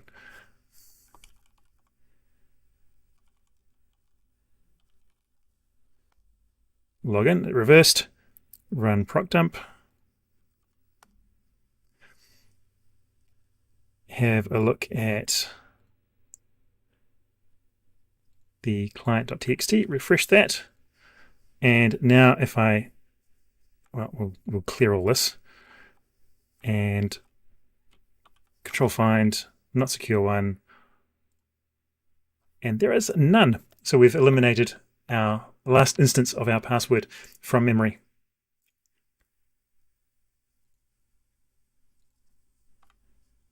Oops. And save all. So recommendations. Making sure your memory doesn't contain anything sensitive is far more challenging than the exe itself, because obviously there might be third-party libraries. If you've typed something into an edit box or something like that, then you want to make sure that that text doesn't hang around. So don't leave anything in memory that's sensitive. So if you've got a string, you want to set it, assign a blank string, or if you want to be, you could write all zeros to that string and then free it. But much easier to use FastMM with this always clear free memory. That helps a lot, and it'll help with other things you don't have access to as well. And as always, you want to test, make sure that everything you're doing is successful. So making sure that those strings don't hang around in memory. So we now want to stop our client and server. And we'll go back to our server project. And in the server container, in the transport, there are a number of filters. And we've got 3. The third one is zip compression. This is the last one that occurs. And it's not really, it obfuscates data, but doesn't really help too much in terms of encryption. The ones we're interested in are the PC1 key and the RSA algorithm. So for some reason, by default, this sets a fixed key.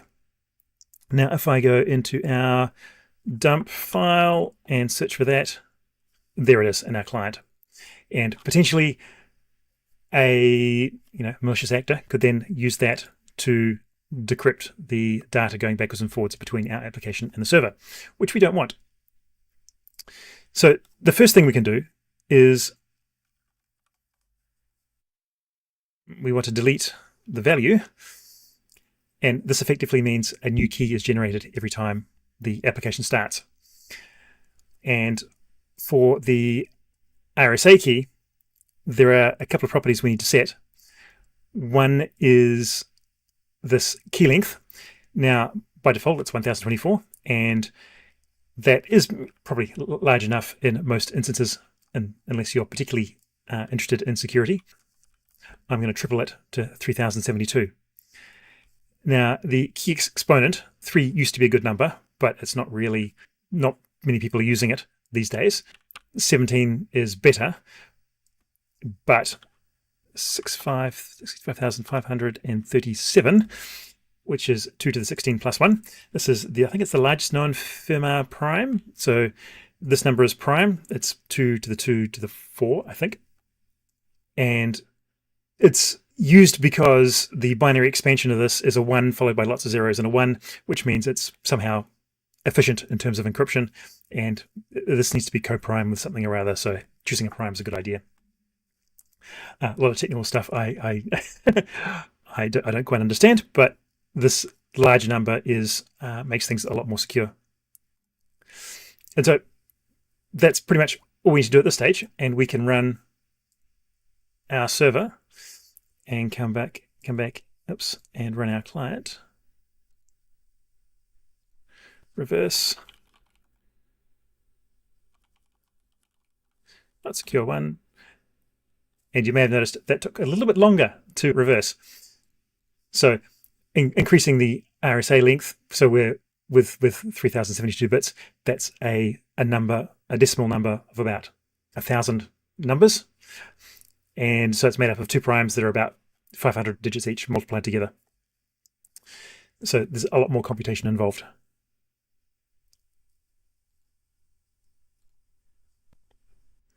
The last thing we want to do is for this PC1 key, currently it's generating a new key every time the application starts. We want to generate a new key every time a new client connects. Now, to do that, we need 2 files, and it's not that one, this one. So these 2 files, which I'm going to copy and put in here, and just drag and drop both of these. And I need to add both of these to the server. So, which we are actually we're on the client at the moment.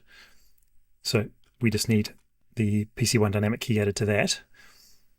And to the server, we need both the dynamic key and filter utils. And if we have a look in the constructor for this, we see we're getting a new random key, which is generating us a new random key every time for every new connection. Now, to use this, I'm going to go back to my cheat sheet.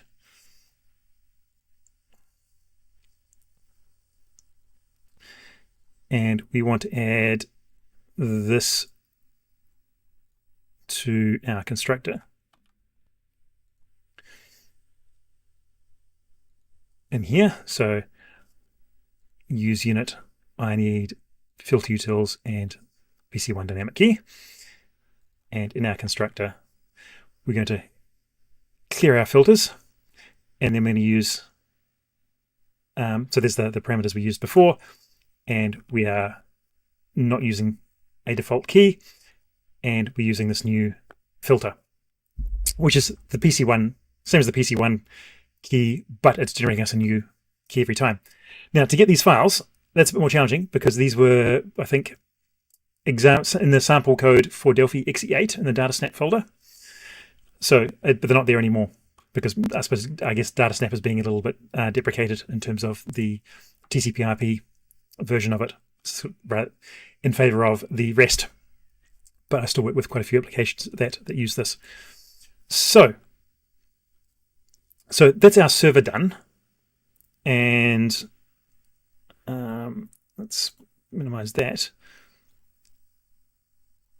And so we should be able to restart our server. And on our client, all we need to do, and in here, I can just add somewhere. In fact, I don't even need to add it because it's in our project file here, and down the bottom we have in the initialization, it registers our PC1 dynamic key version of the cipher. So if I come back here, what I can't do anymore is just click connect, because the PC1 dynamic key filter is not found. So it's to get that installed, I'd need to create a new package and add this unit to the package and then install that package into the IDE, and then it would work. But at runtime,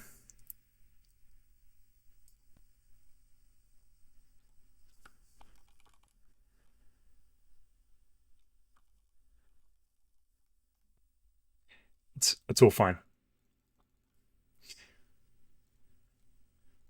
So that's probably, without going into a lot of effort, about as secure as you can make a DataSnap application, or the style of DataSnap.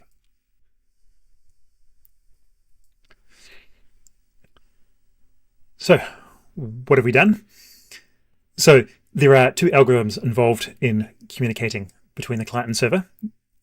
The RSA algorithm, which basically communicates the PC1 key from the server to the client.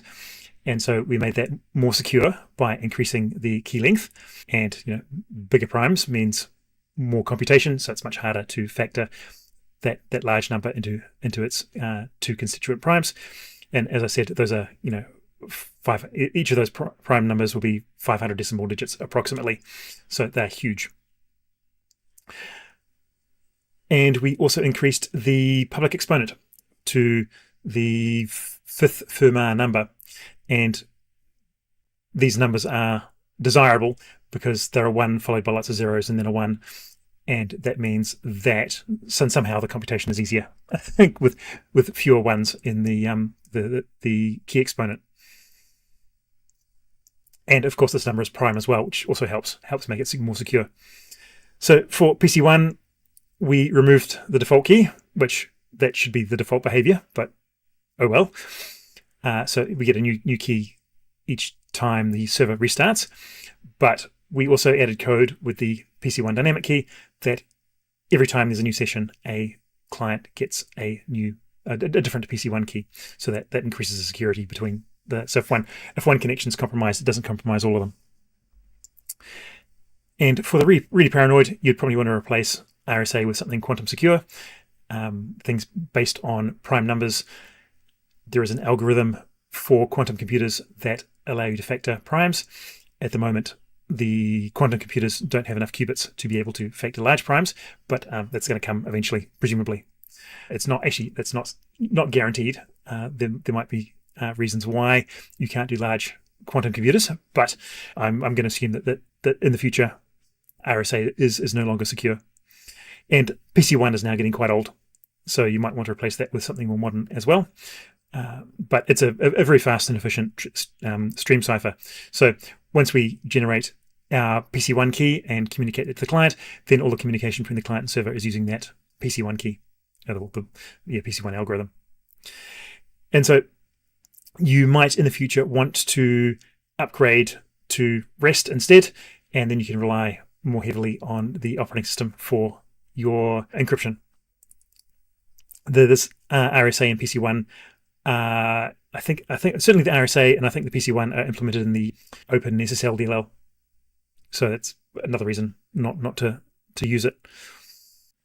By the description of this slide, Little Bobby Tables, I hope you're already familiar with this XKCD cartoon, where some parent has named their son Robert apostrophe close bracket semicolon drop table students semicolon dash dash.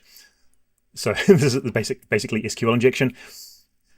So we'll be covering this in the next few minutes, or at least very basically. So let's have a look at the demo.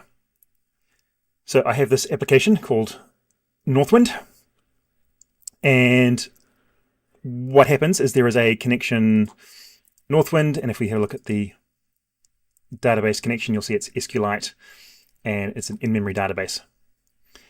So there's no persistent file. And when you're dealing with SQL injection, it's good to restart every single time. And so when the application, well, when the connection is opened, it calls this DB reset or clicks the DB reset button, and that just closes the main query and calls this DB reset command, which is this SQL here, which rebuilds our database. And it's reasonably large. So there we go. It's a bit over 1,000 lines of SQL. And so we can run this.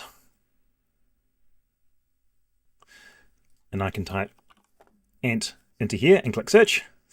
And we see we get a bunch of things that contain ant. So it's Antonio and lots of restaurant.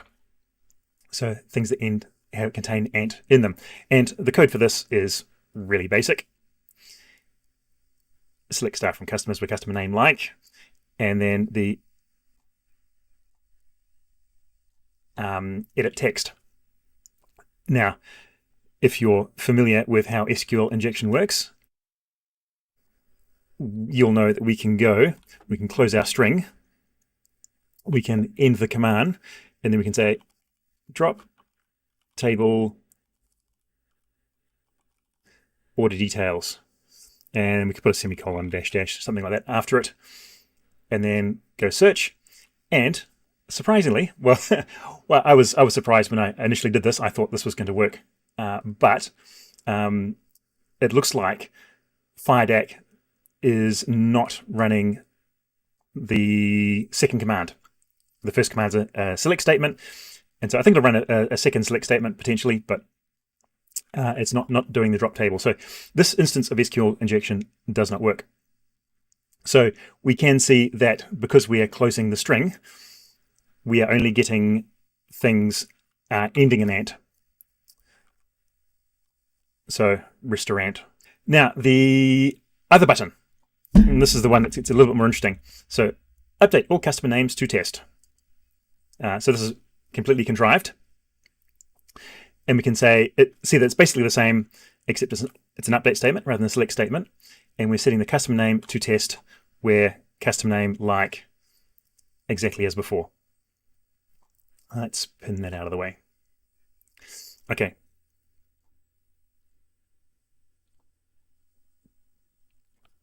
All right.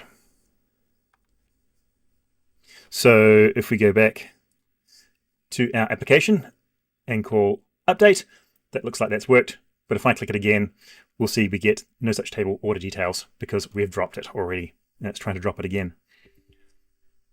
So our database is now broken. This customers, or is it customer? Okay, so we can't drop customers because there's a foreign key constraint. So having a database that has referential integrity is good in this respect. So that prevents customers from being deleted, but order details, that's just fine. So we've now got no more order details. And we could have said, you know, where customer equals something or other if we knew our customer number, and clear our history. So to fix that, I'm going to change our layout to all code. There we go. So this gives us plenty of room to work with. So what we want to do, there are a number of ways we can fix this. The first is to quote our string. So I can do something like this. Oh, I do need a...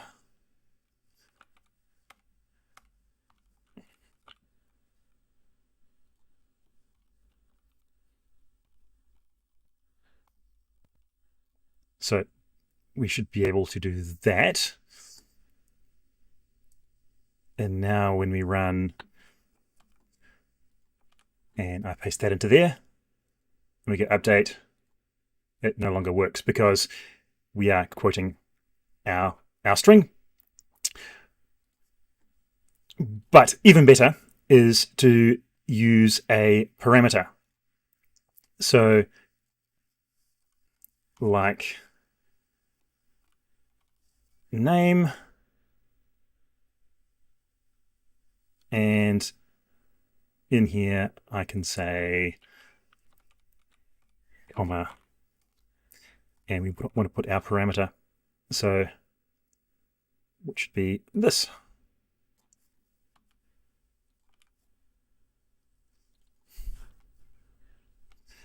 And get rid of all of that. And now when we run, we'll effectively get the same. Except I want that one, update, and it's all good. And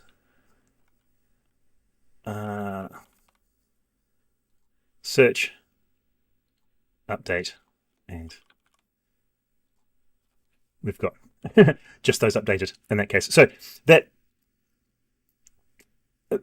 resolves that piece of SQL injection. We could reformat this. I think I could probably go % like that. Let's see if that's...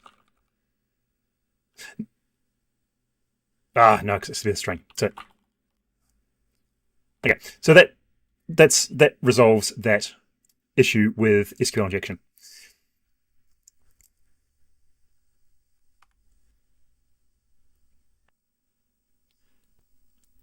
I have one more example for you, and that's this login prompt.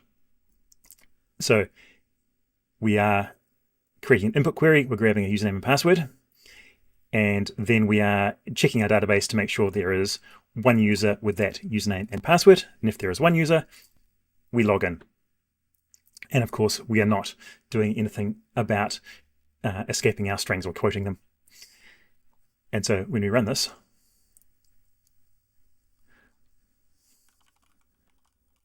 I'll use the universally default IoT password, and I have successfully logged in. But if I log in with admin and test, we failed.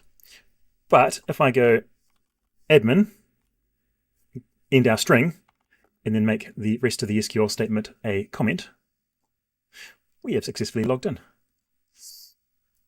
And so, as you can see, we get to our username, and then our string is terminated, and then the rest of the SQL is a comment. So we end up with one user in the database being called admin, so we successfully log in. So that's just another example of SQL injection, and let's go back to our slides. And recommendations is use parameters on queries is probably the best thing you can do, but sometimes you have to build SQL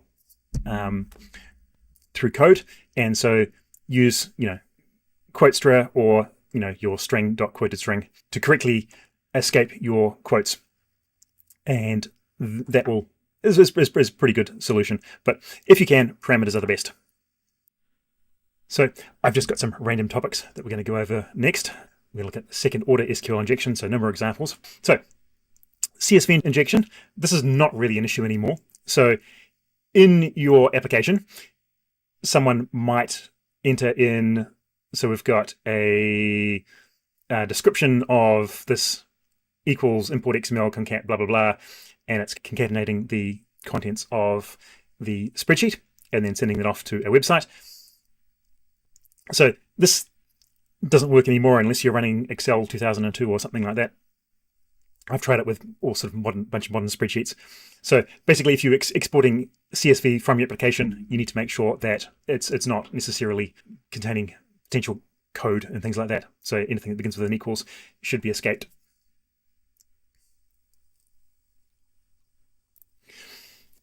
So as a general recommendations. So yeah, sanitize your inputs and outputs to avoid SQL injection. Escape any input strings. Use parameters. CSV injection. Worry about anything that begins with an equals. And yeah, I don't think this is an issue anymore, but it's an easy example to demonstrate. Slightly more difficult to demonstrate is PDF injection, where someone could enter in a surname or something like that that contains some PDF code, which might be to render a link which covers the entire page, and when someone clicks on that page, it then takes them to a website saying, please enter your credentials or whatever. And so yeah, they could be harvesting usernames and passwords and that kind of thing. And HTML, XML, there is so many security problems associated with these that yeah, that's just a huge topic. If you're outputting HTML in any form, good luck to you. So second order SQL injection. So let's say you had a category table and someone created a new category and typed in drop table customers. It's inserted correctly into the database because you've escaped it and the contents, the database has been updated rather than corrupted, but this is now sitting in your database. And if you then have some code that looks something like this, so select customers where the category equals and your category name, you are now restoring from backup because you've just dropped the customers table. So not only can't you trust data that's been entered by users directly, you can't trust data in your database either. So in every circumstance where you are getting a field, you need to make sure that it is properly escaped. And this can be true also if you are using numbers, because, for instance, if an edit box doesn't correctly restrict to numbers, or someone uses a Win32 application to make that text box now support strings, they could put in something else, and you've got problems again. So yeah, next question: are you importing CSV or XML? And so, are you escaping that data correctly? And if you are escaping it correctly, are you then importing stuff that is potentially poisoning your database? So that's food for thought. And yeah, if you're using a database like SQL Server or something like that, and they support some sort of programmatic features, you need to make sure they're locked down as well, because that can cause all sorts of havoc, such as it might be enabled that you can run executables or something like that from SQL statements, which is a nightmare in itself. But anyway, other random topics. So DLL replacement. So if you have, say, using the OpenSSL DLLs, they could be replaced with ones that are effectively poisoned, and they could be forwarding off data to another website. Any data you think you're encrypting, you're actually sending off behind the scenes. SSL certificates, they're cheap these days, so you can make sure that your domain names are using HTTPS, like $10 a year or something like that will get you an SSL certificate these days. FTP, that's all plain text. So you need to be using FTPS or SFTP, and they're not very well supported directly in Delphi. You will need third-party libraries for that. Zip files, they don't. Well, they support 64-bit now, which is nice, but they don't support encryption by default. You can add it manually. Excuse me, you can add it manually, but you could use Abbreviator or something like that. Passwords. You need to make sure your users choose appropriate passwords if you are allowing users to create them. So, a combination of uppercase, lowercase, digits, and symbols, but those in themselves are not enough. You also need to do a dictionary check, because password 1 exclamation mark conforms to this these four requirements. So you need to make sure that the word password is not in the password itself, or any other small number of words. Like, you make sure there's no 2-word combinations or something like that.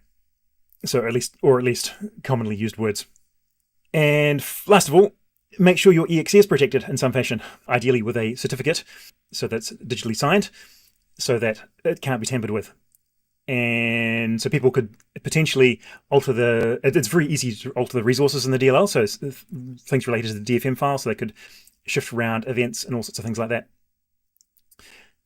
So that's potentially another source of concern. Learning more, I'd recommend the owasp.org as just kind of a looking things up. They have just a huge number of exploits listed and the basics of how to counter them. For a contract I have with a client, I have to complete a certain number of courses on securecodewarrior.com to continue my employment.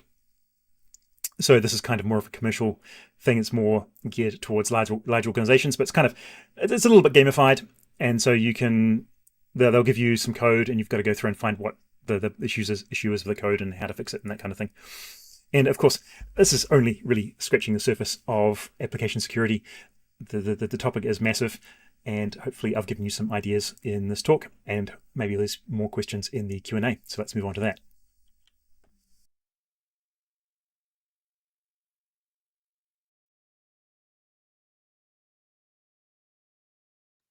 Okay, sorry about that. I got slightly sidetracked. The session that we're supposed to have coming up next is there's a problem with it, so just working it out. Okay, so joining me live, so to speak, in the studio, or not? What's the background there? Oh, it's like, yes, of course. So a result of some farm work. How you doing, Alistair? It's good. I'm pretty good. Yeah. I'm just looking at the private chat because it is next in line. I have it ready later today. Okay, all right. So yeah, Miguel's supposed to be on after this, but unfortunately we can't do it live just because of the way we're set up at the moment. So, your video provoked a few people going, "Oh my word, he's taking passwords and things like that." I liked yeah, it's interesting how much a malicious person can do without root access. They just need access to the machine, and yeah, I've seen a lot of Delphi projects installing into a special folder, which is not in program files, for instance, that then they've removed all the permissions from it because it's convenient to be able to write settings and things like that, and they put the executable in there as well, and that just leaves you wide open to all sorts of fun and games. I think when Vista came out and it did all of the virtualization and folders and things like that, and that really started the ball rolling, where people went, "Oh, this is too much trouble. Give a folder, give it full permissions, it'll be fine." Yeah. Vista was a bit of a nightmare, it starts doing strange things, and it's reading a config file from some weird location, and you go, "This is web apps a lot as well. People, because they don't understand like HTML access and stuff like that, then they just go, "I'll just give it full rights to everything," and you're like, "No, you shouldn't do that."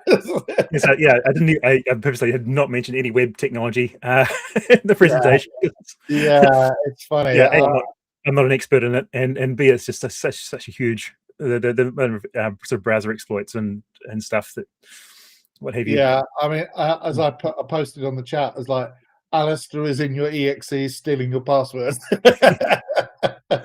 Yeah, I've seen Proc Explorer used a few times and things like that. It is one of these things where, when you're coding, you don't really think about it. Well, actually, that's not true. You do think about it, but what you don't think about is to be as devious as people can be, just in tools that you think. I mean, if you don't know these tools are available, then it might not occur to you that someone can actually take a dump of your memory, take a dump of your memory, and do it just from Task Manager. They don't need any special tools. It's already installed. I work in a lockdown environment for one of my projects, and just as a user, I was able to. I can still take a memory dump from any application. There was one company I used to do some contracting for years and years ago, and they were a very secure organization. I won't say who they are, but let's just say that they had very tight security. You used to be body searched, going into their offices. That's how bad it was. And can't talk about their project because you had to sign the Official Secrets Act. So that's how serious it was. But I remember they called me up one time and said, we're stuck. We're locked out of everything. And we need to get into this particular machine and we can't do it. And like our guys can't get in. You're the expert, meaning me. And can you do it? So I go down there and they hadn't locked down Task Manager. And you would think that, you know, the level of security these people had, that they would be doing that. And I just opened Explorer Shell and I could literally do what I wanted. And they're like, what? And this, in their defense, it was like nearly 20 years ago. But demonstrating your elite hacker skills. Yeah, it's like it's the first thing I thought of, you know. Because you could always say run task and then you would put an explorer.exe and off you go. So yeah, I mean, I'm sure those things don't work now, right? Yeah, and you know, if you can get to command prompt as well, there's all sorts of things you can do, interesting things you can do from there. Because quite often, you know, they'll in Windows Explorer they'll lock down drives so you can't see them. But yeah, just at a command prompt you can then go. Yeah, but it was always you can use $C or $C$, I forget what it was as well. Yeah, // machine name /C $. And, yeah, if you have enough privilege to be able to access that machine. Yeah, and so many network admins. I'm sorry, network admins watching this, but a lot of you do have no disrespect. But I've been in the industry 40 years. I've been an IT director of IT and things like that, and my job was to hire people, you know, and so you knew which ones knew what they were doing, and people would demonstrate things in the interviews and things like that. But you find so many. If you do technical support, that's always an eye opener. If your software runs on a network and you have to make it do things, and you're the support guy, you know, you're the final backstop. Everybody else can't do it. You're the one that's got to fix it. Otherwise, the customer gets a refund, which nobody wants. That's when you really learn all the kind of the ways around security, and you find out how good the end customers' IT people are. And I can tell you, at one place I worked for 20 plus years, 9 times out of 10, unfortunately, the IT people were just not up to the job, you know, and it's worrying. So you showed SQL injection. Funny thing is that FireDAC actually explicitly goes through and stops some of those. Some of them, yeah. That's pretty good. And you can turn off, like you can say this query can't do update statements, or you can only do select statements and what have you. So it kind of cuts that issue down as well. Yeah.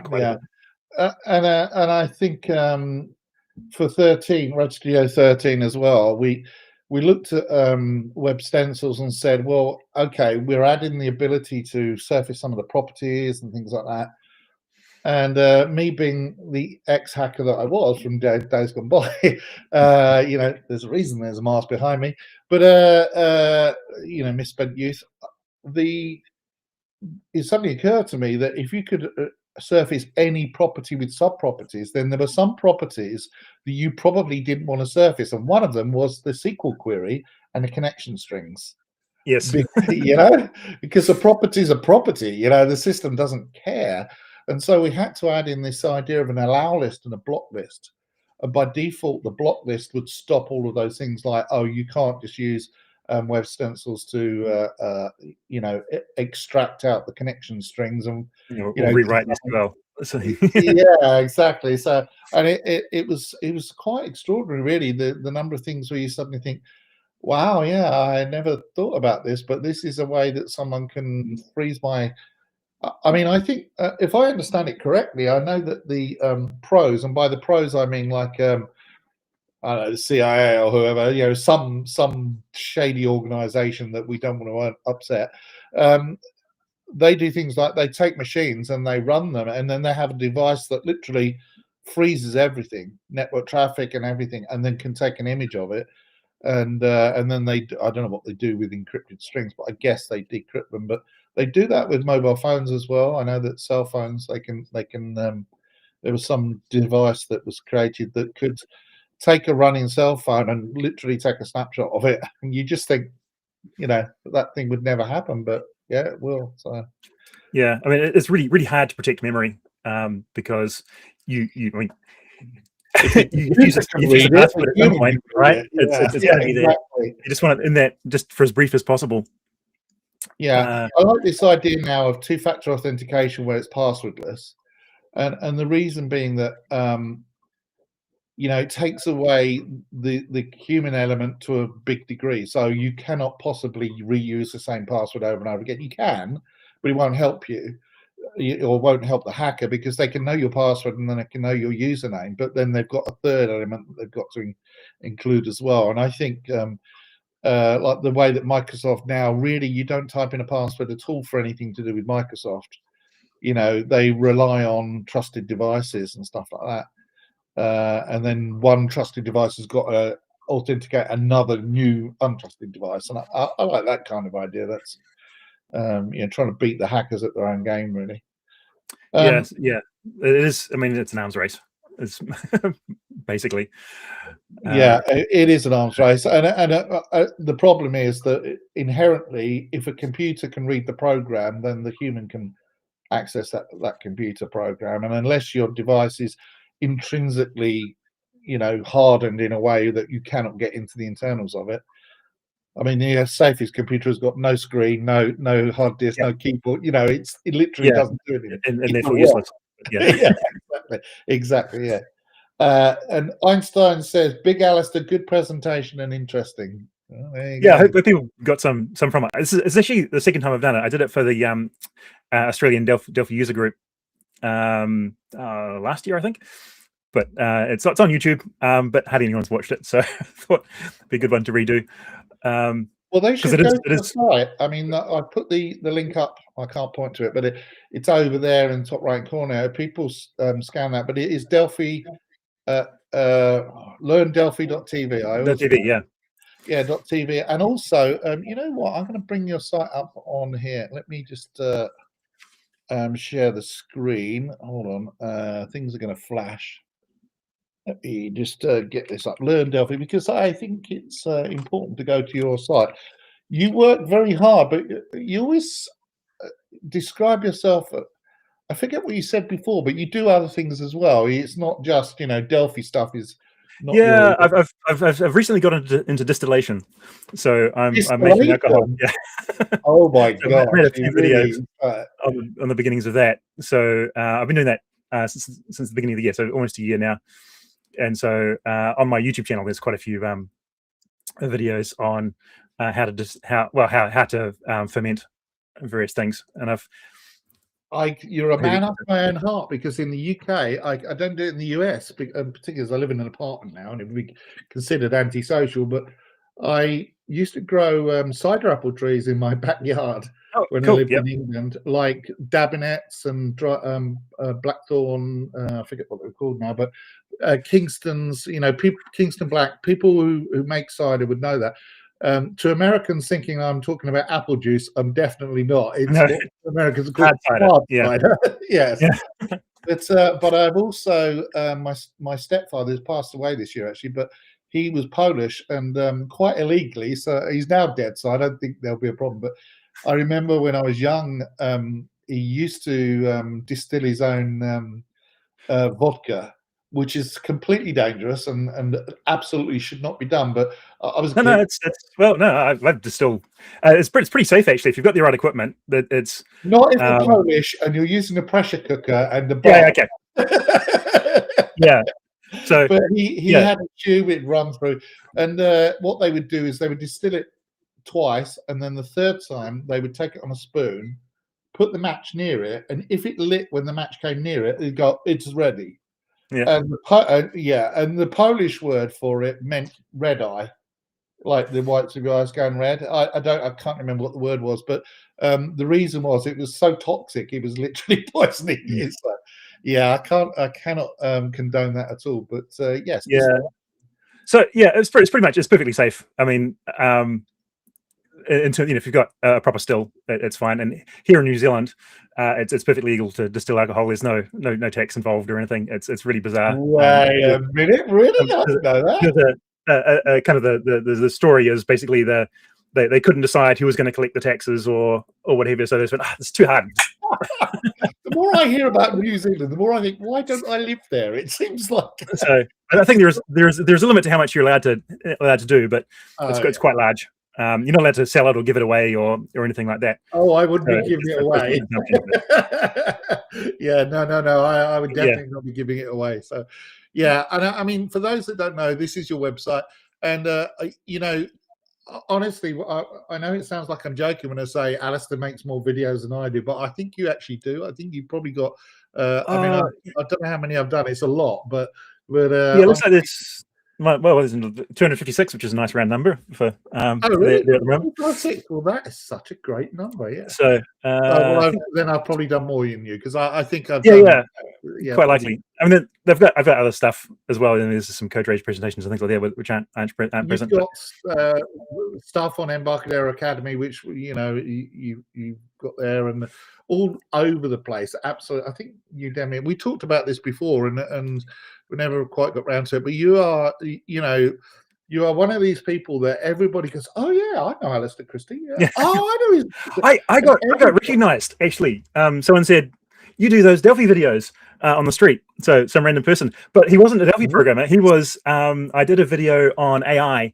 I use a video surveillance system called Blue Iris, and that plugs into an AI web server that I run on a computer. I can't remember what it's called now, but it was a video on that, and he'd watched that. So wow, I did have a moment the other day that I was in the grocery store and there was some young lad there on the checkout. I forget what he was talking about, and someone came up to me and said, "I've seen your face somewhere before," and I'm like, "Oh, here we go." I'm obviously being hopefully not on a wanted poster. Yeah, I'm like, I swear I'm not on the wanted list. And he goes, "No, you don't do YouTube stuff." And the kid on the checkout's like, "You don't. You're not a YouTuber." Thinking I was like some kind of like influencer or something. I went, "Actually, I am on YouTube, but unless you're a Delphi person, you've probably never heard of me." Yeah. And then I was wearing a T-shirt that was a Star Trek T-shirt. And he said, "Oh, you're really into Star Trek, are you?" And I showed him a picture of Spock in the background. I said, "Yeah, here's a video of me. Here's a picture of me with the life-size Spock cutout." And that's when he saw the YouTube thing. He's like, "Oh my God, you really are on YouTube." I'm like, "Yeah, I get it."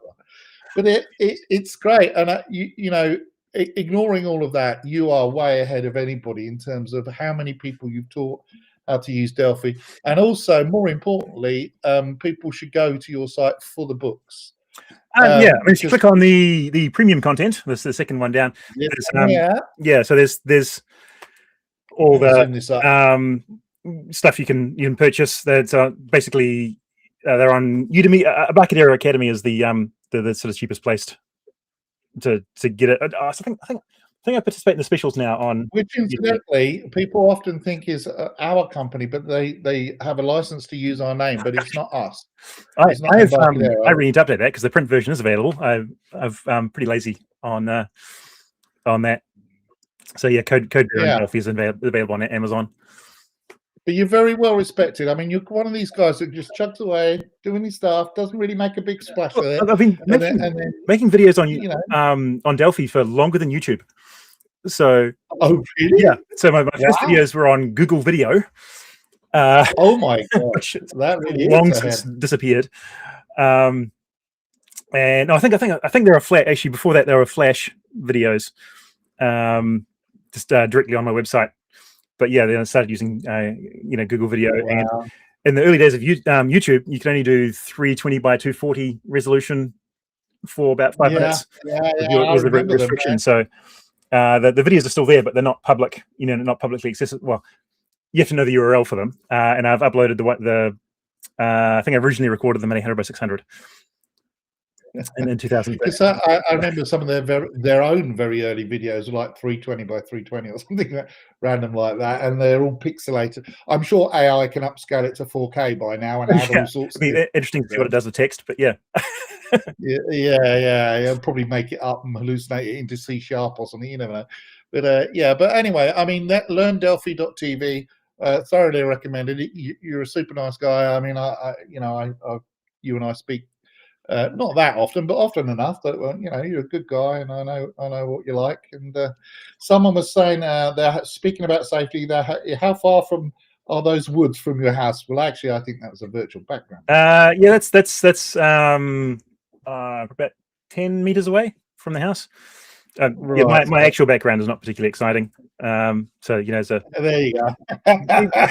keyboard, a collection of swords, and then the cupboard is various cables and I boxes and boxes took and my katana, which is a genuine World War II Japanese katana, and it's over there now, but it used to be in the background. But I needed to make some space so I could put my my Mortal Kombat 2 machine behind me. But yeah, I collect knives. It's one of the things I do, and I have a couple of swords. I have a proper katana and the old-fashioned, gladiators, gladius, I think it's called, or something. The weird flat-bladed sword that they had. So, yeah. I haven't got a King Arthur's Excalibur yet, but yes, we've got. This is going to turn very blokey very quickly. Oh my word! Look at that. It's spring steel. Well, now you see that one. Oh, which I should probably mention. I'm in theory going to be speaking at the International Pascal Congress in Salamanca in Spain in 2028. So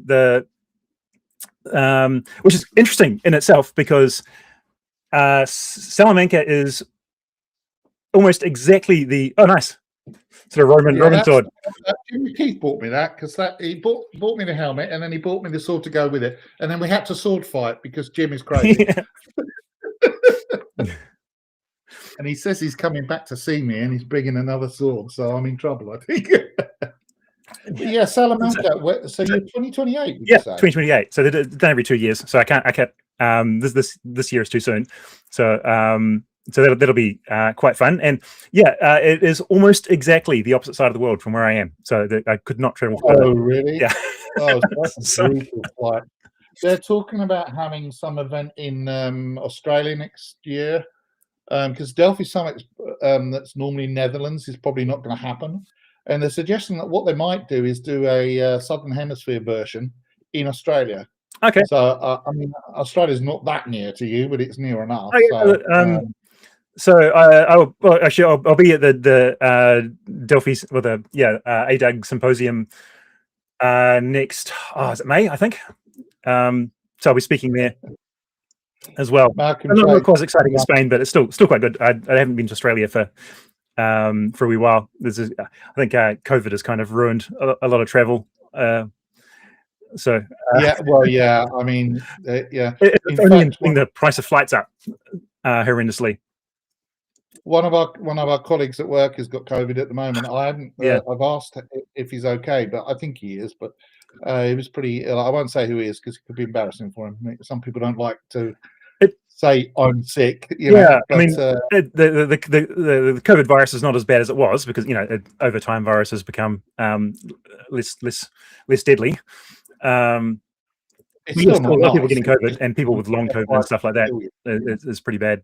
So Malcolm Chain was saying mine's bigger than yours, but can I point out that he was actually talking about spiders? So he's saying the reason you got the sword is for Australia. Well, no, because Alex Hallister lives in New Zealand. Yeah, so we have some large spiders, but nothing compared to Australia. I mean, Australia, they have like 9 out of 10 of the most deadly, most poisonous and venomous things in the world. We have crazy things here, but not as bad as Australia. Yeah, everything wants to kill you over there, particularly Germans. There's it's interesting.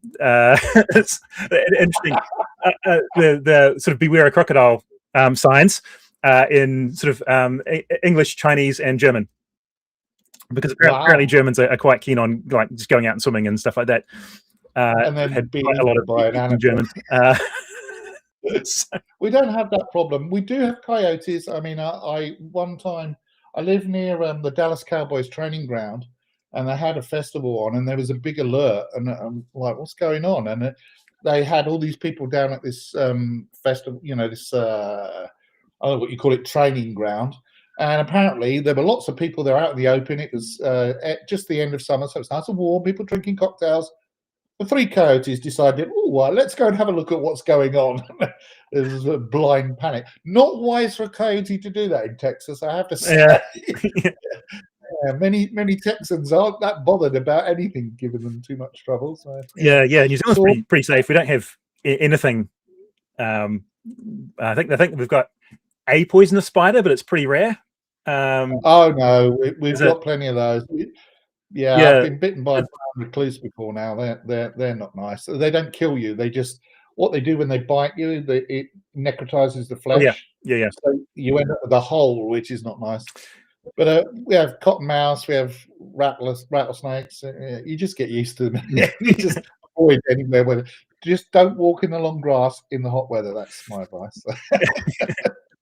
Yeah, happy days. Well, anyway, kind of got off the point a bit there, but I mean, New Zealand, that is where you reside. So yes, you are at the opposite end of the spectrum of the world, shall we say, in terms of Salamanca. But indeed, Delphi is the international language. We were both laughing at the AI subtitles, which called you Alistair Christie, but I think it said Krusty or something like that. I thought it was quite.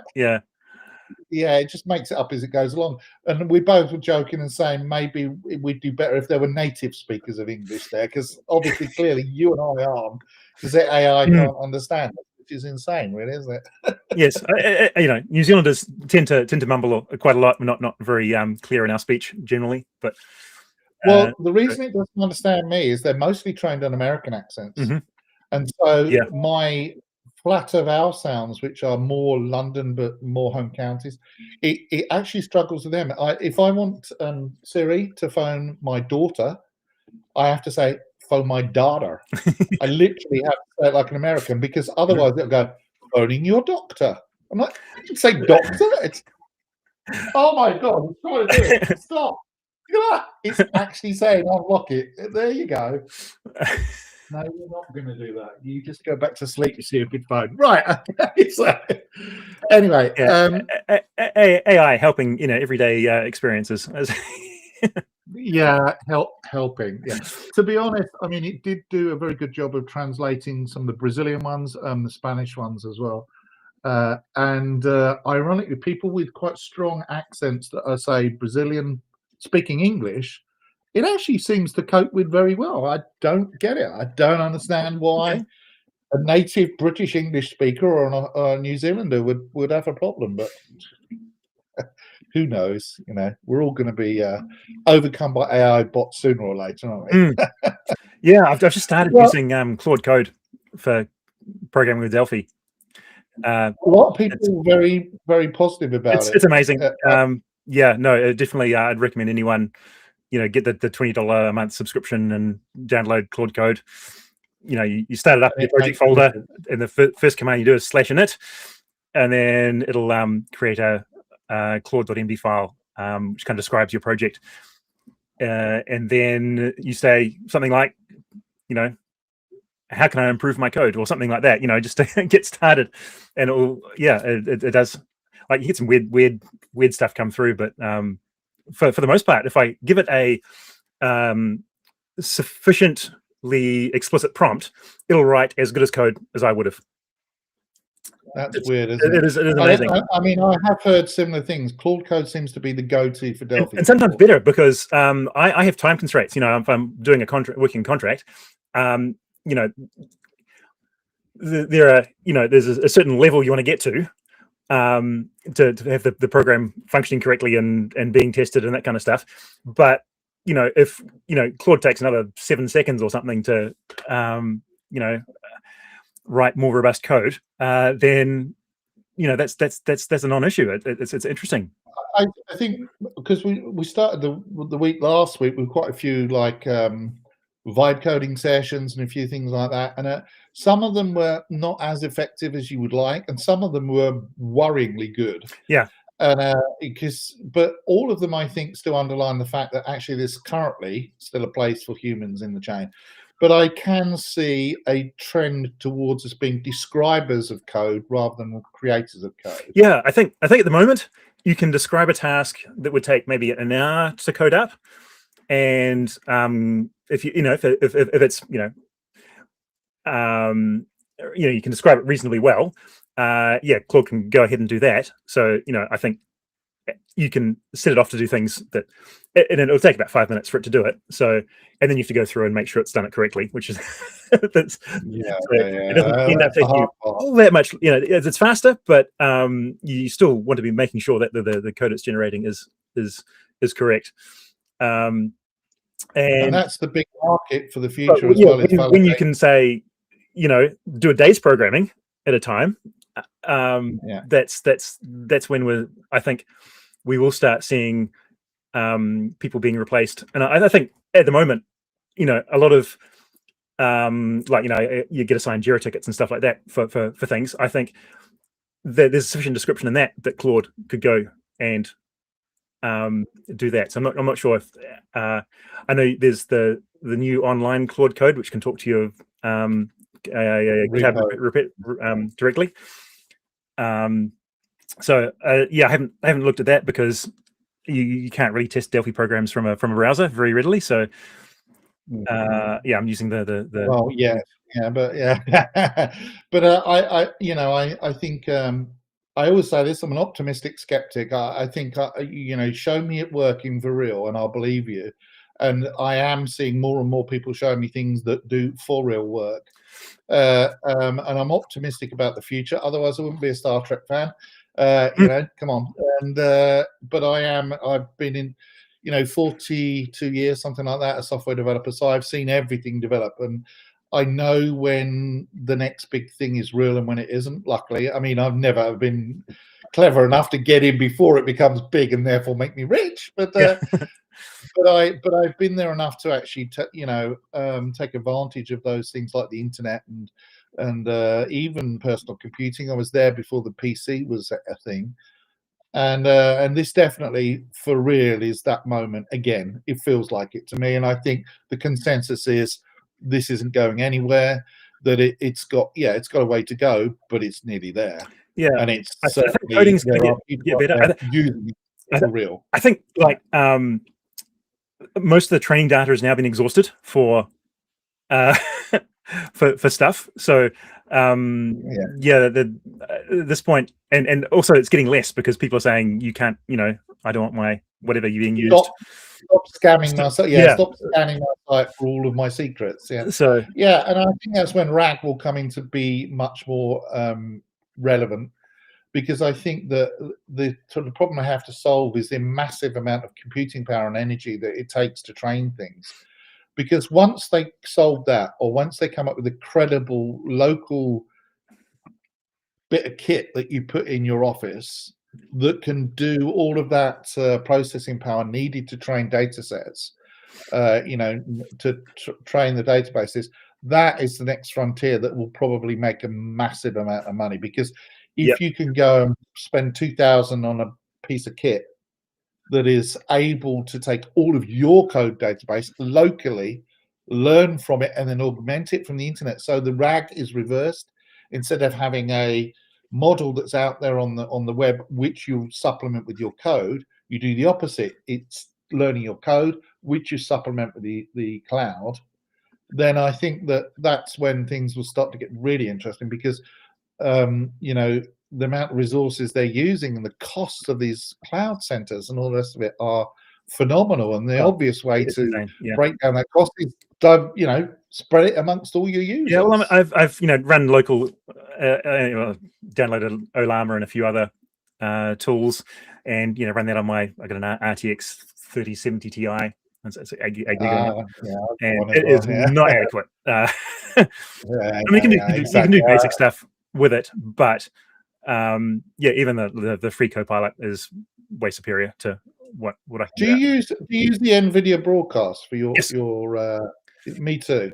It's because I remember us talking before about the little eye thing that they do, because they can make it. There's a turn on the eye tracker, I contact. can't turn mine on without messing up with the. So in theory, if I look at my other screen, I don't know if my eyes are looking at where they're looking currently, but yeah, it does. It's kind of doing it, yeah. Yeah, it can look a little bit out of the way. It's a bit disconcerting. It's pretty clever. It works pretty well. Valley kind of feeling, didn't they? They're like, it felt like the eyes were kind of creepy, because actually as humans we don't do that. We don't move our heads around and maintain eye contact unless you're broadcasting guy or something like that. So I've done it for reading scripts off the screen a couple of times. Yeah, I can imagine if you're looking down at a teleprompter or something. And that's handy. I'm going to turn that off because it is a little bit weird. Yeah, see, now you look kind of weird, thing. It's like like you a naughty secret or something. But it is, it's pretty flawless. But yeah, it doesn't quite work because But anybody that doubts the NVIDIA broadcast, and this is not an advert for them, but it is an endorsement really by me personally, is watch this. Yeah, you can't hear me clapping, and that is loud. Yeah, quite a lot of hum going on in here as well with a number of computers and. But I the other day, someone was asking me about this guitar, because this guitar is like a kind of MIDI type thing. So it's not a real guitar as such, but it is. It's got strings, and you can do bending on it and stuff like that. And I forgot the NVIDIA broadcasters one, so I showed her. I was like, "Oh, look, you can make it sound like a bass. You can make it sound like a acoustic guitar. You can make it sound like a banjo." And they're like, "We can't hear it." Yeah, I did the same thing. I was actually on Teams. Well, it wasn't NVIDIA broadcast. Teams would filter out the guitars. Yeah, exactly. Yeah, it's very good. I like all that. I like a Dave Nocky says AIception. Yeah, I suppose that's what it is. AI inside the AI inside the AI. But if that's moving fingers around, and even like the edge of my glasses and things like that, it does that. And you can see even with a beard, whereas other stuff you end up with kind of a halo around you and stuff. But this is like, yeah, absolutely. I mean, this is the real background, but I am like, because I live on my own, I can actually make my background be broadcast safe, if you see what I mean. As long as the dog doesn't do something weird, although he's lying down there. So if I'm using Camtasia, I have a sheet which I pull out. That's my the AI copes better with removing I wondered how you got such a good background, because your videos are always really good quality as well. They've gotten, like, with the AI background removal, the talking head videos have gotten a lot better. Yeah, I think they're great, and I like I say, I'm an AI skeptic, but I'm an optimistic skeptic. I'm optimistic for the future. I think so many good things are coming out. I think Olama is promising because it. If it can be made to be better, so you get better models that are more performant locally, I think that would be a great thing as well. I think Claude is very promising for Delphi people, because I've had lots and lots of people say they use Claude Code and it's great for Delphi. Yeah, no. Whereas I just thoroughly recommend it. I haven't used any plugins inside Delphi, so I'm going to have to go through some of the replays and have a look at what people are doing. Yeah.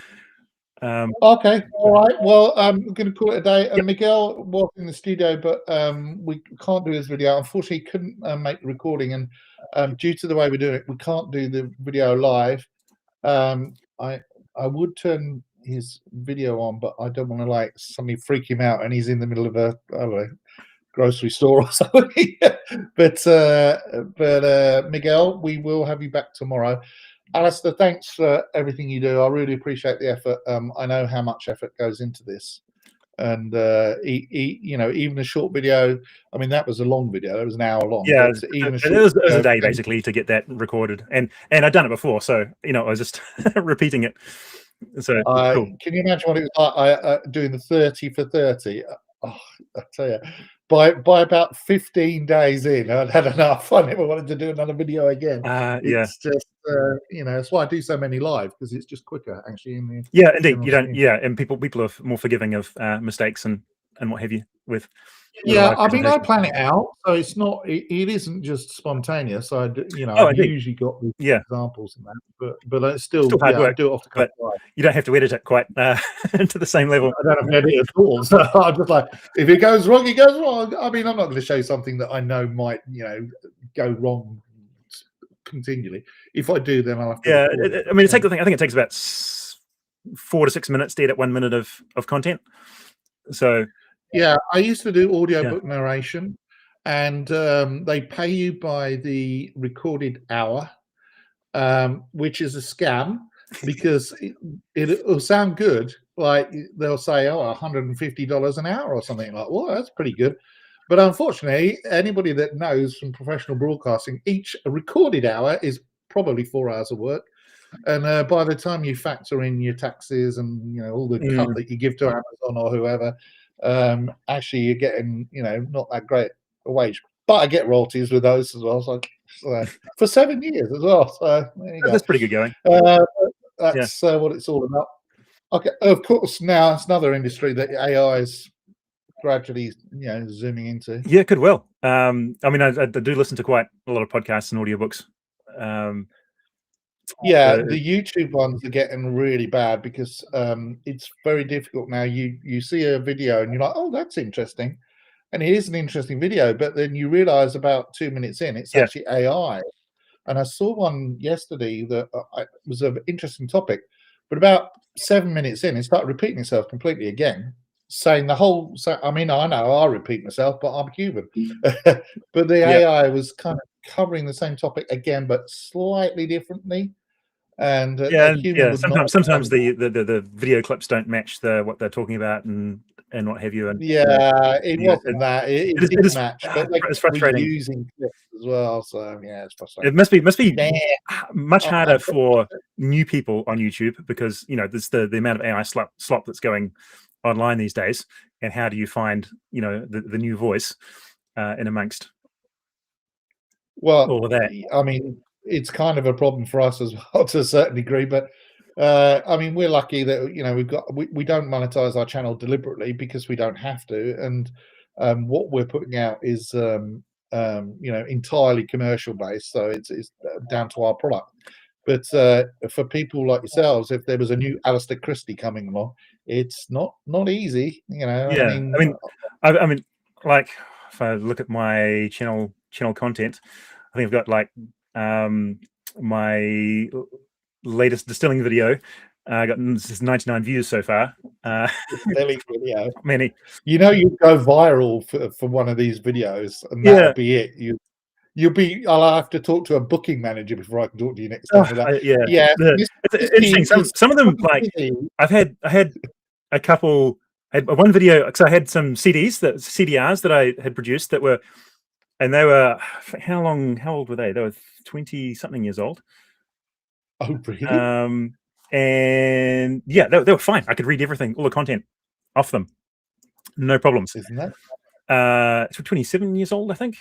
If I can find the video. So yeah, I've got stuff that goes back. So these blank CDs cost me 27 years old, so almost 3 decades. I think the blank discs were like $10 each, just about. So had a friend with a CD writer. His dad had a computer store. And oh my word! So you put the CD, and it went into a caddy, and then into the CD writer, and wrote at one speed. I miss the old days, though. I mean, that's why I got this Mortal Kombat thing. It plays other games, but the weird thing about this is actually made by the people that used to make these cabinets. This is a genuine. They have a business now. They sell these things to fools like me who have got too much money and not enough sense. But it does. It's the original. It's actual game from Midway. That's the name of the people. But what's weird about it is when it powers up, it's online. So now I can play the original Mortal Kombat games online with someone in France or something weird like that. And you can choose as well. So it's got Defender on it. I wanted one with Galaxians because War Games is my favorite movie of all time, and of course that's what he's playing. But Mortal Kombat was my second favorite, and yeah, it's got Defender on it, and Mortal Kombat 1, 2, and 3, and Paperboy. Do you remember Paperboy? I've got a friend who's into vintage computing, sort of like the I don't know, 486 Pentium era, and he's resoldering capacitors and stuff like that on motherboards and all that kind of stuff, and getting like Roland MIDI card or something like that, so you can play like Wolfenstein and Doom. Sound Blaster are back. The company resurrected itself and are selling devices. People like you and I remember the original Sound Blasters, which were There's required Creative Labs. piece of kit. Yeah. Yeah, well, they've got things that plug into USB ports and all sorts now. But Yeah, my those wife's are the got days. a I mean, MP3 player that from Creative Labs, which is now about 20 years old. And she still Creative listens. Labs, that's it. Yeah, so it is. Well, they're back apparently. So it's bizarre. Yeah, no, they've always been around. I did have a keyboard. My previous keyboard was a Creative Labs mechanical keyboard, which I got really cheap, Zen of Line or something like that. But yeah, I'm becoming a little bit of a snob when it comes to keyboards. Yeah, me too. I've got a SteelSeries Apex Pro, I think it is, and clickety clackety and all the rest of it. But it's great. I don't get RSI or anything like that. After career I've had, I think I would. You need to check out the Hall Effect keyboards. Oh yeah, magnetic. You know, they're magnetic. And so, yeah. I'm fine with this, but yeah, it's Jim McKeith is really into bizarre keyboards and equipment as well. He had a laptop, once you put together with bits. Yeah, but then he also has like a Tesla coil and weird stuff. He really is a crazy professor. He also, I believe, has got Delphi apps running on the Steam Deck. He hasn't changed. Runs Linux, so yeah. Yeah, it does. Yeah, and we'll run Win32 apps as well. I mean, he's the one that was having the brain interface and stuff like that. He's a remarkable guy. I don't go quite that crazy. Maybe I should, but yeah, it is what it is. Yeah, no, he's all right. Well, incredible. Thanks, Alistair. All right, I'm going to let you go and get on. Luckily, it's not too late for you. It's like 10 o'clock in the morning or 11 o'clock. Yeah, I've got some people here. They're into installing an EV charger. We had a granny charger basically, so it just plugged into the wall and then into the car, and that died. So we thought we'd get a proper wall-mounted charger, because when we just got a Nissan Leaf, we paid hardly anything for, and a used EV can save. It's saving us about $3,000 a year, so about $2,000 US a year. On wow, and it's with paying road user charges as well. It's 7.8 cents a kilometer or something. So wow, that's amazing. When I went to Denmark, they all had electric cars, EVs. We do have them here. There's actually always a Tesla truck, Cybertruck, that parks just outside my window. I know whose it is, one of my neighbours. But you see a lot of Teslas in Frisco because there's an office here, and because we're sort of two-car family. We have the Nissan Leaf, the 2017 Leaf, and Mazda Demio. So it's like I have a Nissan Rogue, so it runs on. It's 2005. So we're gonna have to get rid of it because it's falling apart. But just driving an EV is just so much nicer than a petrol. I know. Continuous acceleration of a you just put your foot down and it goes. And Nissan Leaf, it is the most gutless EV you can get, just about, and it goes pretty quick. I have to say, the acceleration is pretty impressive.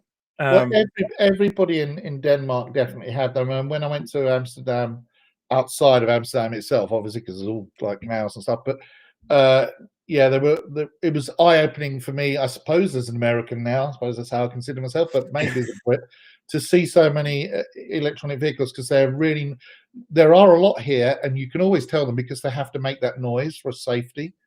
Otherwise, they're silent. You see, you don't. Yeah, I would turn that off. Yeah. See, I don't know if you can hear, but you hear them, just like some kind of spaceship. It's fantastic. Yeah, I think the Leaf does white noise. It's kind of a sound apparently better. Yeah. I think there's another one, like a Mitsubishi or something here, that goes as it goes by.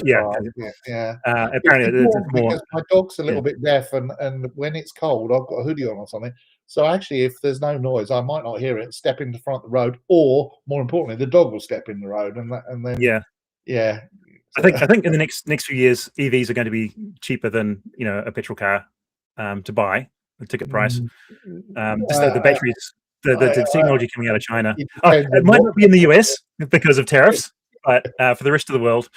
The biggest problem is the political system in the United States. In many other countries, the ability to legislate to encourage that kind of technology, is not as hampered as the slightly more volatile American. Yeah, I mean they're doing batteries that are rated at million mile batteries. They'll still have 80% of their capacity after a million miles, 1.6 million kilometers.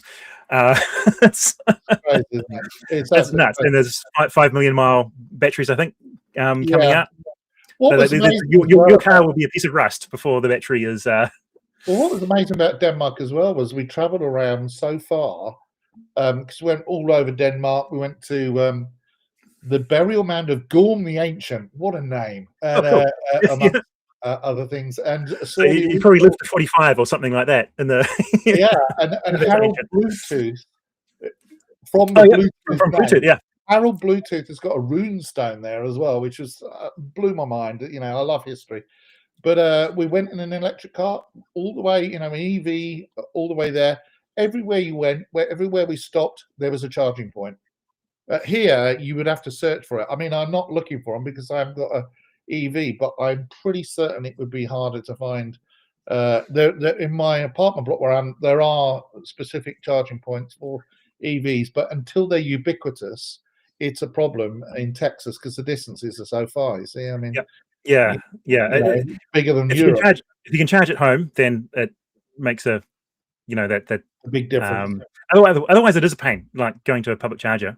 You are, in terms of convenience, better off with a petrol vehicle. But if you can charge at home, you get home, you plug it in. Yeah, I'd go for it. I think the idea of a properly self-driving car that's trustworthy, I'd definitely go for that because I don't drive at night because I have poor night vision, and so I can, but it's safer. But if we could get to the point where we totally trust self-driving to the point where it would be better than a human, then it would actually make a big difference to me as I get older. So in 10 years' time, I wonder about. There was the big thing about self-driving vehicles. AI is going to do away with all these truck drivers and taxi drivers and what have you. But the first people they're out of jobs are creative people. It's really bizarre how things have turned out. I would not have guessed it. And they still can't, full self-driving still isn't here yet, and that was going to be the big. Do you remember Steve Teixeira? It's spelled Texiera. Oh, yep. Yeah, Steve Teixeira. A little interesting fact about him, apart from the fact that he's not well at the moment, actually, or I haven't checked up on him recently. But for those that don't know, very long-term Delphi guy back in the day, Borland guy. Yeah, books. He's got a Delphi book. Yeah, and says he makes no money from it. He was joking around. I haven't spoken to him for a couple of years, but an interesting fact about him is I believe he has the patent for head-up displays in vehicles. The really? How weird, right? I'm sure that's what he told me. It's like Delphi guys. Jim's got the swipe unlock. I know, right? It must be that Delphi people have invented. He actually worked for Microsoft for ages, and he worked for, I think, Meta or someone like that. He's come into some dispute with some or other now, but hopefully that's all resolved. And also, he was very sick. Steve, I'm sure you're not watching this, but if you are, I hope you got through it and out the other side and better. And his wife Helen, I knew her sort of socially online, if you see what I mean. But yeah, it's isn't it weird? Yeah, I think it's good to see there's more young Delphi programmers coming on board as well. Like it's been, I felt that the grey haired brigade. I'm starting to turn into. The grey. I would go grey head, but you need hair. Yeah, my hairline's receding. So whether I shave it all off and do a iceberg. We have had some success at getting younger people to consider it, and also it's not just that; it's the adoption in general, and the reversing the image of people saying it's an outdated language, which it really isn't, and that's frustrating when people just aren't prepared to actually understand that it's actually as recent as JavaScript, Python, all the other languages. And it's a pleasure to program in is the other. It's a lot easier. It's so much easier to read than Python has its place and it's very good. There's nothing wrong with it, but also the Python's number one on the TOB now, isn't it? It's I'm not sure what it is. Someone was saying that we're number 11 this month on TOB, and we were 8. No, it changes every month. But I think Python number 1. Oh, really? Yep. Well, I'm not surprised. They're So, really annoying. Well, at 23% and C at 10% of, and of course, it's the TOB index is just kind of a. It means absolutely nothing. It means everything. Yeah. The way that we view it is this: it's an indicator of, whether we're doing some things right and wrong, because it's like, the famous saying, "There's only one thing worse than being talked about, and that's not being talked about." And TIOBE does actually, TIOBE does have some indication of the relevance of what you're saying. It is what it is. They change their algorithms every so often as well, and sometimes that impacts us as well. But I don't care. I mean, it's about teaching people what the benefits are of the language, which you do very, very well, and making sure that people understand that, look, I'm not making you use it, and I'm not making all the million people out there that are using it use it. People are using it because it does what they want it to do. So, yeah, there you go. That's the sales pitch over. All right. Well, thanks a lot. I shall leave you to it. Miguel, we couldn't. Oh dear. My mouse has packed up all of a sudden. Look at that. Battery flat. No, I only got it yesterday. Why is it suddenly gone?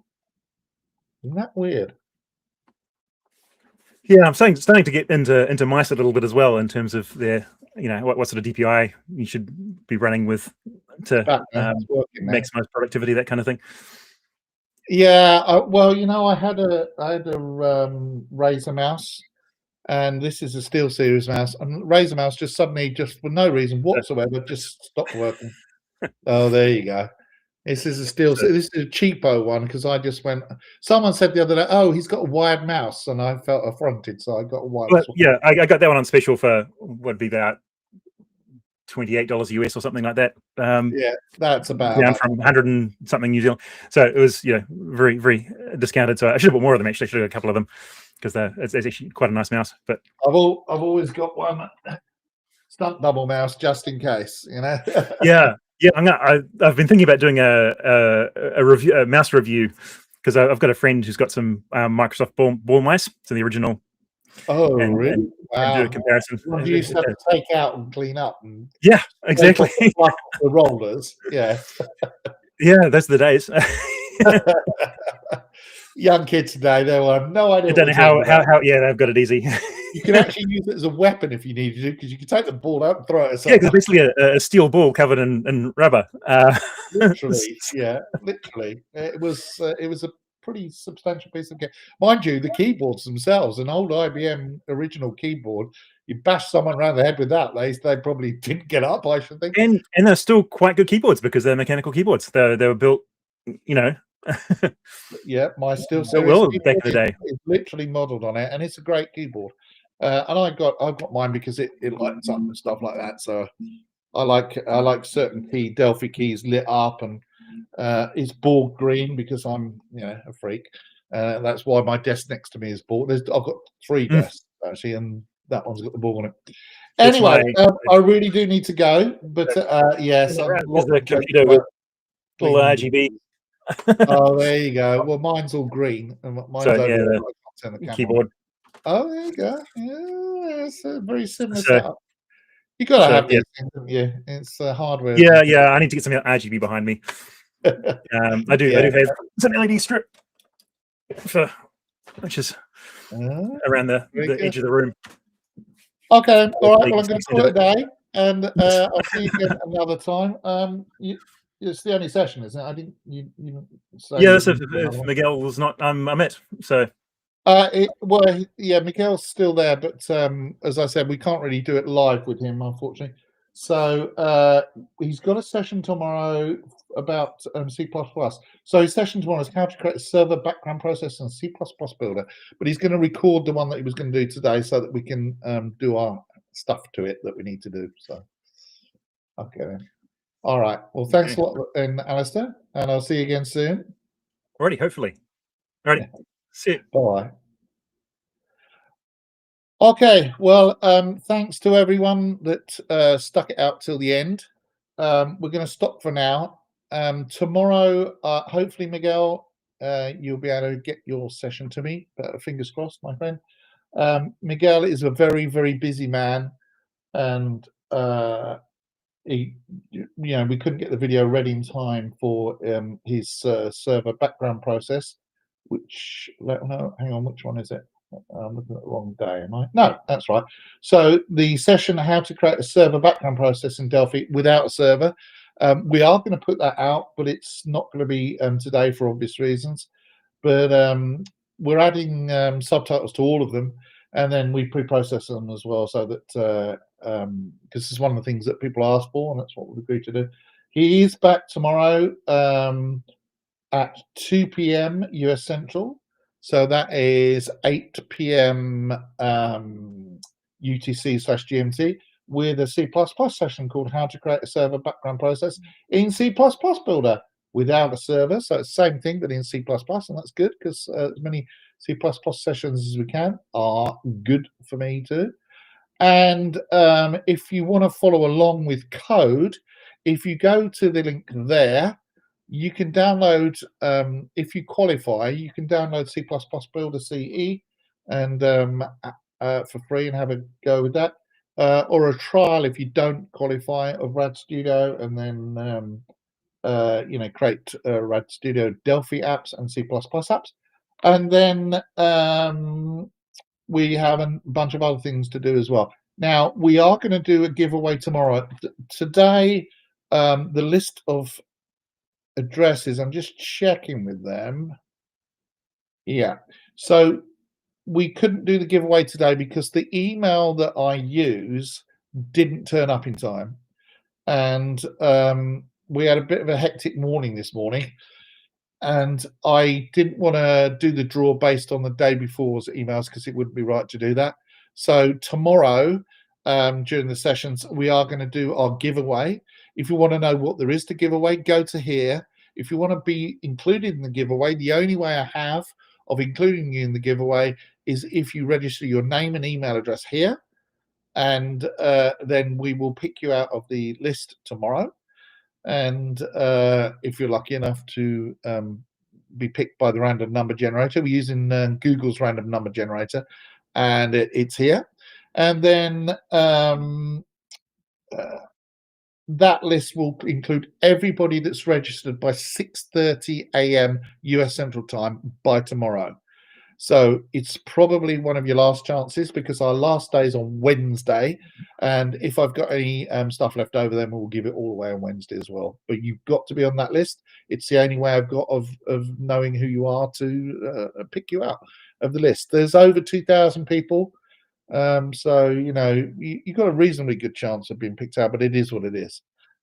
And tomorrow's session, let me just have a look at what we're doing. Forrester says, thank you very much, Ian, and the Embarcadero time. It really is a team effort. It's not just me, but it's everyone. So much effort goes into this.